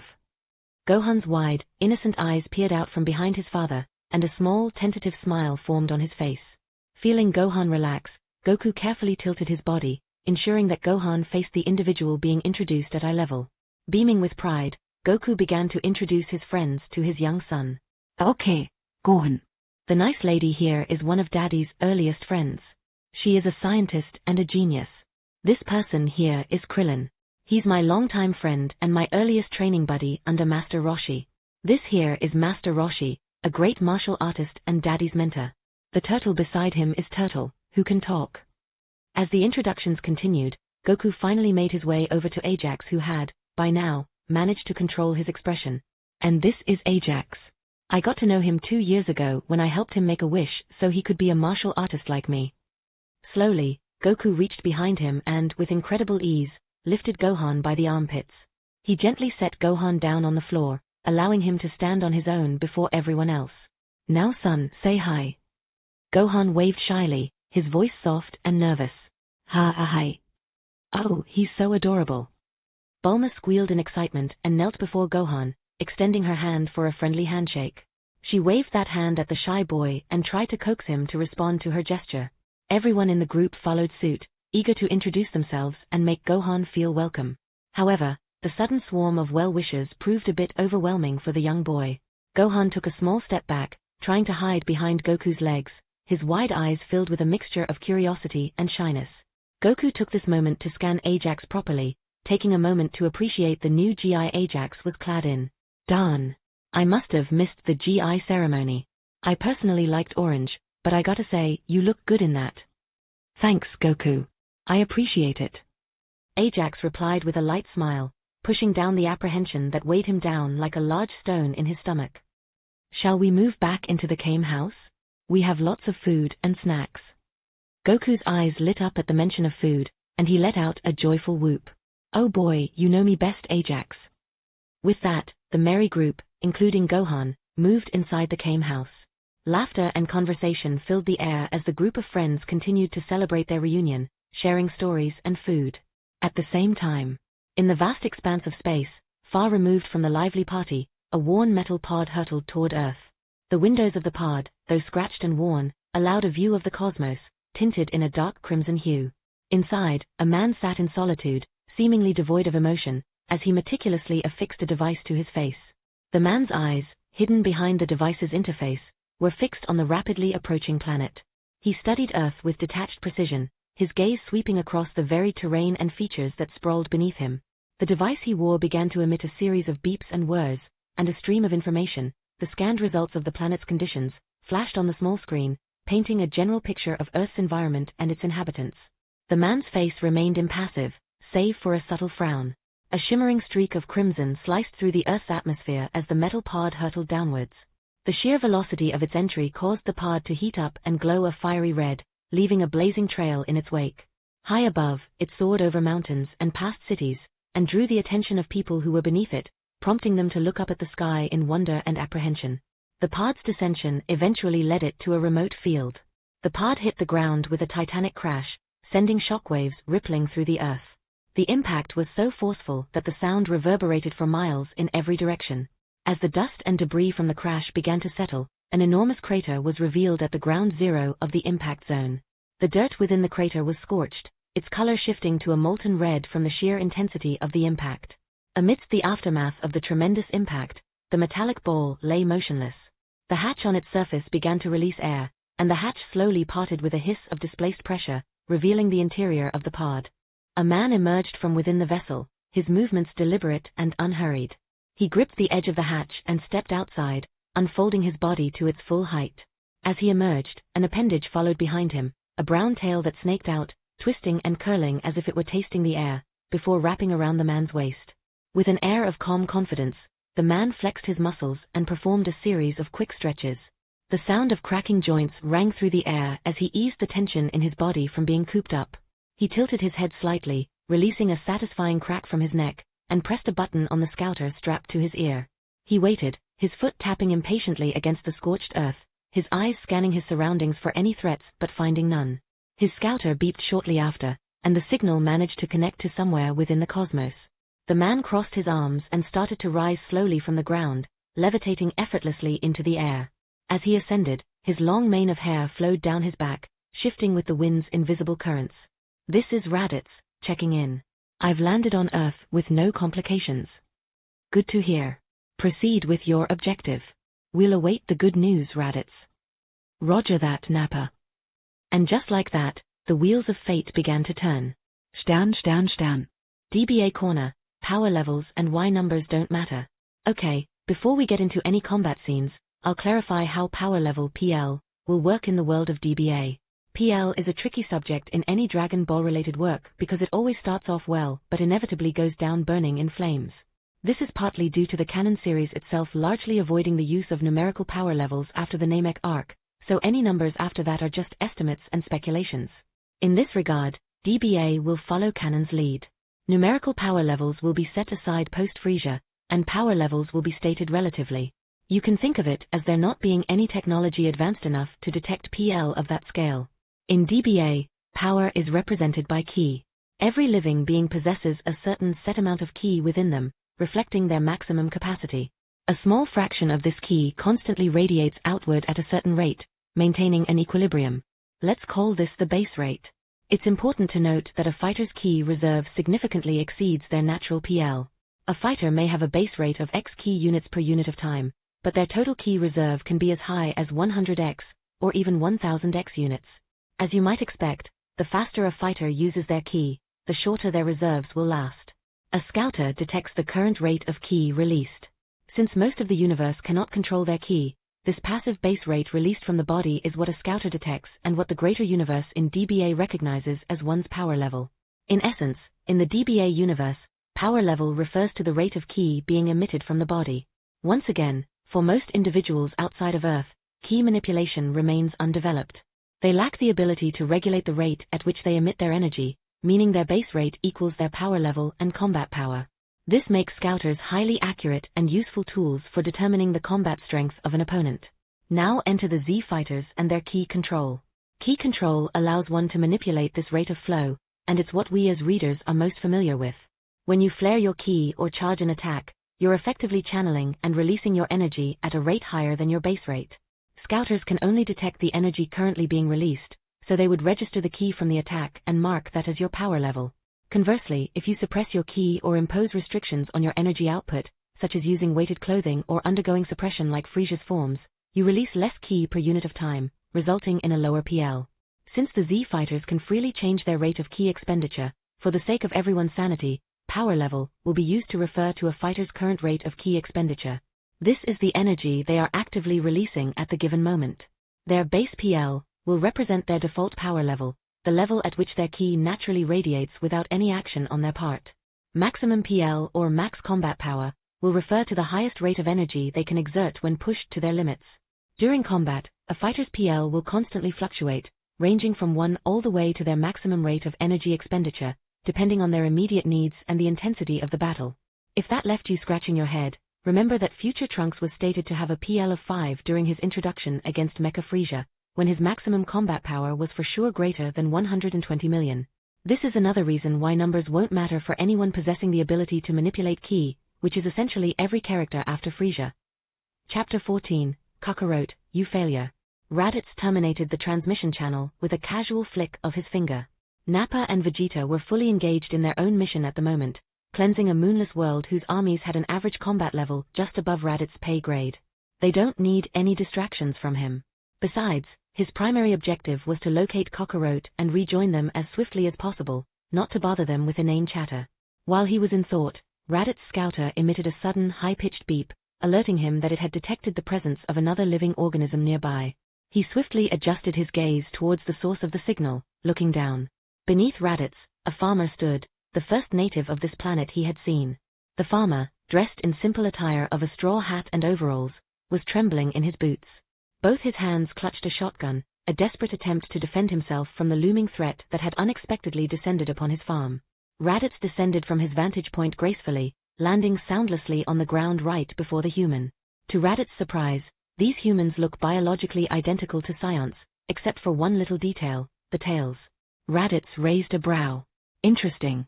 Encounters with other species so remarkably similar to Scion's were incredibly rare, and he couldn't help but find himself intrigued. Now that he was face to face with the human though, he also found to his amusement that he towered over the pathetic thing, a somewhat unique experience, given Nappa towers over him and he dares not to tower over Vegeta. Power level of 5. Impressive. Raditz sneered, his voice dripping with sarcasm. His lips curled into a mocking smile as he glanced down at the human before him. Impressive how much Kakarot has failed at his one and only job, that is. Dismissively, Raditz turned his attention away from the insignificant human. He pressed a button on his scouter and watched as the pod's doors closed with a hiss of pressurized air. He's never assuming it would close by itself ever again. The last time he'd made that mistake, he found himself trapped in his pod, floating in the cold expanse of space, with a grotesque, spider-like creature that had unleashed thousands and thousands of tiny, wriggling offspring when he squashed it. They went everywhere. It's still Nappa's favorite pastime to play the recording of his screams and point out to him the exact moment he unlocked his new trauma. Raditz turned his attention back to the trembling farmer. The farmer raised his gun, intimidated by being the focus of Raditz's attention once more. Aced his gun, intimidated by being the focus of Raditz's attention once more. Raditz doesn't have time for this bullshit. With a swift and ruthless gesture, he raised his hand, his palm glowing with crackling energy. In the blink of an eye, a searing energy blast surged forth from Raditz's hand, obliterating the top part of the farmer's body. The man's legs wobbled briefly before giving out, sending him falling backward, his lifeless legs sprawled across the ground. His insides spilled outward, staining the earth beneath with a dark crimson. Raditz stood there tense, his eyes narrowed as he watched the lifeless corpse. He had fought enough species to be wary of any cunning post-mortem surprises. Silence descended on the scene of the murder. Time seemed to slow to a crawl, and an anticlimactic beat passed, then another with no sign of any retribution from beyond the grave. No surprise upon death either. Kakarot, King failure. Raditz muttered bitterly, his frustration mounting. With an angry shake of his head, Raditz vaporized what remained of the farmer before rocketing into the sky. As Raditz soared through the skies, he observed the situation of the planet below him, habitually gathering information that might be useful to him for his eventual conquest of this unremarkable planet. His trusty scouter, clamped onto his ear, flashed incessantly, relentlessly bombarding him with new data acquired from the environment. While scanning the scouter's information, he half-heartedly noted the greenery, the pastures, and the flourishing flocks of whatever those weird-looking pink birds were. God damn it, the power levels of the natives on this planet are abysmally low. Even a low-class warrior of Kakarot's caliber should be more than enough to conquer this backwater planet. Why the hell hasn't he done it already? What's taking him so long? Raditz's scowl deepened as he brooded over his little brother's sheer incompetence. Over 2 decades, Kakarot had made no progress whatsoever. It was nothing short of a disgrace. However, a flicker of realization suddenly ignited within him. He furrowed his brows, the gears turning in his head. Wait a minute, he muttered to himself. Could it be that there was an issue with his pod? Raditz frowned in contemplation while the landscape flashed past under him. He nodded to himself, his thoughts racing. Yes, that would make sense. If his pod was destroyed or severely damaged, then Kakarot would be left with pitiful knowledge about his heritage and no means to return or communicate with anyone. As the landscape below continued to blur past, Raditz's mind was working rapidly, connecting the dots. He cast his eyes upon the rudimentary buildings and farmlands of the rural area below. And if the technology of this civilization is truly this pathetic, then there would have been no way in hell for Kakarot to reach out to the rest of the universe. Raditz's eyes widened in realization. And since Kakarot doesn't know when or if someone would even check in on him, had he killed everything like he is supposed to, then he would have starved to death. I see, Raditz muttered aloud. If this is the case, then Kakarot has actually made a smart decision. Honestly, I can't fault him for that. Probably would have done the same if I were in his situation. The scouter, still affixed to his ear, emitted a loud beep, demanding his immediate attention by bringing up a figure. He pivoted his focus toward the device, scanning the incoming data.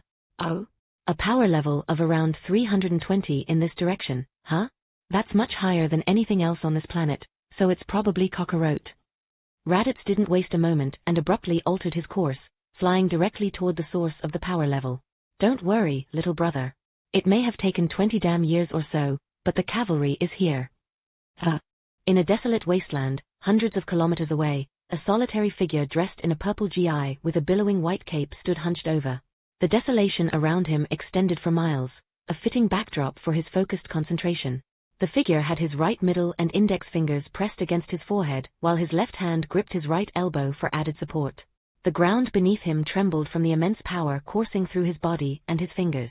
With a grunt of exertion, he channeled his energy into his fingertips and a mesmerizing ball of crackling energy began to form. But just as the energy sphere was about to fully materialize, the figure immediately extinguished the flow of power, causing the pulsating sphere to fade away.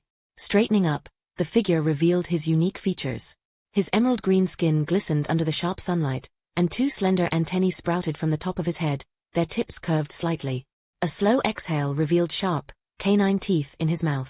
This figure was unmistakable to any earthling, known far and wide as the Demon Lord Piccolo, who had once made his bid for world domination during the 23rd Tenkaichi Budokai. Though ultimately defeated by the champion, Son Goku, there was no one else on Earth who posed a genuine challenge to his might. Damn it, still too slow, Piccolo muttered under his breath, his tone laced with irritation. Even a dumbass like Son Goku would not give me this much time to charge it. Piccolo scowled with deep-seated annoyance. His new creation, the Makoko the Makanken the Mako F***CK. His new creation is a mouthful, that's what.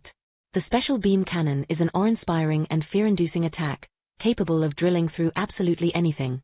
If this attack lands, it's game over. For days, Piccolo had remained in this desolate wasteland, immersing himself in tireless repetition of his newly developed technique. Over and over, he performed the same movements, concentrating his energy with the singular goal of finding a way to reduce the agonizing charge time. He has yielded minimal results overall. The hours of training had made him more adept at initiating the charging process, which did lower his overall charge time, but the fundamental issue that had been plaguing him from the start remained unresolved. His new technique was far from being battle-ready. The sheer amount of energy the technique demanded certainly also did not help. In an attempt to maximize the number of times he could practice the skill within the constraints of his energy reserves, Piccolo had been forced to limit his practice to just the initial stages. Piccolo settled into his stance once more, preparing to start another round of the arduous process of refining his technique. But just as he began to concentrate, an overwhelming surge of ki flooded his senses. It hit him like a tidal wave, an absolutely massive energy signature that eclipsed anything he had ever encountered before. The intensity of it was staggering, sending shivers down his spine and causing his concentration to shatter and the attack to end prematurely. Piccolo's eyes widened in alarm, and beads of sweat formed on his forehead, glistening on his green skin. Adrenaline coursed through his veins as he turned to face the approaching entity with trepidation. Who or whatever this was, it possessed the highest key signature he had ever felt in his 8 years of existence. What tremendous energy, and at such speed. Ridiculous. This can't be Son Goku, can it? I'm screwed if it is. Piccolo's muscles tensed as he continued to watch the power level grow, transforming from an imperceptible speck into a distinct figure. The approaching figure gradually slowed its pace, landing with a surprising lightness on the same rocky outcropping where Piccolo stood. The stranger was clad in peculiar armor, a form-fitting bodysuit adorned with abnormally long shoulder pads that extended past his shoulders, resembling overgrown fingernails. Oddly, the man's armor left his thighs entirely exposed, a design choice that seemed rather counterintuitive to Piccolo. On that rocky plateau, the two formidable warriors, Raditz and Piccolo, observed each other with stoicism. Like apex predators in a tense standoff, they sized each other up, their unflinching gazes locked in a silent exchange. After a brief moment, Raditz raised an eyebrow, a glint of amusement coloring his eyes. Well, unless father was very, very naughty, I'm going to guess that you are not, in fact, cockroach. What? Excellent question. You wouldn't happen to know a cockroach, do you? Would save me a lot of time, to be honest. I have never heard of this person in my life. Lovely. Raditz drawled, inclining his head. In that case, do you know anyone stronger than you on this worthless planet? What dash? Stronger than dash. Do you have any idea who you are talking to? Yeah, a bitch who's going to die if you don't answer my question. Raditz transitioned into a casual stance, almost carelessly placing one hand on his waist while leaning slightly to the side. The majority of his weight rested on one foot, and his entire body exuded nonchalance. It was evident that he regarded Piccolo as anything but a threat, his demeanor unapologetically dismissive. In stark contrast, Piccolo bristled with indignation. For him, this was the first time anyone had ever looked upon him with such blatant disregard. His presence typically invoked fear or cautiousness from those who recognized him, and even Son Goku, his mortal enemy, while never showing fear, had never shown him such blatant disrespect either. The flicker of dismissal in Raditz's gaze was like a spark to a powder keg. Piccolo's anger surged, and a pulsing vein on his forehead demonstrated to the world his growing rage. He'll show this mysterious man. No one disrespects him like that. With a subtle shift in his posture, Piccolo coiled his muscles like a predator, every inch of his being poised and ready for action, a mere feather drop away from unleashing his full power. Before Piccolo could make a move, everything was brought to a sudden halt when the alien man raised a single index finger in the universal signal for wait. With a swift motion, he manipulated something on the small device in his ear. A single beep confirmed the action, while a series of inscrutable symbols flashed across the screen, too distant for Piccolo to decipher. Typically, this gesture might indicate a polite request for patience. But given the context, it was nothing short of a deliberate affront, and it sent Piccolo's anger surging even higher. Not even worth the time, is he? The alien man released a contemplative sound, his attention fixed on the data displayed on his device. A more powerful signature this way. 351, perhaps this is him. Raditz shifted his gaze to the new direction, casting a sidelong glance at Piccolo out of the corner of his eye as he did. Saved by the bell, Big Green. Utterly consumed by rage, Piccolo unleashed a quick, devastating blast, one that could have floored even Son Goku during the 23rd Tenkaichi Budokai. The explosive energy surged from his palms, a fierce testament to his fury. The alien man, unfazed, merely tilted his head slightly with minimal effort, all the while, his focus remained on the display screen in front of him, his eyes not veering from it. The blast rocketed past his head, a narrow miss by mere inches. Finally, Raditz shifted his full attention to Piccolo, his eyes locking onto the Namekian. A sneak attack, huh? Someone is a dishonorable piece of shit. Raditz spat out, his voice dripping with disdain. He pivoted his body to squarely face Piccolo. I would kill you right here if my greatest priority right now isn't to find Kakarot as soon as possible. But congratulations, you have officially pissed me off enough for me to leave you a parting gift. Raditz wasted no time and unleashed a blindingly fast energy blast that closed in on Piccolo with impossible speed. Piccolo's reflexes could not respond to the velocity of the attack as it struck him with devastating precision. The powerful beam obliterated Piccolo's arm at the elbow, sending a searing surge of pain radiating through his body. An agonized scream tore from his lips, and he crumpled to his knees, clutching at the limb. Don't commit suicide in despair now. I'm coming back for you after I find Kakarot. With that cruel and dismissive statement, Raditz turned and departed, leaving Piccolo to seethe in the bitterness of the second-ever defeat in his life. As if adding insult to injury, the force of Raditz's departure as he ascended into the sky created a fierce gust of wind that nearly swept Piccolo off his knees. Climbing to one knee and clenching his teeth in pain, Piccolo stared with burning resentment at Raditz's retreating figure as it vanished over the horizon. Chapter 15. I'm a what? At the same time. The Kame house was a whirlwind of celebration, a cacophony of voices, laughter, chewing of food, and the clinking of glasses. The festive spirit had reached a fever pitch, and all of the inhabitants, save one, remained in blissful ignorance of the impending crisis on the horizon. Amid the festivities, Goku was wolfing down food like a starved man. There was a complete absence of table manners as he reached for and grabbed anything within arm's reach, his appetite insatiable. Beside him, Gohan is also scarfing down his meal, though at a far more measured pace and significantly more manners. At the other end of the table, Ajax watched in awe, his jaw hanging slightly ajar. Despite having known Goku for over 2 years, this was the first time he had truly witnessed a scion eat their fill, and boy, was it awe-inspiring in an utterly disgusting way. He was fairly certain that the pile of fish bones behind the Kame house had reached waist height by this point. Look at him go. He has probably eaten twice his body weight by now. Ajax said, fascinated. Krillin shook his head in exasperation. I know, right? It still surprises me whenever I see it. Ignoring the comments, Goku bit off a massive chunk of fish and hastily reached for some juice to wash it down. But before he could swallow, Goku abruptly spewed out everything in his mouth, projecting it across the table and directly onto Bulma. Pfff cough cough. You. Bulma's screech pierced the air, and she shot to her feet, frantically swiping at the remnants of food and juice sticking to her face. Goku, I'm going to kill you. Goku, however, paid no heed to her threats. In a swift motion, he spun around, his normally carefree demeanor replaced by a rare seriousness. Holy moly! What is this key signature? It's ridiculous. What are you talking of, Dash? Krillin began, his voice a mix of confusion and concern before his words tapered off abruptly.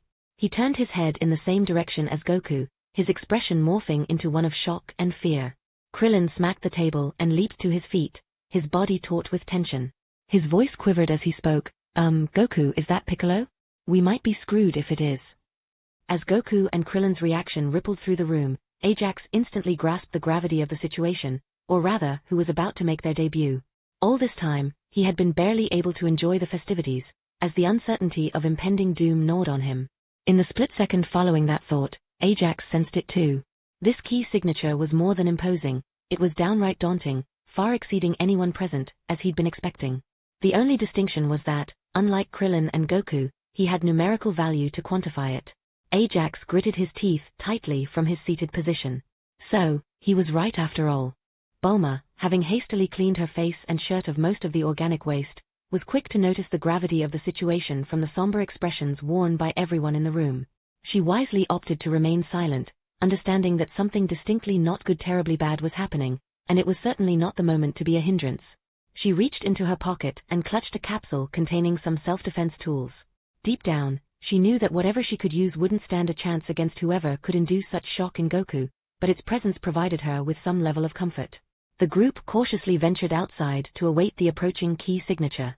The breeze rustled the leaves of nearby palm trees, but they now carried a sense of foreboding with them. They formed a triangle formation, with Goku taking the lead. Gohan, his tiny form hidden behind Goku's towering legs, clung tightly to his father's GI and refused to budge, despite Goku's gentle urging. Come on, Gohan. It's gonna be okay, Goku whispered, trying to reassure his son. But Gohan, his wide eyes filled with fear, remained resolute in his sheltered spot. The group's tension peaked as a dark figure materialized in the distance, rapidly closing the gap between them and the shoreline. With a light thud, the mysterious newcomer landed on the beach, sending sand and pebbles flying outwards in small concentric circles. The figure rose from its slightly crouched landing position and scanned the faces of the ensemble of people before them. Almost immediately, the stranger's eyes snapped onto Goku's face, fixing on him like a hawk targeting its prey. In response, Goku took a step forward, his hand on Gohan's head, shielding him from the stranger's sight. Ah, there's the family resemblance. So, father wasn't being naughty after all. What a shame. Goku tensed his body. Who are you? Why are you here? Raditz let out an annoyed click of his tongue at the question. He locked eyes with Goku, his gaze intense. As I suspected then, your pod must have malfunctioned. I'm Raditz, your older brother. What? In unison, the members of the Kame house erupted in shock, their voices filled with disbelief. For the second time in a few hours, the members of the Kame house lost their collective minds at the staggering truth that had just been unveiled. Goku's eyes held a spark of genuine intrigue at the claim. The concept of having a sibling was entirely new to him. He had never known what it felt like to have a brother, much less an older one. While he had always considered his close friends like Krillin to be his brother, the thought of someone sharing his blood was fascinating to him. Throughout his life, Goku had occasionally wondered about his origins. He never thought about it too deeply, partly because he was under the loving care of Grandpa Gohan, and partly because he would rather cherish new memories than forgotten ones. Still, a lingering curiosity about his true family had always simmered beneath the surface. And family? Family was supposed to be a source of love and support, not enemies, right? He can't imagine his mentors, Master Roshi or Grandpa Gohan, ever intentionally hurting him. With that in mind, he should give this new brother of his a chance. Look, he had extended his trust to Ajax, and it had worked out pretty well so far. Goku nodded to himself, the chain of logic making perfect sense to him.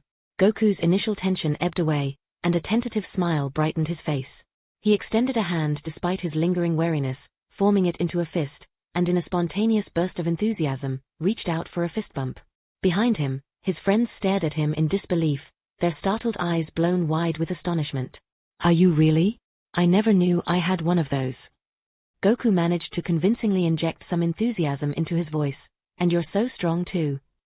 Raditz blinked in response to the sudden compliment, clearly caught off guard. He glanced down at the extended fist with a befuddled expression, as though he couldn't quite comprehend what was happening. As the weakest surviving scion, respect was hard to come by, and it felt odd to have it just offered to him like this. He honestly doesn't remember the last time he was greeted in such a manner. The moment of confusion didn't last long, as Raditz reciprocated the fist bump shortly after with a proud smirk tugging at the corners of his lips. That I am. At the returned fist bump, Goku's demeanor underwent a remarkable transformation. It was as though a switch had been flipped, and he shed his cautiousness like a snake shedding its skin. His posture relaxed, visibly less tense, and his smile widened, now genuinely warm and welcoming. The shift in Goku's attitude was, however, quite alarming to Ajax. He couldn't help but sense that the direction of this confrontation had taken a different turn than the canonical events he remembered. Had his actions caused this significant of a butterfly in the timeline already? It shouldn't have, considering that Raditz wasn't on Earth the entire time. Due to the uncertainty of the events unfolding before him, Ajax consciously chose to lay low and observe for now. While he gets no benefits from having the canon shift this much this early, he also highly doubted that Goku would just accept the science and the Frieza force with open arms. He'll guide the canon back on track if need be, but for now, he'll continue to watch how this plays out from the sidelines. Wait, so your name is Radish? Like the vegetable? Goku asked, confused. No. It's Raditz. Radit. No. It's, forget it. Okay.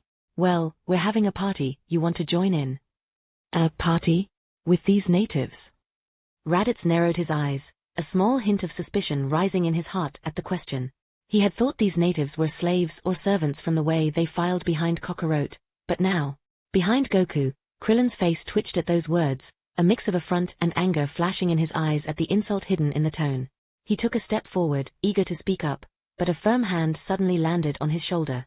Krillin glanced at the hand and followed it up to meet Ajax's gaze. Ajax didn't grace Krillin with any words, but conveyed his message with a tightening grip and a subtle shake of his head. Reluctantly, Krillin acquiesced to the unspoken request and took a step back. No. That's not what I'm here for, Raditz continued, not noticing the unspoken exchange that had just occurred between Ajax and Krillin. How much do you know about your heritage? A look of confusion crossed Goku's face. He couldn't quite grasp the direction of the conversation with its sudden shift. His heritage? What about it? What do you mean? I was born and raised on Earth. What the F***ck? You know nothing?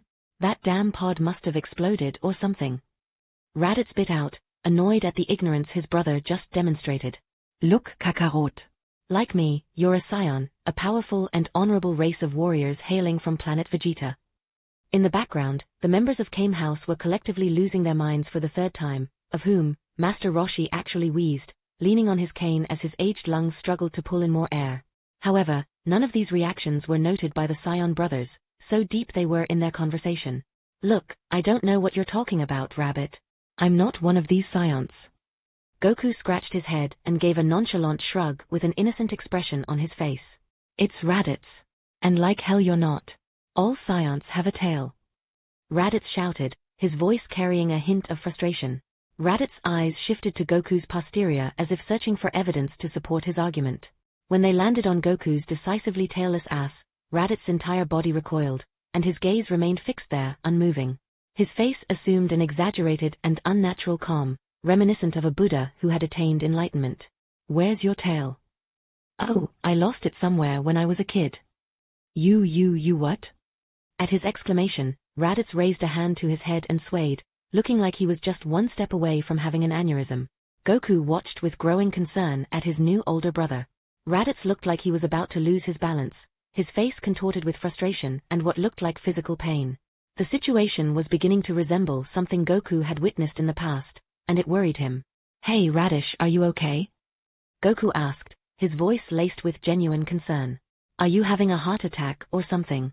You need to calm down. Don't get so upset, it's not good for you. Raditz shot a baleful look at Goku, his eyes burning with unspoken vitriol.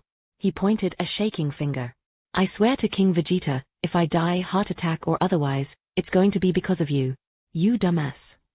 Goku, however, had an aha moment. He'd also seen this before, and he thought he knew what might help. With newfound confidence, Goku looked at Raditz earnestly, fully believing in the advice he was about to give. You know, Radish, he began, you're taking everything way too seriously, just like Tien used to. I'll share with you the same advice I gave him, find love. I genuinely believe that everything will turn out better for you if you find love in your life. Raditz blinked, his anger momentarily replaced by utter bafflement. Love? He offered hesitantly, as if he had misheard. Goku nodded vigorously. Yeah, love. You've got to let go of all that stress and anger and replace it with love and happiness. A laugh? Laugh. Says you. I've known you for all of 10 minutes, and even I know you have the charm and the intelligence of a rock. No offense to the rock. Hey, I'm married though. You're what? Raditz replied, his voice dry and deadpan. He couldn't believe what he was hearing. This buffoon is married? Which girl was dumb enough to attach herself to him? Yeah, and this is my son Gohan. Goku proudly introduced while patting Gohan's head. The boy was still hiding behind his father's legs, clearly overwhelmed by the situation. Say hi, son. Hi. Gohan peeked out and introduced himself shyly. Raditz looked utterly dumbfounded. Then, his brain found enough RAM to zero in on one detail. You named your son Rice. After my grandpa. Raditz, on the other hand, appeared even more bewildered. His eyes widened and sheer disbelief was painted all over them. What the foo, we don't even have a grand, wah, what the F***ck is happening? Am I high right now? Did Chui mess with my food again? Goku tilted his head, baffled by Raditz's ramblings. Raditz pressed a hand to his face, desperately trying to regain control of himself after that hot mess of an emotional roller coaster. He is not just on the verge of losing his patience, he is on the verge of losing his goddamn mind. He genuinely feels like he's on a knife's edge, one tilt away from the abyss of pure insanity. He took a series of deep, steadying breaths, the erratic rise and fall of his chest gradually slowing. When he finally spoke again, it was with a newfound composure. Allrecht, fine. Scratch all that and we'll start from the beginning. Chapter 16, Raditz begins his sales pitch. Raditz stood firmly on the sandy beach in front of Kame House, his arms crossed with a face of forced calm. He locked eyes with Goku, his gaze intense and unwavering before he began to speak, his voice laden with conviction. We are Scions, Kakarot, Raditz started, his words carrying the weight of a deep-seated pride of an ancestral legacy, a race of honorable warriors, unmatched throughout the universe, who holds unwavering honor and indomitable strength as our most sacred virtues. Raditz paused for a moment to allow his words to sink in, and during that moment, Raditz's chest swelled with the pride of his heritage. With renewed fervor, he continued. From the very moment we draw our first breath, we Scions are born for one purpose, battle. Our destiny is etched in the stars above, and we embrace it without hesitation. We traverse the universe in the relentless pursuit of power, reveling in the thrill of combat, and seeking the glory of conquest. It's not just a way of life, Kakarot. Our battle lust is in our very blood, coursing through our veins like a relentless storm. Our history, Raditz's voice grew increasingly impassioned with every word uttered, is one of fearless warriors who defied the odds, pushed the limits of their strength, and triumphed over every obstacle in their path. We carve our names into the annals of history with each honorable battle, each successful conquest. Raditz's words reached a crescendo as he stretched his arms wide as if he were a preacher zealously spreading the gospel. His gaze remained locked onto Goku, burning with fanatical faith and pride. And you, my little brother, you are a member of such a race. The revelation hung heavy in the air in the wake of the impassioned speech, leaving everyone at the Kame house in stunned silence. Beside them, Ajax eyed their shocked expressions and slacked jaws with slight amusement in his eyes.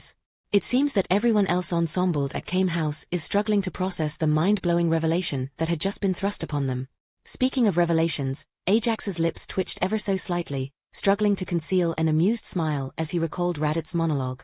What was all that nonsense? Ataltale? Propaganda? What fearless warriors who triumphed over every obstacle in their paths. The Scion civilization in his memories is very different than the one described. Across from his stunned audience, Raditz suddenly clenched his fist in a display of inner turmoil. He looked down at his knuckles, the skin whitening under the intensity of his grip. Unfortunately, a disaster befell our glorious race.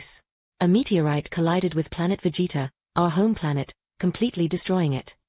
Raditz's voice was tight with emotional anguish as the memories of that catastrophe settled on his shoulders. In an instant, that calamity reduced our entire race to space dust, leaving only our crown prince, Vegeta, and the general of Scion forces, Nappa, both of whom are far, far stronger than me. Oh, and I survived too, in case that wasn't apparent, Raditz remarked as he let out a bitter chuckle, shaking his head. A moment later, Raditz's gaze left his fist and locked eyes with Goku once more, his gaze brimming with renewed passion. And now you, brother, the fourth and final survivor of the Scion race, spared from the catastrophe through a twist of fate, thankfully sent to this planet as an infant. Raditz extended his hands, his voice vibrating with emotion. Join me and embrace your rightful destiny. Together, we will usher in a new era for science. Goku, on the other hand, didn't seem to share Raditz's enthusiasm. His brow furrowed as he stared at Raditz, a clear expression of befuddlement on his face. Goku scratched his head and let out a puzzled noise. Ooh. Goku responded intelligently. I didn't catch all that. Could I go over it one more time? Raditz, who by now had become acutely aware that Goku isn't the sharpest tool in the shed, drooped his head, his initial enthusiasm dampened in the face of Goku's apparent lack of comprehension. The Scion warrior sighed and withdrew his outstretched hand, settling it on his waist like a tired mom. What the hell did you not get? So, you Scions love fighting and travel across the universe to find stronger enemies? We Scions. You're a Scion too. But yes, you're correct, if you had to summarize it in 10 or so words. Goku rested a hand on his chin, deep in thought. And now there's only 4 of us, including me. Raditz, who had just begun to nod in agreement, paused abruptly and glanced down at Gohan, still behind Goku's legs. With a raised brow, he corrected himself. Technically 4.5. 5 once your son stops being a midget. And I was sent here when I was just a kid. But for what, exactly? Did someone know that doomsday was coming? No. You were sent here as an infant with the intent to conquer this planet by eradicating its inhabitants. Raditz stated with a chilling, matter-of-fact tone as he leaned in closer, but considering your disturbing lack of knowledge, I suspect that the pod you used to arrive here is severely damaged. Goku's eyes widened, and he involuntarily took half a step back, his feet sinking into the sand. His face twisted into a jumble of emotions, clearly unsettled by the information he had just received. A range of expressions cycled through Goku's face, his countenance shifting as he struggled to come to terms with the true purpose of his arrival on Earth. Finally, a look of resolute determination settled upon his face as Goku reached his decision. No. I refuse to harm these people. I absolutely won't. They are my friends, and Earth is my home. Raditz blinked at Goku's blunt refusal.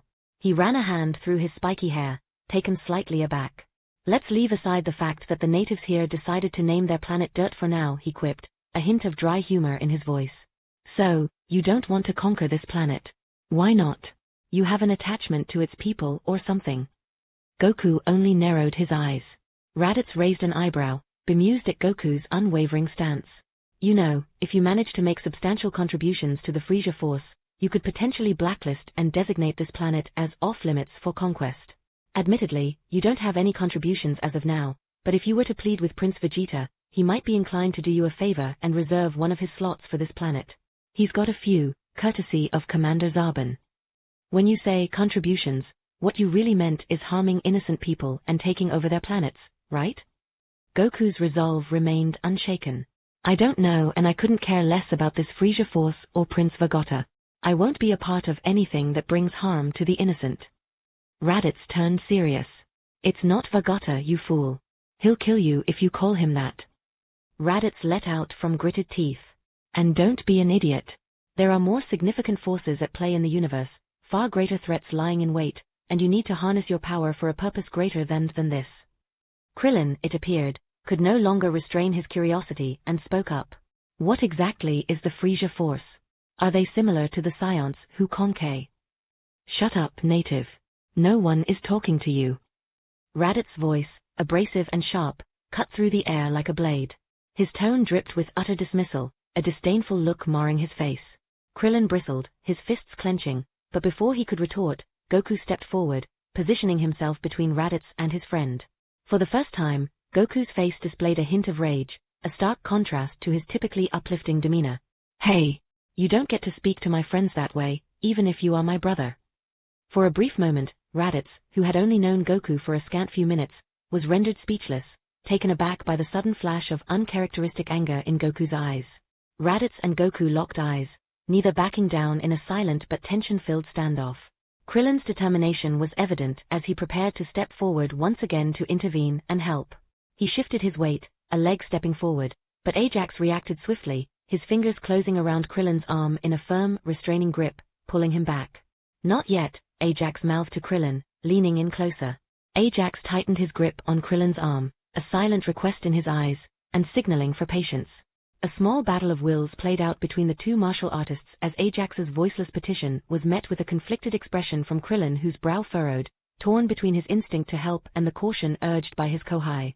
During this time, the Scion brothers were silently engaging in their own battle of wills, but when it appeared that things might come to a head, it was Raditz who relented. Fine.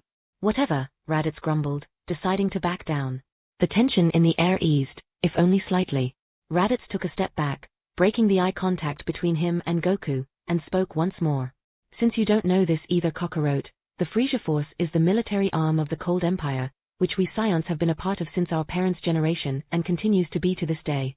Initially, King Cold held the reins, but he has since passed the mantle to his son, Lord Frieza, hence the name Frieza Force. Raditz paused as if trying to find his next words. Lord Frieza is, to put it bluntly, invincible. He is widely regarded as the most powerful individual in the entire universe, save for his father. It's a bitter pill to swallow, but even Prince Vegeta at the zenith of his power would be unable to harm Lord Frieza, even if Lord Frieza simply stood there and let him. Raditz observed Goku's expression, nodding internally at the shock splattered all over his brother's face. This should be ample evidence to show even a dumbass like Kakarot that resistance is futile. No one can defeat Lord Frieza, certainly not a weakling like Kakarot. Raditz pressed on, confident. The Empire's primary objective is planetary conquest, followed by either selling the acquired worlds for profit or absorbing them into the Empire itself. And you are fine with all this? Goku, now very displeased once more, let his dissatisfaction infuse heavily into his voice. He simply couldn't comprehend Raditz's mindset. How can you live with the knowledge that you and this empire are causing so much suffering to countless people? Raditz, however, did not take kindly to Goku's reproach, his annoyance growing with the condemnation in Goku's words. As he spoke, his calm demeanor started to crack, and anger started to seep into his tone. Yeah, and what's your point, Kakarot? We Scions are born this way, it's literally our primal instinct. Just as a predator will not spontaneously cease to devour others, a Scion won't simply lose their desire to battle. Our bloodlust and thirst for battle have been with us since birth. It's biological, it's instinct. No, not me. I've never wanted to hurt someone without reason, and the idea of conquest and murder as you've described disgusts me. Goku's expression hardened, his revulsion clear. He continued, and you keep saying this name, Kakarot, but I don't even know who that is. That's you, dumbass. I can't believe I have a little brother like you. What, Did you misplace your instinct somewhere like you did your tail? How is that even possible? Did someone brainwash you or something? Raditz's entire face scrunched up in disbelief as his frustration reached its peak. He cannot believe the utter nonsense that came from Cockroach's mouth. The level of stupidity achieved here surpassed anything he thought was possible. God, talking to Cockroach is maddeningly vexing, since this idiot is never on the same page. He's never wanted to hurt anyone? That's like an apex predator suddenly turning vegan. Oh gods, he can feel his IQ decreasing just from participating in this conversation. Well, Gohan told me that Goku was incredibly aggressive and troublesome as a baby before he bumped his noggin. But that one knock on the head turned him into the Goku we know today. Master Roshi cuts in, recalling the stories shared by his student Gohan about Goku's infancy. However, Master Roshi's narrative only served to fan the flames of skepticism within Raditz, as he erupted in a fit of outrage. Bullshit. Don't feed me that crap. I'm supposed to believe that some drop on the head erased and overwrote a Scion's primal instincts? Do you even know how many Scion babies were dropped on their heads? Everyone. Ajax mulled over the conversation in his mind. Well, he has a point, he thought to himself. Scions were undeniably distinct from humans. Biologically, they were simply wired differently on every conceivable level except appearance. Now that he really thinks about it, the probability of Goku spontaneously changing so drastically from such an event, while not impossible, is infinitesimally minuscule. How many Scions he knows of from canon experienced such a personality change? None he can think of. In the canon, it might be written off as a convenient plot device by the author, but in the real universe. Meanwhile, Raditz's anger did not diminish. He found it nearly impossible to accept that Kakarot had lost not only his memory but also his innate Scion instincts from some bump on the head. Prince Vegeta was thrown through mountains as a toddler. Raditz exclaimed, his voice brimming with frustration. Every elite Scion's early training involved sustaining a serious head injury at some point, and this is the one that somehow caused a miracle? Don't F***ck with me. What did you people do to my little brother, you old F***ker? Krillin felt as though a lightning bolt had seared through his very being at the insult. His patience had been stretched to its limits for quite some time now, and his anger was restrained time and time again by Ajax. Normally he could shrug off insults aimed at him, however, this time was different. This was an insult directed at Master Roshi, and that was a line Krillin couldn't allow to be crossed. With a furious cry that welled up from the depths of his being, Krillin sprang into action, charging forward. His movements were swift as he closed the gap between himself and Raditz rapidly. Chapter 17 Goku, defeated. Krillin lunged forward, determined to confront Raditz in combat. Before Ajax could even comprehend the astonishing speed of Krillin's movement, Krillin had already closed the considerable distance, leaving behind ethereal afterimages. Raditz's sharp gaze flickered toward Krillin as he sensed the imminent threat, and with lightning-quick reflexes, raised his arm to intercept the oncoming attack. Krillin's elbow collided with Raditz's waiting palm, and the sheer force of the impact sent a geyser of seawater erupting into the air behind them. Raditz wore a smug grin, seemingly unimpressed at the strike. The scouter finally chimed at this time, flashing him a numeric evaluation of the threat he just stopped, 256. In the blink of an eye, Raditz retaliated with astonishing speed, launching a powerful haymaker towards Krillin. To the surprise of both combatants, Krillin managed to raise his other forearm just in time to block the devastating blow. The counterblow sent Krillin skidding backward, carving 2 deep grooves into the sand beneath his feet. He ultimately crashed into the cane house and was rapidly engulfed by a whirlwind of dust and debris. Coughing and dazed from the impact, Krillin struggled to regain his composure, his arms trembling from the impact.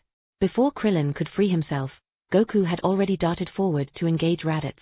A rapid barrage of strikes rained down upon Raditz, but the Scion warrior deftly deflected or dodged each attack with remarkable ease. Why are you defending them? You need to wake up, Kakarot, this isn't the true you. Raditz said, his words laced with a trace of genuine concern. Shut up. Goku bellowed, his voice a potent mixture of anger as he sent his knuckles hurling toward Raditz's face with a sudden primal roar. Raditz reacted swiftly. He smoothly pivoted his head to the side, avoiding Goku's oncoming fist by a hair's breadth. The wind created by the near miss rustled his spiky Scion hair. However, Raditz's intense focus on evading the punch left him with a delayed reaction to what was coming next. As he moved his head, his eyes widened as they locked onto an incoming knee at the last possible moment. Narrowly missing the scouter and with blinding speed, Ajax's knees collided with Raditz's face, the powerful impact causing Raditz's head to snap backward. The damage, though substantial, was unfortunately far from crippling. The strike failed to stun Raditz for more than a second as he recovered a moment later. He seized Ajax's offending leg, his grip like a vice as he swung Ajax much like a baseball bat into Goku, sending Goku hurtling away. Then, apparently quite satisfied with his newfound weapon, Raditz wielded Ajax once more, delivering a powerful swing towards the approaching Krillin, who had just mustered enough strength to rejoin the ongoing combat and knocked him right back into Kame House. In the split second after, Raditz yanked Ajax upwards and deftly maneuvered himself above the airborne Ajax. With precision and raw power, Raditz's fist blazed through the air in a fierce downward arc, burying his knuckles squarely into Ajax's gut with unrelenting force. Ajax felt blood welling up in his mouth as he was sent plummeting down like a falling star into the ground, the impact of which sent a plume of sand billowing into the air. Raditz, barely out of breath from the scuffle, felt a thin rivulet of blood, an unwelcome reminder of his carelessness, drip down his nose. Instinctively, he raised a hand to his face, wiping the crimson droplet away with a swift motion. The little upstart had certainly landed a respectable hit, but now he's paying for it, lying half buried in the sand and groaning in pain. Raditz marveled at the fact that the brat still clung to consciousness. He half expected for the kid to just die outright. Raditz had fought full-grown men with higher power levels who had crumpled under the same level of force. Still, the kid must be delusional to think he can make a difference with a mere power level of 223. Raditz's cold, calculating gaze swept across the impromptu battlefield, assessing the state of the fight. The short, bald one who had started the skirmish was still struggling to rise from his fallen position near the corner of the hideously colored house. He had noticed that the old man and the woman had wisely taken refuge within the building. Cockroach's brat had also slipped out of Raditz's line of sight at some point, so it was probably safe to assume he was squirreled away in there as well. A flicker of movement from the corner of his eye caught Raditz's attention. Looks like Cockroach was rising from his previous downed position, poised to re-enter the fight. Raditz vanished from sight and reappeared right in front of Goku. His presence was announced with a blistering punch that slammed into Goku's abdomen, causing Goku to crumple to his knees, clutching his gut as pain surged through him. Pathetic. Is this the level you're at, Cockroach? Raditz said harshly, crouching down beside Goku. He seized a handful of Goku's hair, pulling at it roughly to force his brother to look into his eyes. Look, Kakarot. You have the power within you, just come with me. This is what you can become. Tink, Kakarot, tink. Despite the pain, Goku mustered just enough breath to grunt his answer through his teeth. No. No. Raditz scowls. What do you mean, no? As Raditz locked eyes with his brother, the resolve in Goku's gaze ignited the frustration from within him once more. He clenched his teeth in vexation and abruptly tossed Goku's head downward. He stood up and took a step back, taking deep, measured breaths as he attempted to quell the irritation that raged within. With exasperation, Raditz turned on his heel and began to walk away. Each step he took was heavy with resentment, disappointment, and unresolved anger. As he moved, his frustration peaked and he kicked at the sand beneath him, sending a small flurry of particles into the air. Shit. Stop hurting my daddy. Raditz's eyes snapped in the direction of the new voice, momentarily unable to pinpoint its source. For a very brief moment, his gaze darted in confusion, unsure of where the voice had originated. Then, his eyes dropped downward, and he saw Cockroach's brat standing there, tears glistening in his eyes. Raditz stared at the boy, sensing the tremor of fear rattling the false courage only a child would possess. Already, the child's bravery began to evaporate before his eyes. What a pitiful reaction, he thought. A scion child of his age should not cry. Wait a minute. What if he... Yes. This might work. In one fluid motion, Raditz leaned down and snatched Gohan, wedging the young scion beneath his arm like a sack of potatoes. Gohan struggled to no avail, as in response, Raditz merely tightened his grip firmly while also being careful to not exert excessive force. I'll leave my son alone. Goku's rasped from his kneeling position, his voice hoarse and desperate. Kakarot, it seems that words won't penetrate that thick skull of yours, so I'll have to awaken your instincts through other means. I'll be taking your son, and if you want him back, you will need to kill approximately a village's worth of people by sunset today. Then come to me. Raditz turned around, preparing to leave, but then paused. Oh yes, he added, I'll be. I don't know how to tell you where I am actually. I'll be near those flocks of weird pink birds, if you know where that is. Raditz isn't too worried about Cockroach not being able to find him. After all, he had a scouter, which would allow him to effortlessly track Kakarot if he thought his brother was unable to locate him. As he was prepared to take off, Raditz's scouter emitted a beep, alerting him to the presence of a familiar power level nearby. However, this was not the time to engage in any further diversions. Raditz made a calculated decision to disregard it, choosing to prioritize getting Kakarot on board instead. Without another word, Raditz took off, swiftly making his way back to his pod with the young scion brat still in tow. Once Raditz departed, a hush settled upon Kame House, a false tranquility only found in the aftermath of war rather than in the presence of peace. "Good work, team," Krillin mumbled from his position. "Shut up, Krillin."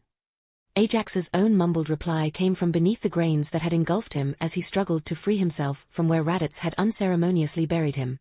From the very outset, Ajax had known he was outmatched, but to be taken out with a single hit bruised his almost non-existent ego. Shaking off the sand that is now everywhere, including his eyes, Ajax internally winced at the sting of embarrassment washing over him. Climbing out of the small crater, Ajax quietly reflected on the short battle that had just unfolded. On the bright side, there was a lesson to be learned from this painful defeat. Always maintain a safe distance when in a vulnerable aerial position. Needless to say, the experience of being reduced to a mere weapon was far from enjoyable. 0/10, would not recommend. If anything, this battle had delivered a resounding message to Ajax. It was a bitter pill to swallow, but he now fully understood that he would only get in the way against adversaries of this caliber. For the time being, the wisest course of action was to maintain a low profile and trust that the situation would unfold as it had in the canon. However, he was determined to play a pivotal role in the next confrontation. He will make sure of it. With the departure of Raditz, the bruised and weary group at Kame House reconvened. All of them wore somber expressions, and Goku's face was particularly marred by unmistakable remorse and self-loathing.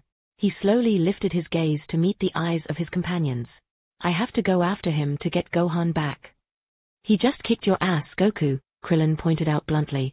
Goku flinched as if an arrow had pierced his heart. "You didn't stand a chance." Ajax chimed in, adding his own 2 cents. Goku jerked again in response to another figurative arrow piercing his emotional armor. "You'll die if you fight him alone," Bulma stated with no mercy, completing the flurry of verbal attacks. Goku staggered, taking great emotional damage under the coordinated assault of his friends. He stood, a deadpan on his face, hand over his heart, and 3 metaphorical arrows sticking out of him every which way. "Wow, thanks for the encouragement, guys. I really feel like I can beat him right now." Goku's voice practically dripped with sarcasm. "They're not wrong, you won't be able to take him down alone." Another, different voice resonated through the air, capturing the attention of everyone present. All eyes shifted upwards to behold the new arrival, who stood stoically atop the iconic Kame House, arms crossed. Of course, Piccolo has since regenerated his arm from his fight with Raditz, although the residents at Kame House wouldn't know of that. "Piccolo!" Several voices exclaimed in unison, their recognition apparent. Thanks to Ajax's foreknowledge, he had known of Piccolo's impending arrival. In fact, he had been anticipating said arrival, and once the Namekian finally revealed himself, Ajax seized the opportunity to make his next move. Injecting confidence into his tone, Ajax offered a suggestion. "Great. Goku, you and Piccolo should team up against Raditz. This will give us the highest chance for success." "What?" "Ajax, this is Piccolo we're talking about. You know, the Demon King? We can't trust him." Bulma immediately questioned, alarmed and taken aback by the proposition. Across from her, Goku directly contradicted Bulma's opinion from moments prior. "Ajax is right though. We don't have many options here, and I'm fine with this if it means I can get Gohan back." "Goku." Bulma twirled around at Goku, shocked at his agreement. Ajax directed his attention to Bulma, prepared to address her skepticism. "Bulma, we can trust Piccolo, at least for the time being. Despite his evil nature, I believe he's a rational individual. And while his ultimate goal is world domination, that ambition hinges on the existence of a living population and a civilization to rule. Raditz, acting on behalf of the Scions, constitutes a genuine extinction-level threat on a planetary scale. Once Raditz and the Scions are done with Earth, there won't be anything left for Piccolo to rule, so it's in his own best interest to join us in arms against them."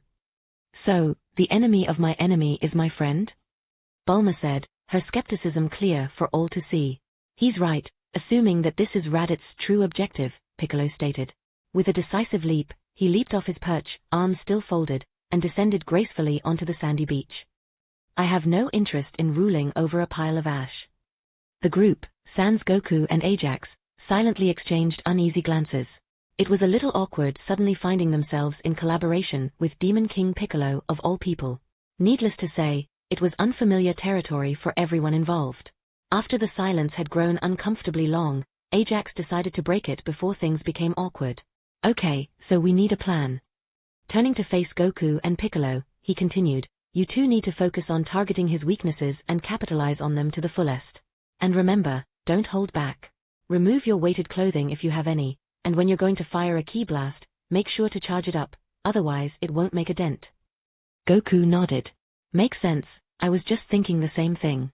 What do you think, Piccolo? That saves me the time to explain.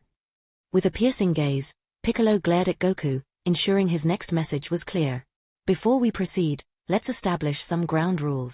I'm only here to eliminate the threat. I won't put myself in harm's way to save your brat, and don't mistake me for your ally. Our cooperation ends the moment that alien dies. Goku chuckled, taking Piccolo's words in stride. Ha, I didn't expect any different. With that, Goku began to remove his weighted clothing, tossing them aside with a thud. Piccolo raised an eyebrow at Goku's response and mirrored the action, shedding his own weighted garments onto the ground. Wait, one more thing, Ajax said, stretching out his hand to pause their preparations. Raditz is stronger and faster than both of you, so fighting him head-on is a surefire way to get punished. You'll have to either fight tricky or raise your ki to match his strength so you can briefly take him on directly. Strike fast and hard, then get out of his range before he can get you. We get it, brat. This isn't our first rodeo. Piccolo, while removing his turban, responded with a hint of annoyance. Ajax remained unconvinced, well aware of the tendencies of the Z fighters.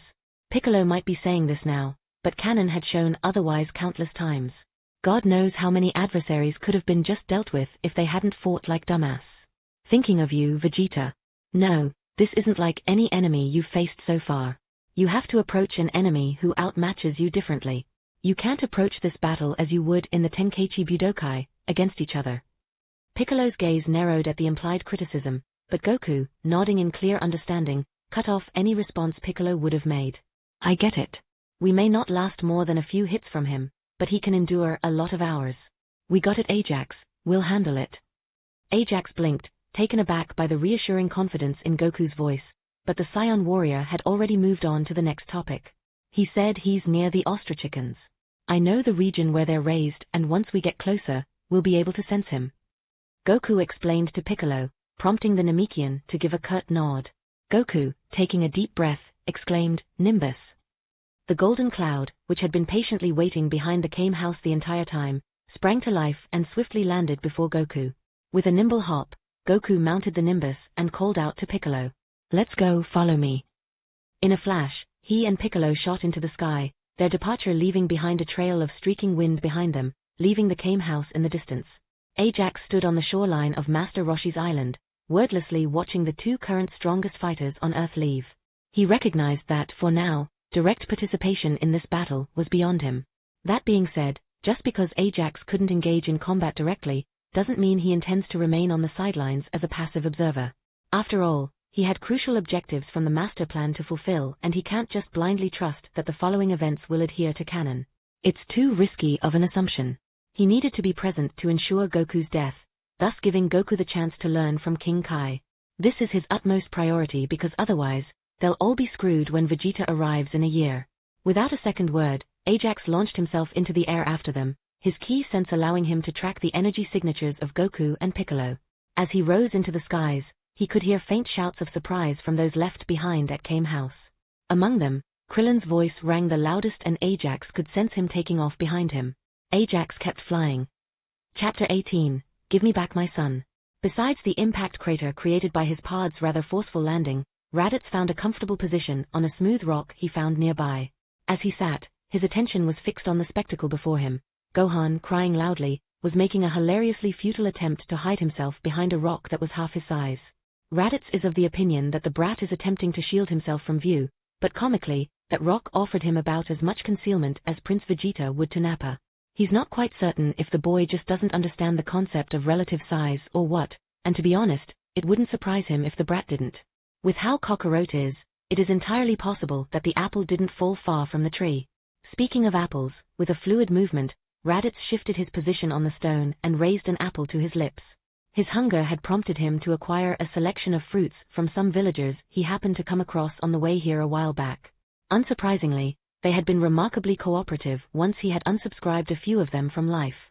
Raditz took a tentative bite, testing the fruit. Much like the doors of his pod, he can never be too careful with alien fruits either. He's certain Nappa has a recording of his trauma with that alien fruit stashed away somewhere, ready to be brought up to ridicule him at any given moment. Screw Helheim, that shithole of a planet. As the apple's sweet nectar danced across his palate, an expression of surprise overtook his face. Damn, these are pretty good. I should take some of these apples back with me. Nappa would appreciate these. Or, wah. A vein pulsed on Raditz's head as Gohan's incessant sobbing grated on his nerves. He would certainly appreciate the apple more if Kakarot's brat would just shut up. He had been doing his best to ignore the brat's relentless cacophony, he really did. But as the unyielding wailing continued, he could feel his patience being stretched to its limits. With a deep, calming breath, Raditz shifted his gaze to the source of the commotion. Look, kid. Raditz exclaimed, his voice tinged with annoyance. I'm going to tell you this one last time. You're one of the 5 remaining scions left in the universe. You have value, so I'm not going to kill you or anything. So just pipe down already. Wah, I want my daddy. Shit, I want Kakarot to come with me too. Why the hell do you think we're even here, brat? Once he agrees, you, me, and him, we can all get out of this miserable backwater planet. Raditz erupted. Yet, Gohan's tears continued, as if the young boy had not heard anything he had said. Another tick mark appeared and more veins began throbbing on Raditz's head as his patience finally ran out. He attempted to count to 10 in a desperate bid to regain his composure, but even that was interrupted as Gohan's cries grew even louder. At that moment, Raditz's decision was made. He swiftly reached for his scouter and manipulated the controls of his space pod, causing the hatch to open. With a determined gait, he walked over to the brat, seized him by the scruff of his shirt, returned to the pod, and lightly tossed the still screaming little bundle of terror inside. The hatch closed with a quiet click and a blissful silence descended on his surroundings. Raditz took a deep breath, savoring the moment. Finally, peace once more. Raditz cast a disgruntled glance at the still crying Gohan, who had finally succeeded in besting his patience. The kid was pounding at the window, still screaming, but thankfully he couldn't hear it. I'll let him chill out in there before I really lose my patience and do something I'm going to regret, Raditz grumbled to himself. With an irritated shake of his head, he walked away from the pod, muttering unflattering comments about whining brats under his breath. Good God, I'm seeing the family resemblance because Kakarot's kid is just as annoying as he is.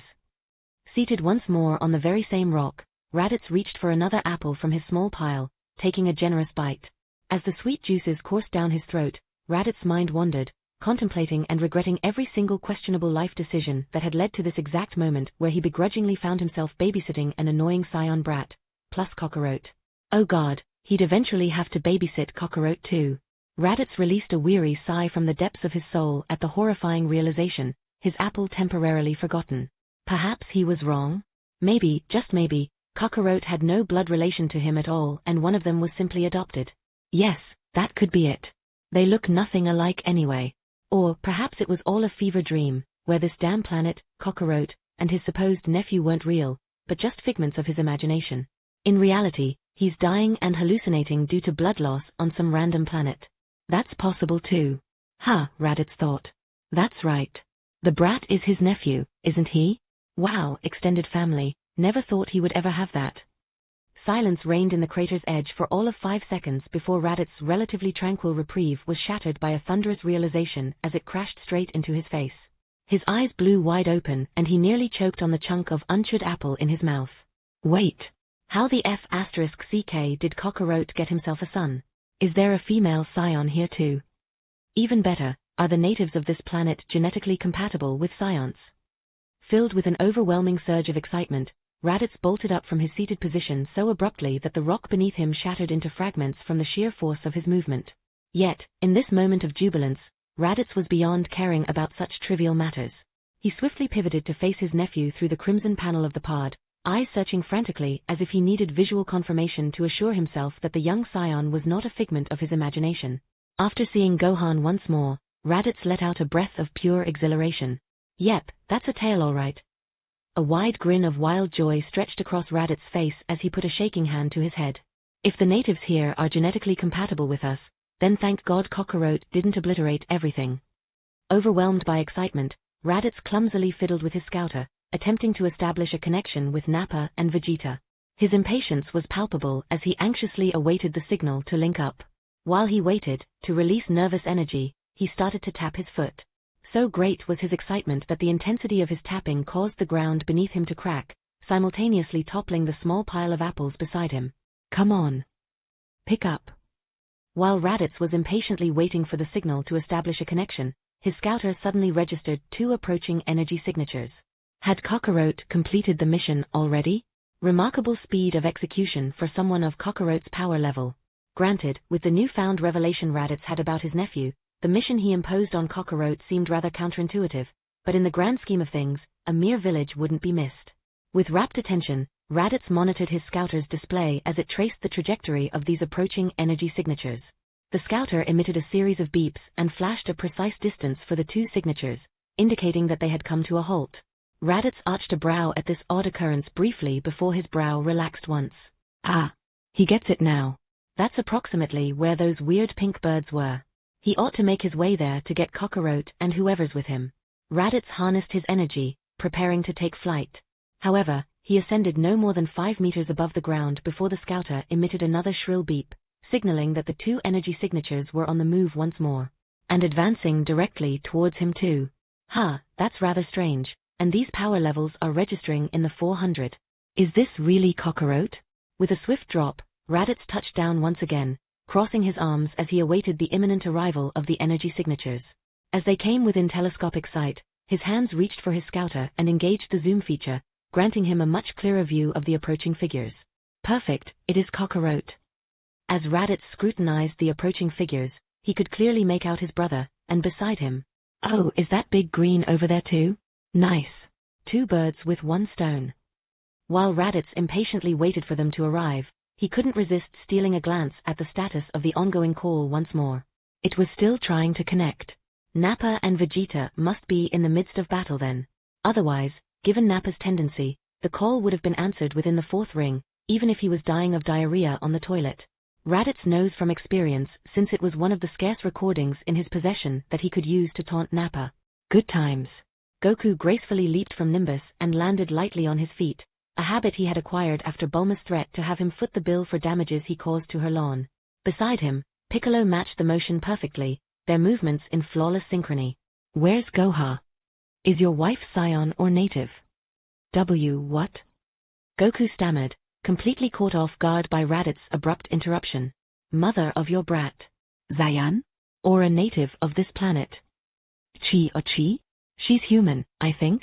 I mean, an hour ago I was pretty sure I was human too. You're not human.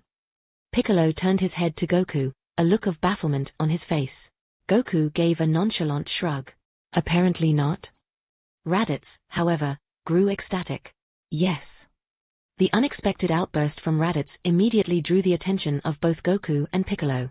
Their heads swiveled towards him, their expressions reflecting curiosity and confusion. What set him off? Across from the duo, Raditz stood with an almost comical display of triumph.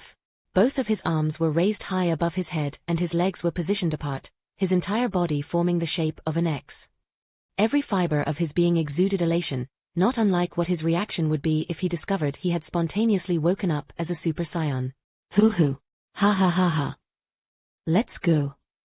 Goku and Piccolo locked eyes, their faces contorted with expressions of bewilderment at Raditz's bizarre reaction. This is not what I was expecting when I came here, Piccolo remarked, his confusion palpable. He couldn't fathom how they had gone from a potential deathmatch to this. Goku replied to Piccolo's statement with another casual shrug, but any remaining lightheartedness rapidly dissipated and a rare seriousness settled in its place. Raditz, where's Gohan? Return my son to me. Raditz, uncharacteristically in a great mood, decided to let the butchering of his name slide this time. Maintaining the grin on his face, he casually pointed behind him with his thumb. Your brat is fine. He's chilling out in my pod back there because he was really pushing my buttons with his incessant crying. Without giving Goku or Piccolo a chance to respond, Raditz steered the conversation in a different direction. Anyways, we've got a change of plans, Cockroach. Good call not wiping out the entire species, because we're not killing them after all like you wanted. Instead, we're going to conquer this planet by enslaving its people and rebuild the Scion race right here. As he shared his vision, Raditz extended his arms in a grand gesture. Imagine it, Kakarot. We can resurrect the Scion Empire and rekindle our race's pride and glory once again. Join us, Cockroach. This is the dawn of our resurgence. No.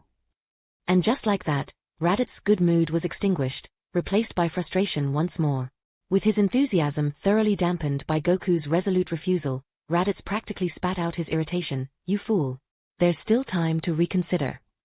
No. Did you even kill those people like I asked?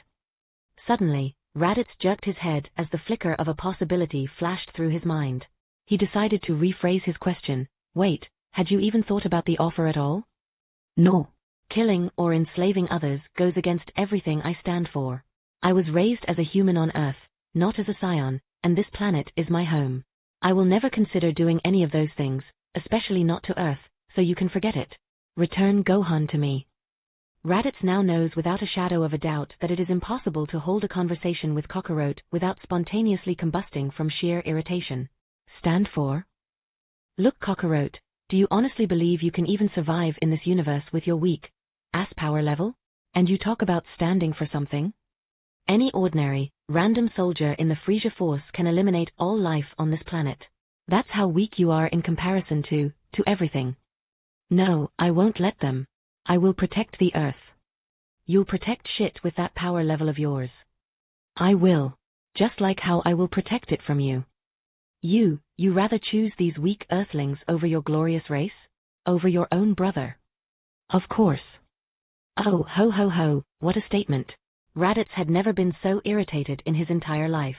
He needs to annihilate something cute and cuddly right now. Despite not meeting either of those descriptions, Raditz thinks that Big Green, standing over there silently with a smug expression plastered on his face, is a good alternative target.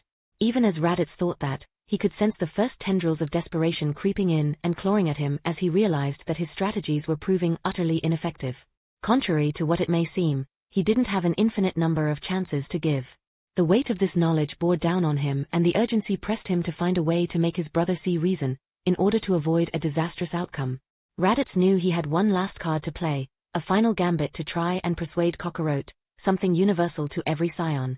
You're a complete F***king disappointment, Cockroach. I can't even call you a warrior. You really are nothing but a low-class trash through and through, weak and perfectly content to be so. Raditz sneered, disgust evident in his tone. Your lack of ambition is disgusting. I'll take your son and train him instead. He'll grow up to be more of a Scion warrior than you can ever be. Perfect. Chef's kiss. Absolutely every Scion Raditz knows will jump up foaming at the mouth to kill the person who insulted their pride so grievously. Raditz knows no better way to kindle the fierce pride and innate instincts of a Scion. I'm fine with being called trash, and I don't care what others call me. But if you think I'll simply allow you to take Gohan away from me, Radish, then you've got another thing coming. I swear to. Raditz began, beyond exasperated. Do you have no pride at all? Who? He exhaled deeply, deliberately slowing down his breathing to calm down. If any other Scion were slandered like so, they would go mad trying to defend their honor and pride. But not his dumbass of a little brother, apparently. I know you're an idiot, Cockroach, but just listen to me. I'm your brother and I don't want to see you meet a pointless death. For your own sake, just join us if you want to live. Just come with me, please. Goku found himself momentarily caught off guard by the earnest plea in Raditz's voice, confusion lining his face as he tried to adjust to the unexpected shift in his brother's tone. The transition from the tough, hard-ass Raditz he had been facing moments ago and this new desperate version gave Goku nothing short of whiplash. However, Goku quickly regained his composure. His face solidified, a stern resolve etching itself onto his features, and he shook his head. At the sight, Raditz's face fell and his shoulders slumped. At that moment, standing at the crater's edge, Raditz regretted ever remembering the existence of his brother. As the conversation came to a temporary halt, the unexpected voice of an older man suddenly resonated through Raditz's scouter, abruptly intruding into the exchange. The addition was so sudden that Raditz jumped a little, startled at the voice. With a swift motion, Raditz's eyes darted toward the connection symbol on his scouter's screen. Unbeknownst to him, somewhere along the way, the signal had successfully connected. I believe you've made enough attempts, Raditz. You've done your best, and your brother is clearly not going to change his mind. The voice came from the scouter, the connection slightly unstable. It paused briefly as if carefully choosing its next words. The detour you took from our original course will be catalogued in your pod's logbook, which means that the Frieza force is already, or eventually will be, aware of this planet's existence. You know very well that this universe has no place for the weak. A powerless scion without the desire to fight or conquer will inevitably meet a grim fate, so just do him a favor and give him a painless death.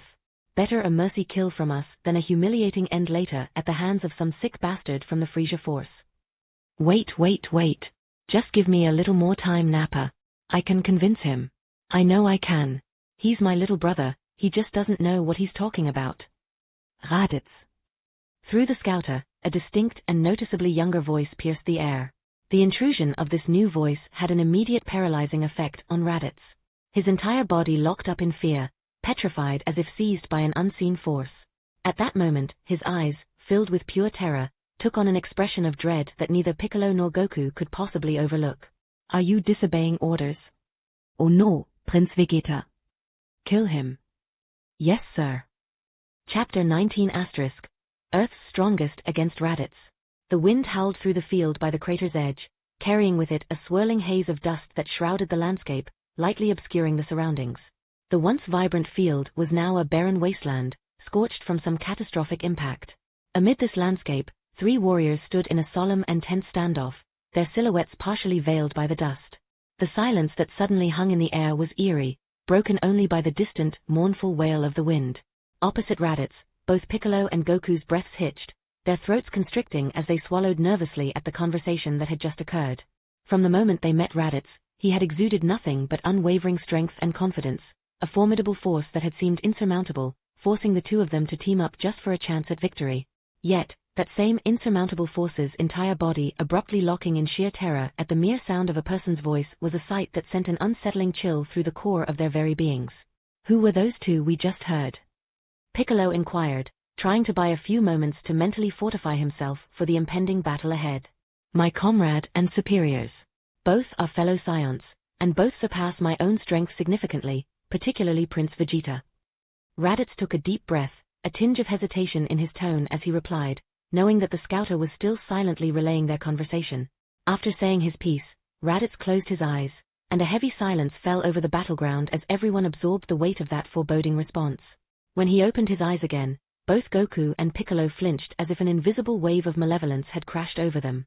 The intensity of the killing intent emanating from Raditz sent shivers down Goku's spine and made Piccolo clench his fists in preparation.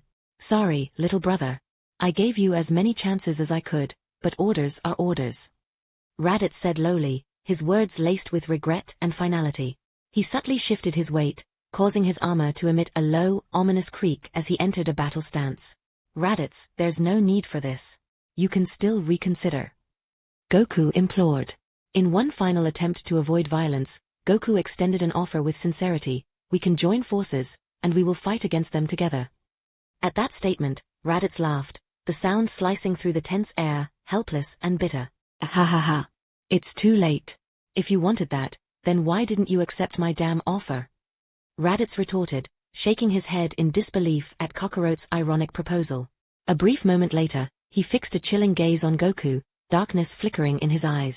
You underestimate the sheer terror that is Prince Vegeta, little brother.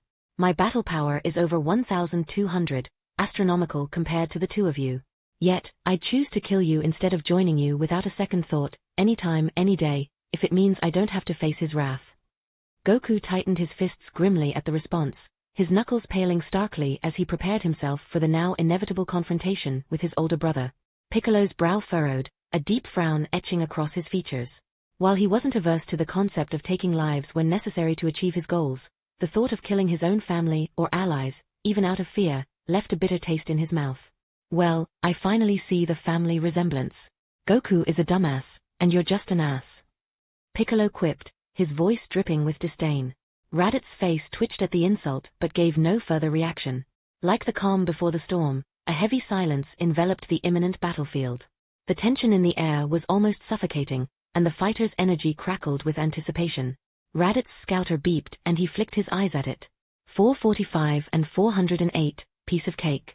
Without a word exchanged among them, each figure simultaneously leaped into action, marking the beginning of a battle that had been building for far too long.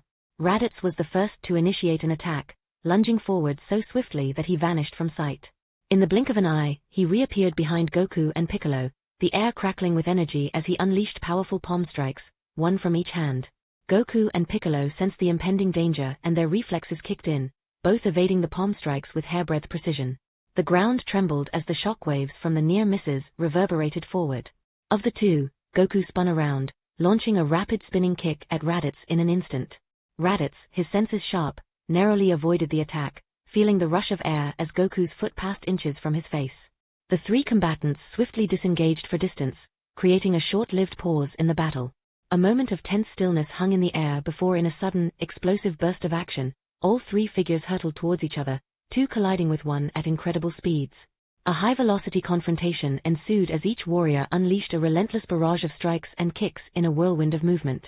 The flurry of blows didn't last too long before Raditz noticed an opening and capitalized on the opportunity, seizing the moment to deliver a powerful kick into Piccolo's chest, sending the Namekian hurtling away. As Piccolo was sent sprawling, Goku and Raditz locked onto each other, engaging in a frenzied exchange of lightning-fast punches and kicks. Each blow landed with a bone-rattling force, and the shockwaves from their clashes sent powerful ripples through the battlefield. Sent hurtling away from the fight, Piccolo decided to temporarily maintain his distance, his sharp eyes never leaving the fight as he assessed the unfolding confrontation. He needs to rejoin quickly because he knows Goku won't last too long alone. At this moment, that human brat's advice rang through his mind. Fight tricky, huh? Piccolo began to charge an energy attack, concealing it behind his back, ready to be unleashed when he inevitably entered the fray once more. Meanwhile, in the midst of the battle, Goku managed to land a few glancing blows on Raditz. However, it became painfully clear that Raditz was largely unhurt. A nonchalant smile graced Raditz's face, a stark contrast to the intensity of their furious exchange. With swift precision, Raditz deftly deflected one of Goku's blows, forcing him to overextend. In that split-second vulnerability, Raditz retaliated with a brutal knee to Goku's gut, stunning him momentarily. Raditz flexed his fists and prepared a follow-up strike. Raditz smirked. Lesson 1, deflect, and now Lesson 5, press your advantage. Thank you for teaching him those nuggets of combat wisdom, Nappa. Piccolo made the calculated decision to rejoin at this crucial moment, propelling himself forward with all his speed and concealing a fully charged ki blast within his clenched fist. As he closed in on his target, Piccolo telegraphed his movement and punched forward in a classic superhero punch.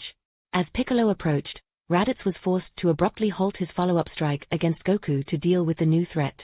Raditz, sneering at the disgustingly telegraphed trajectory of the attack, quickly raised one hand before him, intending to catch the incoming punch. However, to Raditz's surprise, the punch halted just inches from his outstretched palms, never making contact. A sly grin crossed Piccolo's face. Ever so casually, right before Raditz's stunned gaze, Piccolo shifted his clenched fist a few inches to the left and unfurled his hand to reveal the fully charged ki blast within. Raditz barely had enough time to widen his eyes before the ki blast hurtled forward into his face. The force of the explosion sent shockwaves rippling through the battlefield, and the acrid scent of smoke filled the air. Raditz, now shrouded in smoke and debris, was momentarily obscured from view. What happened? That blast was not in the 400 range. As he suspended himself in midair within the engulfing smoke and chaos, a sudden revelation struck him like a bolt of lightning, causing a frown to spread across his face. It turns out these sons of bitches can elevate their power levels, particularly when they unleashed their energy-based attacks. It suddenly became clear why his scouter had registered mid-800 moments ago when Big Green himself was barely over 400. Raditz scowled. In all his prior battles, the scouter's readings had also been his enemy's max energy output, which provided him a sense of predictability and control over the outcome. But if Cockroach and Big Green had the ability to elevate their power levels beyond that, then the rules of the fight have fundamentally changed. It means that if given enough time, they can create an attack strong enough to take him out. His victory is no longer guaranteed. As Raditz adjusted to this newfound deduction, his scouter emitted another, urgent beep, signaling another rapidly rising power level. It had already climbed to 700, which means one of them must be charging something at this very moment. With a burst of energy, Raditz propelled himself out of the lingering smoke. His vision cleared just in time to reveal the ominous sight of Piccolo hovering above him dangerously close, a charged energy beam in his mouth, poised to be unleashed upon him. In a desperate attempt to evade the impending attack, Raditz swiftly retreated by flying backward in a random and evasive pattern. However, his retreat was abruptly thwarted when Goku rushed upwards beneath him and delivered an unexpected kick to his back, propelling him skywards. Piccolo did not waste the given opportunity. At nearly the same time, Piccolo fired the deadly energy projectile downwards. Crossing his arms before him in a last-minute defense, Raditz frowned darkly as the impact became inevitable. 950. Son of a bitch. The energy blast struck him with a thunderous impact, scorching his armor and engulfing him in a violent explosion. Raditz bore the full brunt of the attack, his body subjected to the unforgiving power of the ki blast. Within the swirling dust cloud, Raditz shook his head, dispelling the ringing in his ears and working to straighten his thoughts. The fact that both of them had managed to pinpoint his location through the dense smoke indicated they were somehow able to detect his energy. Could it be that they possessed some form of advanced energy sensing abilities? Oh, is that why they were able to locate him all the way from those weird-ass pink birds without a single scouter between the two of them? Prince Vegeta, Nappa, reporting. It appears that the warriors of this planet have the ability to concentrate their energy beyond their detected baseline, making scouter readings misleading. They also seem to possess the ability to detect energy without scouters. Given that Kakarot is a scion, it's possible that both these abilities are learnable techniques. Affirmative. Nappa's lone voice crackled through the scouter. Refocusing on the ongoing battle, Raditz couldn't deny that the remarkable level of coordination between his two adversaries had genuinely caught him off guard and left him vulnerable to their coordinated attacks. However, now that he had a better grasp of their teamwork and their unique abilities, Raditz knew it was time for the tables to turn in his favor. Piccolo levitated outside the dissipating smoke, his senses straining as he attempted to detect Raditz through the lingering disturbance of the explosion. A growing sense of unease gnawed at him as he detected a subtle shift of something on the battlefield. Suddenly, he cried out a warning, his voice filled with urgency, but it was too late. Weekday special. Raditz roared. With sinister delight, a relentless onslaught of energy blasts erupted from the smoke towards Goku and Piccolo. The deadly barrage forced Goku and Piccolo to push themselves to the limits as they desperately dodged and weaved, narrowly avoiding each of the countless energy blasts. Raditz, reinvigorated with a surge of confidence, launched himself at Goku with unmatched ferocity, crashing into Goku who was still dodging. In that brief moment of shock, Raditz seized the advantage once more, delivering a double-handed bone-shattering blow that sent Goku hurtling to the ground, the impact of which resonated through the field. Unrelenting, Raditz wasted no time capitalizing on his advantage. With a seamless follow-up, he prepared for the next stage of his assault. Saturday Crush, he bellowed, throwing a menacing pink energy sphere at Goku, who had remained grounded after the devastating strike moments ago. Without missing a beat, with seamless fluidity, Raditz pivoted a full 180 degrees to face Piccolo, who had been charging forward to intervene in the battle. Raditz uncurled his other hand, revealing a second pink orb, savoring the look of horror that twisted his opponent's face. Payback, bitch. Black Friday. With that exclamation, Raditz proceeded to slam the orb directly into Piccolo's gut, sending the Namekian flying backward. A beat later, both energy spheres detonated in absolute synchrony. Noting that both opponents are temporarily down for the count, Raditz took the golden chance before him to remove one from the game permanently. Kakarot is a bit stronger, so he would do just fine. A triumphant grin crossed his face as he ignited his signature attack with a surge of energy, both of his hands crackling with potent energy. Take this. Double Sunday. Raditz's voice resonated with exertion as he thrust both of his hands forward. Two brilliant pink energy beams shot forth, converging into a singular beam that hurtled toward Goku at astonishing speed. Facing that lethal beam, Goku can say with full confidence that he had never fired a Kamehameha as fast as he did at that moment. Kamehameha. Goku roared defiantly. With a single knee on the ground, he harnessed every last bit of energy within him as he unleashed his iconic attack, a vibrant blue beam of energy that surged forth, crackling with power. As the two formidable beams collided, the blue brilliance of Goku's Kamehameha clashed with the vivid pink energy of Raditz's attack, sparks flying at the point of collision. Goku gritted his teeth, his muscles straining as he poured every ounce of his strength into the beam. He could feel the immense pressure of Raditz's energy bearing down on his Kamehameha. Inch by inch, his Kamehameha was losing ground. Goku grimaced as he poured more energy into expanding his attack, feeling his ki rapidly decreasing but still barely maintaining control and being overwhelmed. Scatter shot. A series of smaller ki blasts soared through the air and bombarded Raditz's back continuously. Each successive blast found its mark, driving Raditz to grit his teeth. The Scion warrior was forced to turn his head around, his eyes locking onto the culprit, Piccolo, who, despite looking half dead, wore that same smug grin on his face. Kamehameha. As Goku rose from one knee to both feet, he poured as much energy as he could into his attack.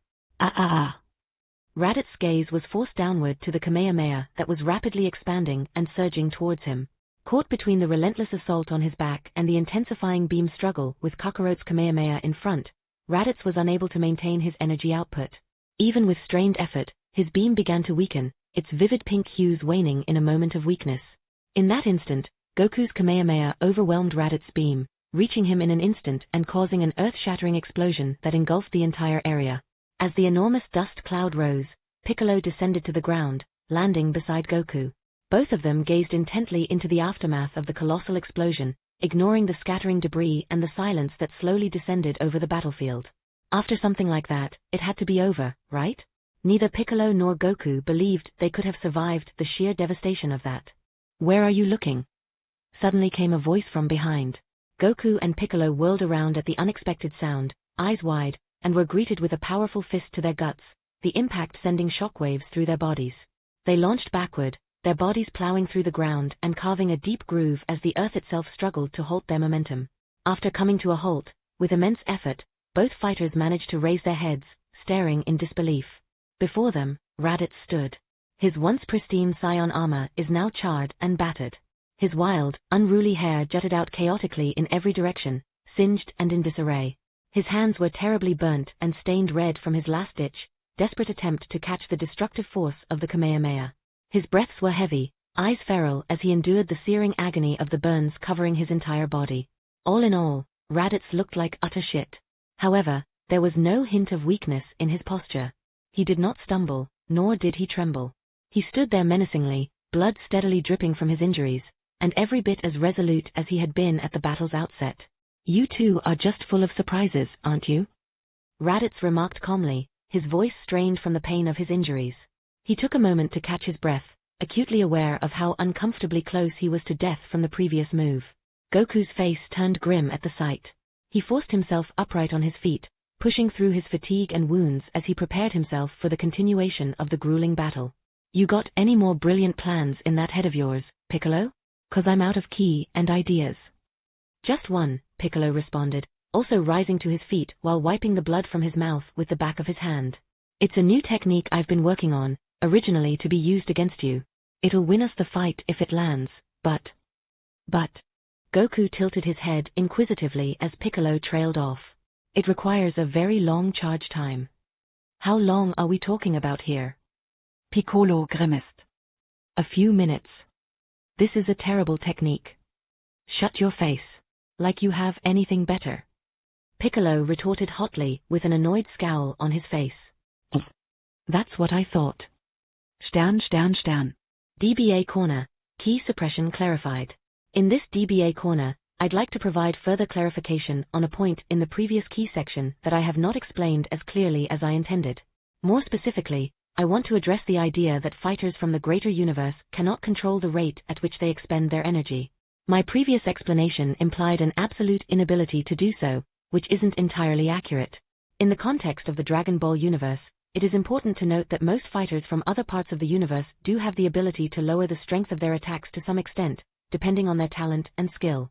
In the canon series, it has been shown many times that other individuals can unleash attacks that are weaker than their maximum power and do not execute all of their techniques at full strength. The key distinction between fighters of the universe and Z fighters lies in that the universe's fighters cannot exceed their baseline rate of energy flow nor concentrate their energy. While they can control their output to some extent, allowing it to dissipate or using shorter charge times to produce weaker blasts, their inherent limitation is that they are unable to focus their energy to create an attack more powerful than their base PL. Since these fighters are unable to regulate the rate of the baseline radiation emitted from their bodies, this means that their baseline radiation represents the maximum energy output they can achieve. When they fire a weaker attack, the scouter detects two readings, a lower PL from the attack itself and a higher baseline radiation level.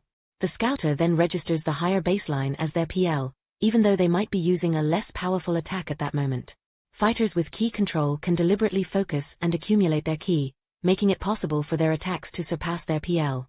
Raditz's surprise upon encountering this ability is why he stated that the rules of the battle have fundamentally changed.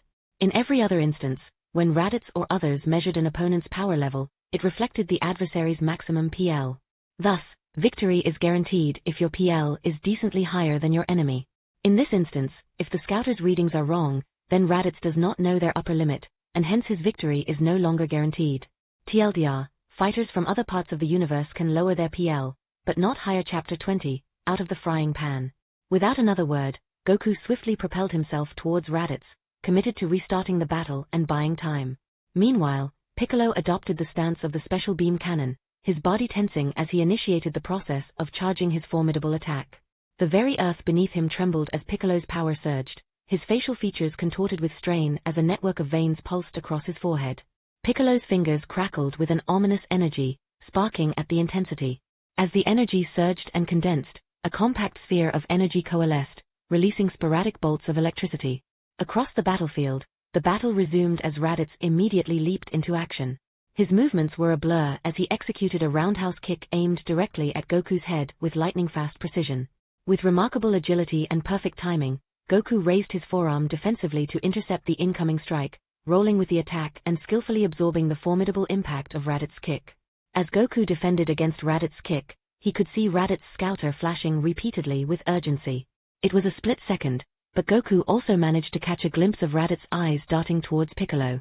Goku's eyes narrowed. If this machine is consistently issuing reminders about Piccolo, then it is a problem. He needs Raditz to focus on him and him alone. Goku pulled Raditz's still outstretched leg, forcing him off balance before taking the opportunity to retaliate by unleashing a barrage of rapid punches, each of his strikes finding their mark with pinpoint accuracy onto Raditz's chest and abdomen.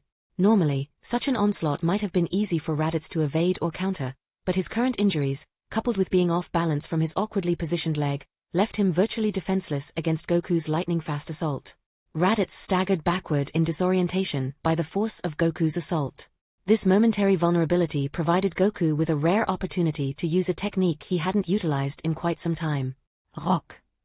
Goku infused his fist with an explosive surge of ki, delivering a punishing blow to Raditz's abdomen. The force of the impact caused Raditz to double over in pain. Paper. Goku executed an upward palm strike, aiming squarely at Raditz's face. The impact of this strike forced Raditz's head to snap backward, causing him to straighten up from his previously bent-over position. Simultaneously, the strike shattered the screen on Raditz's face, achieving Goku's true objective. Schizoa. Goku leaned backward, channeling every ounce of ki he could muster into both his fists. With a yell of exertion, he thrust both fists forward, crashing them with great force into Raditz's chest, fracturing the scorched armor and leaving an intricate pattern of cracks on the once pristine chest plate. As Raditz stumbled backward from the brutal combination, a small stream of blood trickled from the corner of his mouth, a clear sign of the significant damage he just sustained.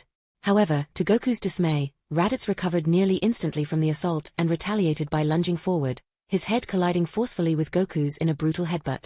With a surge of adrenaline, Raditz let out a furious roar as he channeled his frustration and pain, raining down fury in the form of a relentless torrent of punches. The strikes landed on Goku ruthlessly, each sending a spray of blood droplets from Goku's mouth. With an explosive burst of speed, Raditz surged forward to the left, moving slightly beyond Goku's right, before twisting his core with a ferocious intent and driving a devastating punch with his right hand into Goku's midsection. The sheer force of the blow lifted Goku's feet off the ground, leaving Goku both gasping for breath and choking on his own blood. As the finishing blow, Raditz struck out with a powerful roundhouse kick, his foot striking Goku's head with crushing force, very apex of the kick's arc.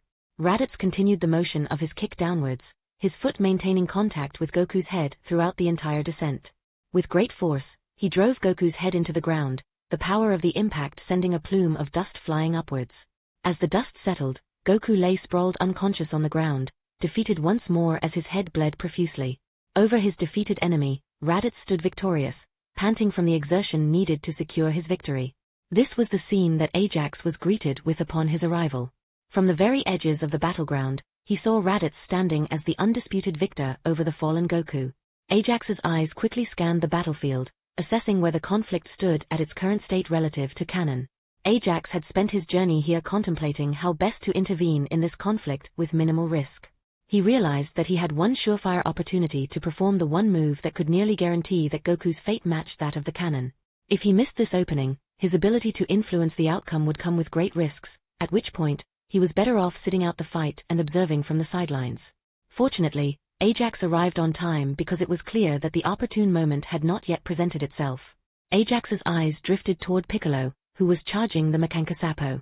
Actually, it seemed like Piccolo was ready to go and was contemplating whether to unleash it immediately or wait in the hope of a more advantageous opportunity. Miraculously, it appeared that Piccolo had either sensed the intensity of Ajax's gaze on him or detected his key signature, because their eyes locked across the battlefield. Seizing this unexpected chance, Ajax vigorously shook his head, proceeded to mime firing the special beam cannon, and swiftly formed an X by crossing his forearms in front of his chest. Piccolo raised an eyebrow at the unspoken exchange. This brat again. He had been debating whether to risk it and unleash the special beam cannon now, but with his experience, he knew that the attack was more likely to miss. The kid was probably right.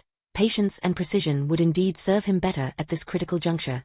Acknowledging this, Piccolo decided that withholding the special beam cannon for the time being and biding his time for a more opportune moment was the wiser choice. As Piccolo acknowledged Ajax's plan with a subtle nod, Ajax felt a reassuring calm settle within him. Beside him, he sensed Krillin touching down on the battlefield. The gasp that escaped Krillin's lips upon seeing Goku's dire state was a reminder to Ajax that his next immediate objective was to ensure that Krillin did not act impulsively and potentially disrupt his carefully laid-out plan. As Ajax stood his ground, preventing Krillin from rushing into the fray, on the opposite side of the battlefield, Raditz's scowl deepened as he examined the remnants of his scouter's shattered display, which was irrevocably damaged and beyond any hope of repair. Despite the broken screen, the earpiece remained functional, providing him with auditory feedback. However, the absence of a screen left Raditz in the dark as to what information was being conveyed or what that information was referring to. Thus, he remained completely unaware of Krillin and Ajax's arrival. Furrowing his brow in true anger, Raditz brushed aside the extra glass shards hanging from his damaged scouter and decided to take his fury out on Goku, who lay defenseless before him. He ruthlessly placed his foot on Goku's leg and, with some effort, crushed it. The agonizing pain ripped through Goku's body, shocking him awake and eliciting an excruciating scream that reverberated across the battlefield. "Don't worry, Cockroach, you've got 3 more left for me to break." Just as Raditz was about to crush Goku's other leg, a sudden, enraged roar erupted from nearby. Raditz's attention snapped away from Cockroach to his pod as it disintegrated into a cascade of shattered debris. Simultaneously, his scouter emitted an urgent beep, signaling a surge in power levels. Without the screen, the device couldn't convey the source of this newfound energy, but Raditz found he had little need for its guidance. Before his very eyes, Raditz witnessed Gohan erupt from the wreckage, propelling into the air and gunning straight toward him in a determined flight. "Get Gohan," Ajax instructed Krillin urgently before seizing this precise moment to burst forth from his concealed position and sprint toward Raditz at his maximum speed. This was the moment he had been waiting for, his one guaranteed opportunity. Raditz's eyes flicked over to Ajax, an instinctive response to sudden movement. However, that split-second distraction proved costly, robbing Raditz of any precious remaining time needed to evade Gohan. Moments later, Gohan made direct contact with the already damaged armor, shattering it upon impact, and ultimately landed on Raditz's sternum. The collision was so intense that even from a distance of tens of meters, the sound of Raditz's sternum breaking was distinctly audible. As Raditz found himself momentarily stunned, unable to recover from that sudden, devastating collision, Ajax arrived at Raditz's position and lunged for his tail. The moment Ajax's hands closed around the Scion's tail, Raditz became immobilized, his face twisting in torment, reflecting the agony he felt even as his body became paralyzed. And since Ajax took the safe position, "Full Nelson him, Goku, hurry!" Ajax called out urgently. Then Goku would have to take the sacrificing one. Thanks to Raditz's paralysis, Goku encountered no difficulties as he repositioned himself, utilizing flight to compensate for his broken leg. Due to the heat of the moment and the pain he was enduring, Goku didn't perceive his current situation as at all precarious. At this moment, Goku's senses detected a swift movement out of the corner of his eye. He turned his head and witnessed Krillin cradling Gohan protectively in his arms, booking it at full speed away from the battlefield. Continuing to hold down Raditz, Goku watched them go, his heart filling with gratitude and relief. Gohan was bawling from the pain of the wound on his forehead, but he was heading to safety. Krillin glanced back and a silent but sincere look passed between two friends' eyes as they briefly locked gazes. Meanwhile, still gripping onto Raditz's tail, Ajax felt a sense of satisfaction. Goku has placed Raditz in a full Nelson hold and Gohan has left the battlefield. Everything is going exactly according to plan, and canon. Keeping his right hand's vice-like grip on Raditz's tail, Ajax strategically placed his left hand firmly against the center of Goku's back, right where he knew the special beam cannon would eventually exit. To an outside observer, it seemed as though Ajax was providing support to Goku from behind to brace for some catastrophic impact. However, beneath the surface, his true intention was far from altruistic. In reality, Ajax was pinning Goku in place against the paralyzed Raditz. By applying pressure on Goku's back, he ensured that there was no escape, locking Goku into the path of the special beam cannon and leaving him with no chance to evade or back out. No. Raditz's howl pierced the air, realizing how dire a predicament he found himself in. Piccolo did not let Raditz speak another word. Masenka, shit, special beam cannon.